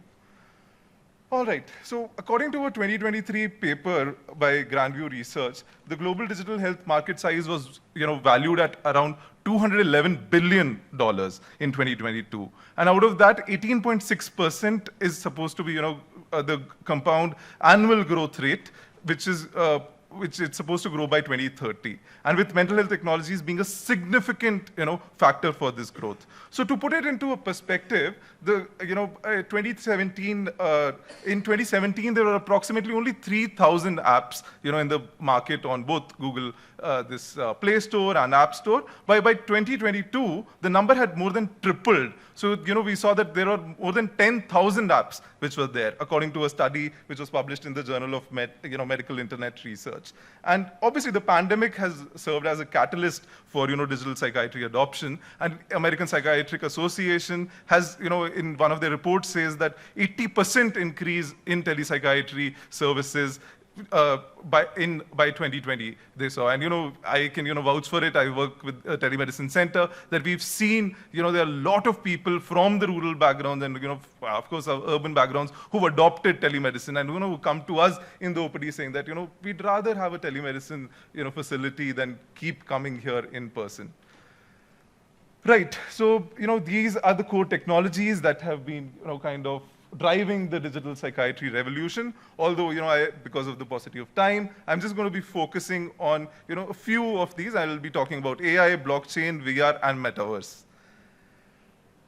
AI, I feel that there's a lot which has been already discussed about AI. There have been, people before me across 3 days. We've discussed a lot on AI, so I'm going to keep it brief. But AI is definitely revolutionizing how we approach mental health diagnosis and treatment. There are machine learning algorithms which can analyze vast amounts of data and patterns that might escape even the most experienced clinician. So in diagnosis, AI is being used for everything. From brain scans to speech patterns. For instance, I think the chairperson only, had talked about, a algorithm which can detect subtle changes in your facial expressions, or body language that might even indicate mood disorders. And see, one of the most exciting applications of AI in terms of treatment is, personalization. So we are moving towards, where personalized medicine. So by analyzing a patient's genetic profile, their medical history, lifestyle factors, and even their social media patterns or how they use their social media activity. So AI can help predict which treatments are most likely to be effective for that individual. So there was a 2021 study which was published in Nature Medicine. I think I've quoted it there, which talked about AI-driven antidepressant response. So that study showed that there was 79% chance that the AI would be able to predict which antidepressant should be given to that person based on these factors. So there's no reason for trial and error which is required anymore.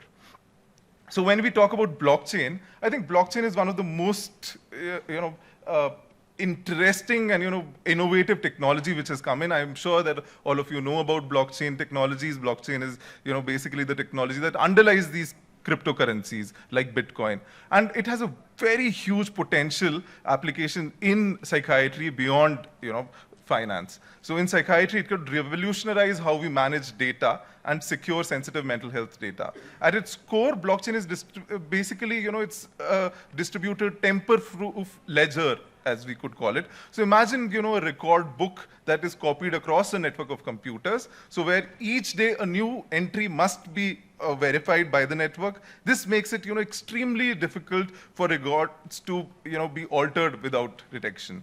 So in mental health care, where data privacy is extremely important, and data security is something which is definitely of paramount importance, blockchain offers a compelling benefit here. So it could give the patients greater control over their sensitive data while ensuring its integrity and facilitating secure sharing when needed. So one exciting application here is, would be the use of blockchain in electronic medical records. So these systems could allow patients, to grant or revoke access to the therapist as and when they choose. All right, so, I think Dr. Prabhat had also put it in his, quiz, you see VR. So VR is again, something which is transforming how we deliver therapy. So it offers you an immersive experience that was previously, impossible in a clinical setting. It allows us to create safe, controllable environments where patients can confront their fears, practice skills, or, even use it for relaxation. So one of the most well-established uses of VR in psychiatry is for exposure therapy. So for instance, a patient who has, say, fear of heights, you could be gradually exposed to high places. So, for example, it could be, standing at the end of a balcony or, to looking out from a skyscraper. You can do it all with VR. So there was a study in 2019, which was published in the Journal of Clinical Medicine, which found that VR exposure therapy was as effective as traditional exposure therapy for anxiety disorders, but with an added benefit of increased engagement and reduced dropout rate. So beyond exposure therapy, VR is also showing promise in various areas. For instance, there is a 2022 study on autism. So where, they've seen that people with autism, adolescents with autism disorders, we were able to have them interact in a social setting. All right. So then, this is my favorite topic, which I want to discuss about, and metaverse. So metaverse, there's again, metaverse. In the metaverse, therapists can use avatars to create safe and engaging therapeutic environments, which can be particularly beneficial for people who struggle with face-to-face interactions or have limited mobility because of whatever reason. So while research on metaverse therapy is still in its early stages, there was a 2023 pilot study which was published in Frontiers of Psychiatry, which found that metaverse-based group therapy sessions for social anxiety disorders showed promising results. So where these participants reported increased engagement and reduced anxiety as compared to traditional online therapy. So I would want you to imagine, attending a therapy session while sitting on a beach, in the mountains, or even a different planet altogether. So imagine how that might change your experience and openness to seeking treatment. So the metaverse allows us to create these tailored immersive environments that can enhance the therapeutic experience in ways we are just beginning to explore. So although, we've been talking about all this development which has taken place, one of our primary challenges is ensuring equitable access to digital mental health resources. So we must be mindful that, while we innovate, we don't inadvertently, widen the gap between those who have access to these advanced technologies and those who don't. It was beautifully talked, if you've attended the plenary session by Dr. John Torres, he talked about digital literacy and the, digital divide. So, we need to be a little careful while we're developing and using all these applications that we kind of don't, give in to the digital divide. So in the realm of digital psychiatry, we are dealing with some of the most sensitive personal data imaginable. So ensuring robust data security and privacy protection is just not an ethical challenge. I feel it's more of an ethical imperative. So how do we ensure there's all this meaningful data, and all this all these meaningful things are integrated in a way that even if we talk about informed consents, so in this era of continuous monitoring and AI-driven interventions, how do we ensure that meaningful informed consent is taken? Because this is going to be particularly challenging. While we only don't understand how these AI systems work, how these technologies work, how do you imagine to explain people who will be using it that that this is how that you need to give me an informed consent for this VR therapy or this metaverse therapy, or, using this AI tool. So what we should be kind of working towards is, explainable AI models or explainable, digital technologies.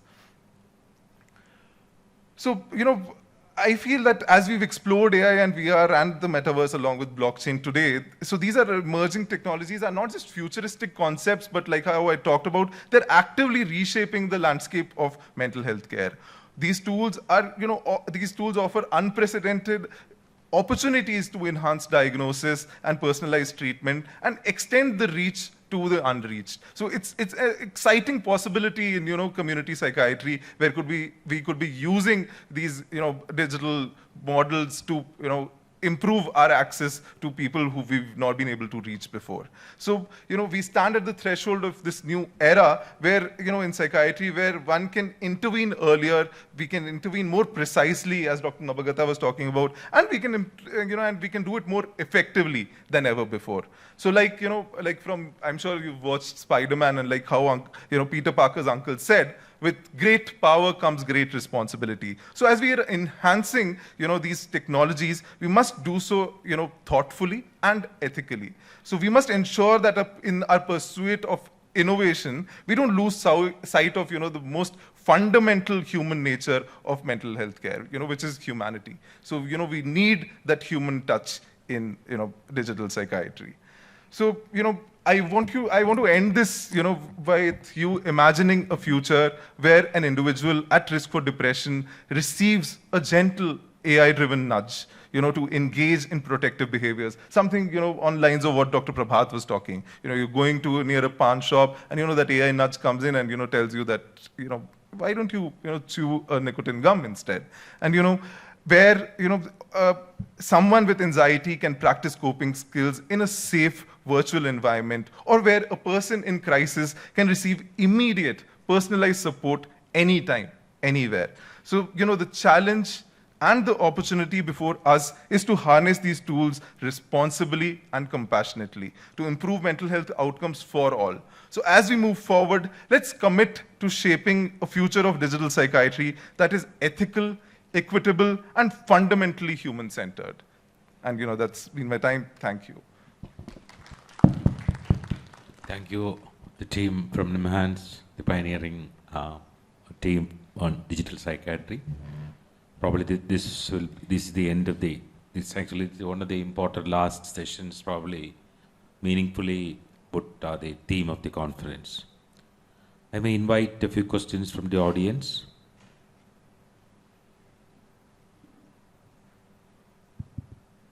We need to decide. Yeah, thank you, NIMHANS, for putting out this particular digital psychiatry, which most of us have some woolly impression. My question is actually to Dr. Das. Were you able to detect any particular type of anomaly with suicidal intents or behavior and all that in real time? And what was the action? That is the first question. And second thing is about, did you feel that, do the patients feel that they are being snooped around? Because every time, every minute that, what is that, momentary cognition, whatever you're talking about, and that is fed back to them. It is something like they are losing their own personal identity, self-identity itself. So these are my two questions. Thank you for those two questions. For your first question, we have not really tracked suicidal ideations of the patients from the MindLab app. We have only gotten to know them when we have met them or seen them face to face. And we do have another paper, another study which looks at depression, and we have tried to correlate with the passive data that came from the MindLab app. But that time suicidal ideation was not one of the parameters that we were looking at. Interestingly, if we do look at that, I think the interventions, the just-in-time interventions, have to be that much effective. For your second question, so while onboarding the patients for the app, we have a very stringent process. We have a particular position called digital navigator who talks with the patient, tells them about how we collect data. We tell them how it is de-identified, and there are no, it is anonymized completely.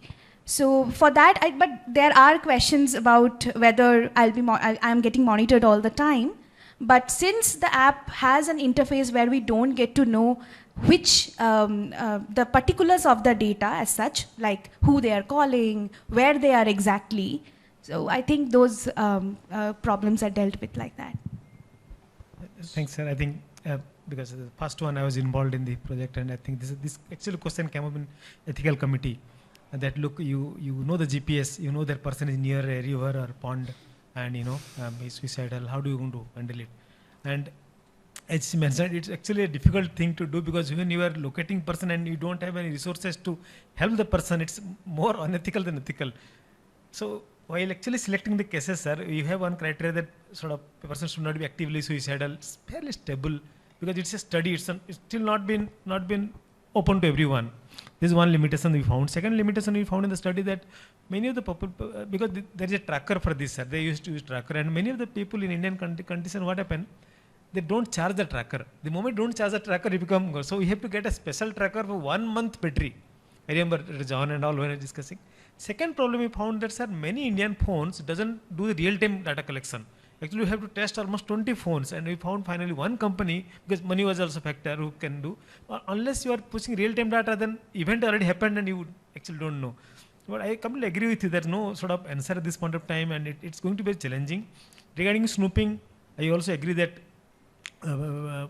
because the study, so people are well educated and told about this thing.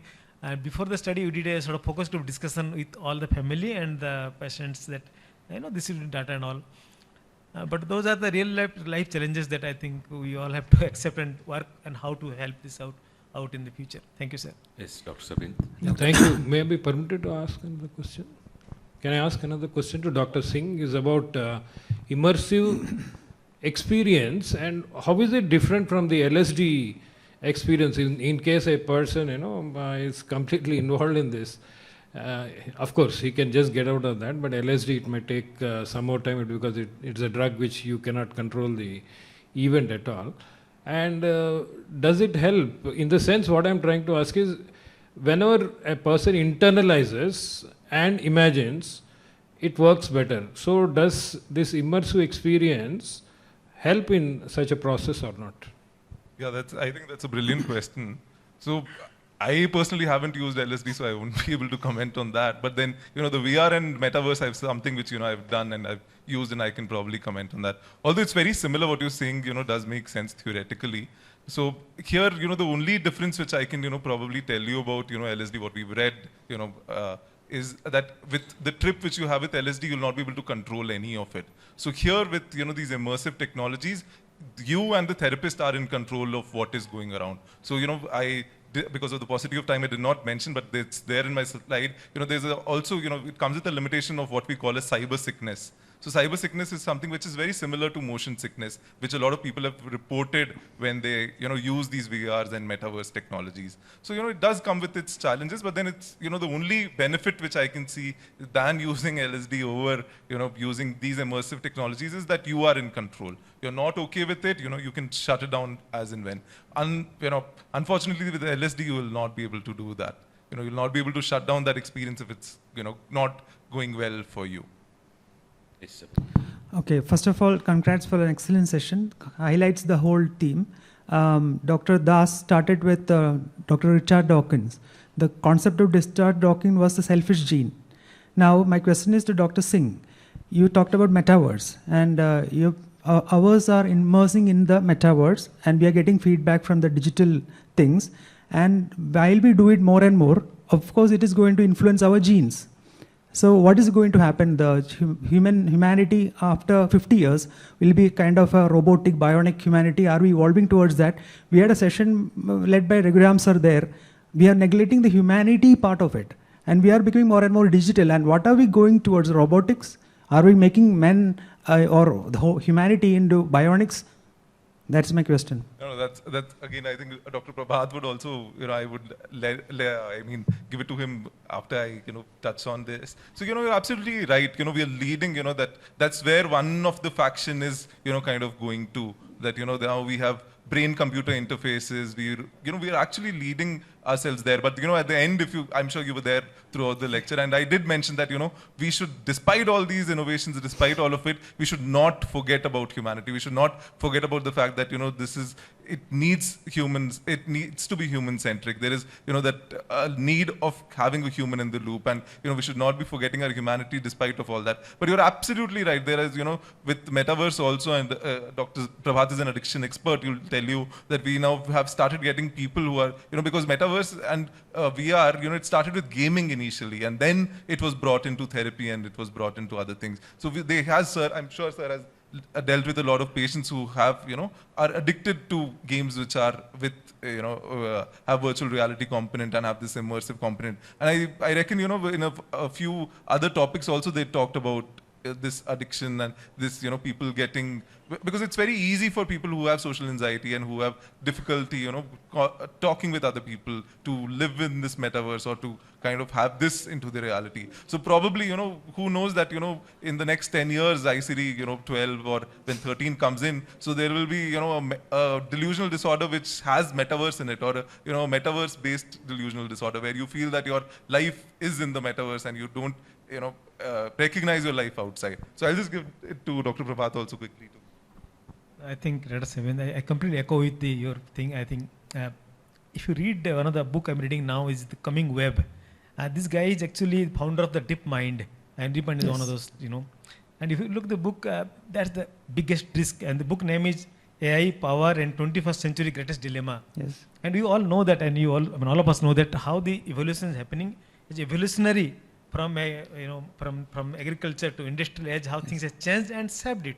See, a simple example of the pelvis of human being has changed over the time as you gone through, the civilization has gone through. I think the bottom line is taken by us. Us means all of us. Now, if you look at Yuval Noah Harari's book and all these things you must have read, that decision has to be cumulative. It can go both ways. There's no doubt about that. I mean, a simple example, people like me who heard nothing about technology, I can track half things in the app itself, not by name, but then if you want to give a misinformation, you have a 5,000, 10,000 downloads and you just push some information, tell this is good for that, and people just think about the big companies. But I think I think that we have the current time is such that we have crossed that barrier. Now, as we mentioned, somewhere down the line, all of us who are interested in this area has to have ethically decide what is right or wrong and propagate to new generation. But the challenge is the vulnerable population who are likely to get biased very fast. But younger population, I know, as the I was telling about, and how to protect. I don't have answer, but it's a dangerous thing happening now. Thank you, we sir. have to accept it. Thank you. We'll take one more question. Yeah, I am Dr. C.V. Chalpati Rao. I am Chief Scientist from National Engineering Research Institute, Nagpur. The presentations are very nice. Took us into some other metaverse. We never thought we are in hands, but the psychiatry, my question is, psychiatry is based on a personal touch, dealing with human emotions, whereas AI is based on this remote touch and all that. So is it possible the AI to reach a level of consciousness, can it evolve into another Swami Vivekananda and develop, meditate and come up with other thing? Or in summary, are we moving to the mental health disorders to AI-based mental health disorders? Maybe. I think, sir, at least some questions, sir, maybe I cannot answer, but what I can tell you now, because I work in field of addiction and I see addiction in clinics and all, nosologically, that the technology is coming as a part of a diagnosis now. For example, look at addiction itself in last 10 years and now there's a category in the addiction that it's a pathological gambling, online, offline. So this was not there when I was a student. So now I see many people come to sort of clinics who have online gambling and they use lot of this sort of, multiple internet-based games, which is completely, which treatment also I don't know as a clinician because I never had. So naturally over the time, technology is going to shape some of the things. Now AI is a program, is a simple program that converts. How much AI is going to change the practice? I don't think I am the best person to answer, but definitely it's going to supplement your practice. Now, question is up to us how much we are going to use it and how to use it, how do you use further. Specifically, one area that I'm looking at where AI technology is useful. Many people may not like to come to face to a psychiatrist because of the stigma, not only here, everywhere. I see many people with substance, alcohol addiction, nicotine addiction, cannabis addiction, they don't want to meet us. They're forced to meet us. Probably those gaps, maybe they'll be enabler for them to do a self-based treatment, at least for the early users, and that may help them in the long run. And that is, I probably look forward for the future development. Anybody else you can answer? We have moved to, gambling was there earlier. Now the difference is only we have moved to online gambling. Now we are moving to AI-based mental health disorders. Like he said, the future metaverse delusional, or LSD versus this one. Are we changing the character and nature of the disorders? That's how psychiatry is. Psychiatry is a social, medicine. So, as the society develops, there will be new disorders which keep coming in. So that is why, we keep evolving as the society evolves. So like you're saying, since we are going more digital, definitely these things will come up, and these disorders, as and when they come up, we'll have it in our diagnostic system, and we'll find newer ways to treat them also. Like Sir was talking about gambling disorder, there are newer ways now they are treating it with behavioral therapy, with other non-pharmacological and pharmacological methods. So as and when it develops, it will be included in the curriculum of psychiatry, and psychiatrists will learn about it and they will treat it. But you're right, we are moving towards it, where all these disorders would step in and come in. Are we not accelerating the disorder's progress? So that's why, sir, we said that we need to create a balance. So with that ethical imperative which we were talking about, we need, it's a trade-off, sir. So we need this to, reach to the, the places which have been unreached before, but it does come with its own, difficulties. Okay. Is it arrogant intelligence or anti-intelligence now? Okay, sir. So we are coming to the end of the session, and before that, let us know who's the winner of the first person. Who is that? Okay. Doctor is the winner for the questions.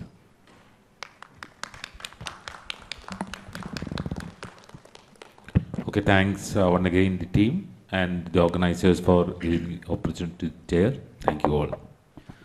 We thank our esteemed speakers, Dr. Prabhat sir, Dr. Nabagata ma'am, and Dr. Manik Singh for insightful, futuristic and engaging session. We also thank our esteemed chairperson, Dr. Vidhu Kumar sir, for chairing this session. Thank you.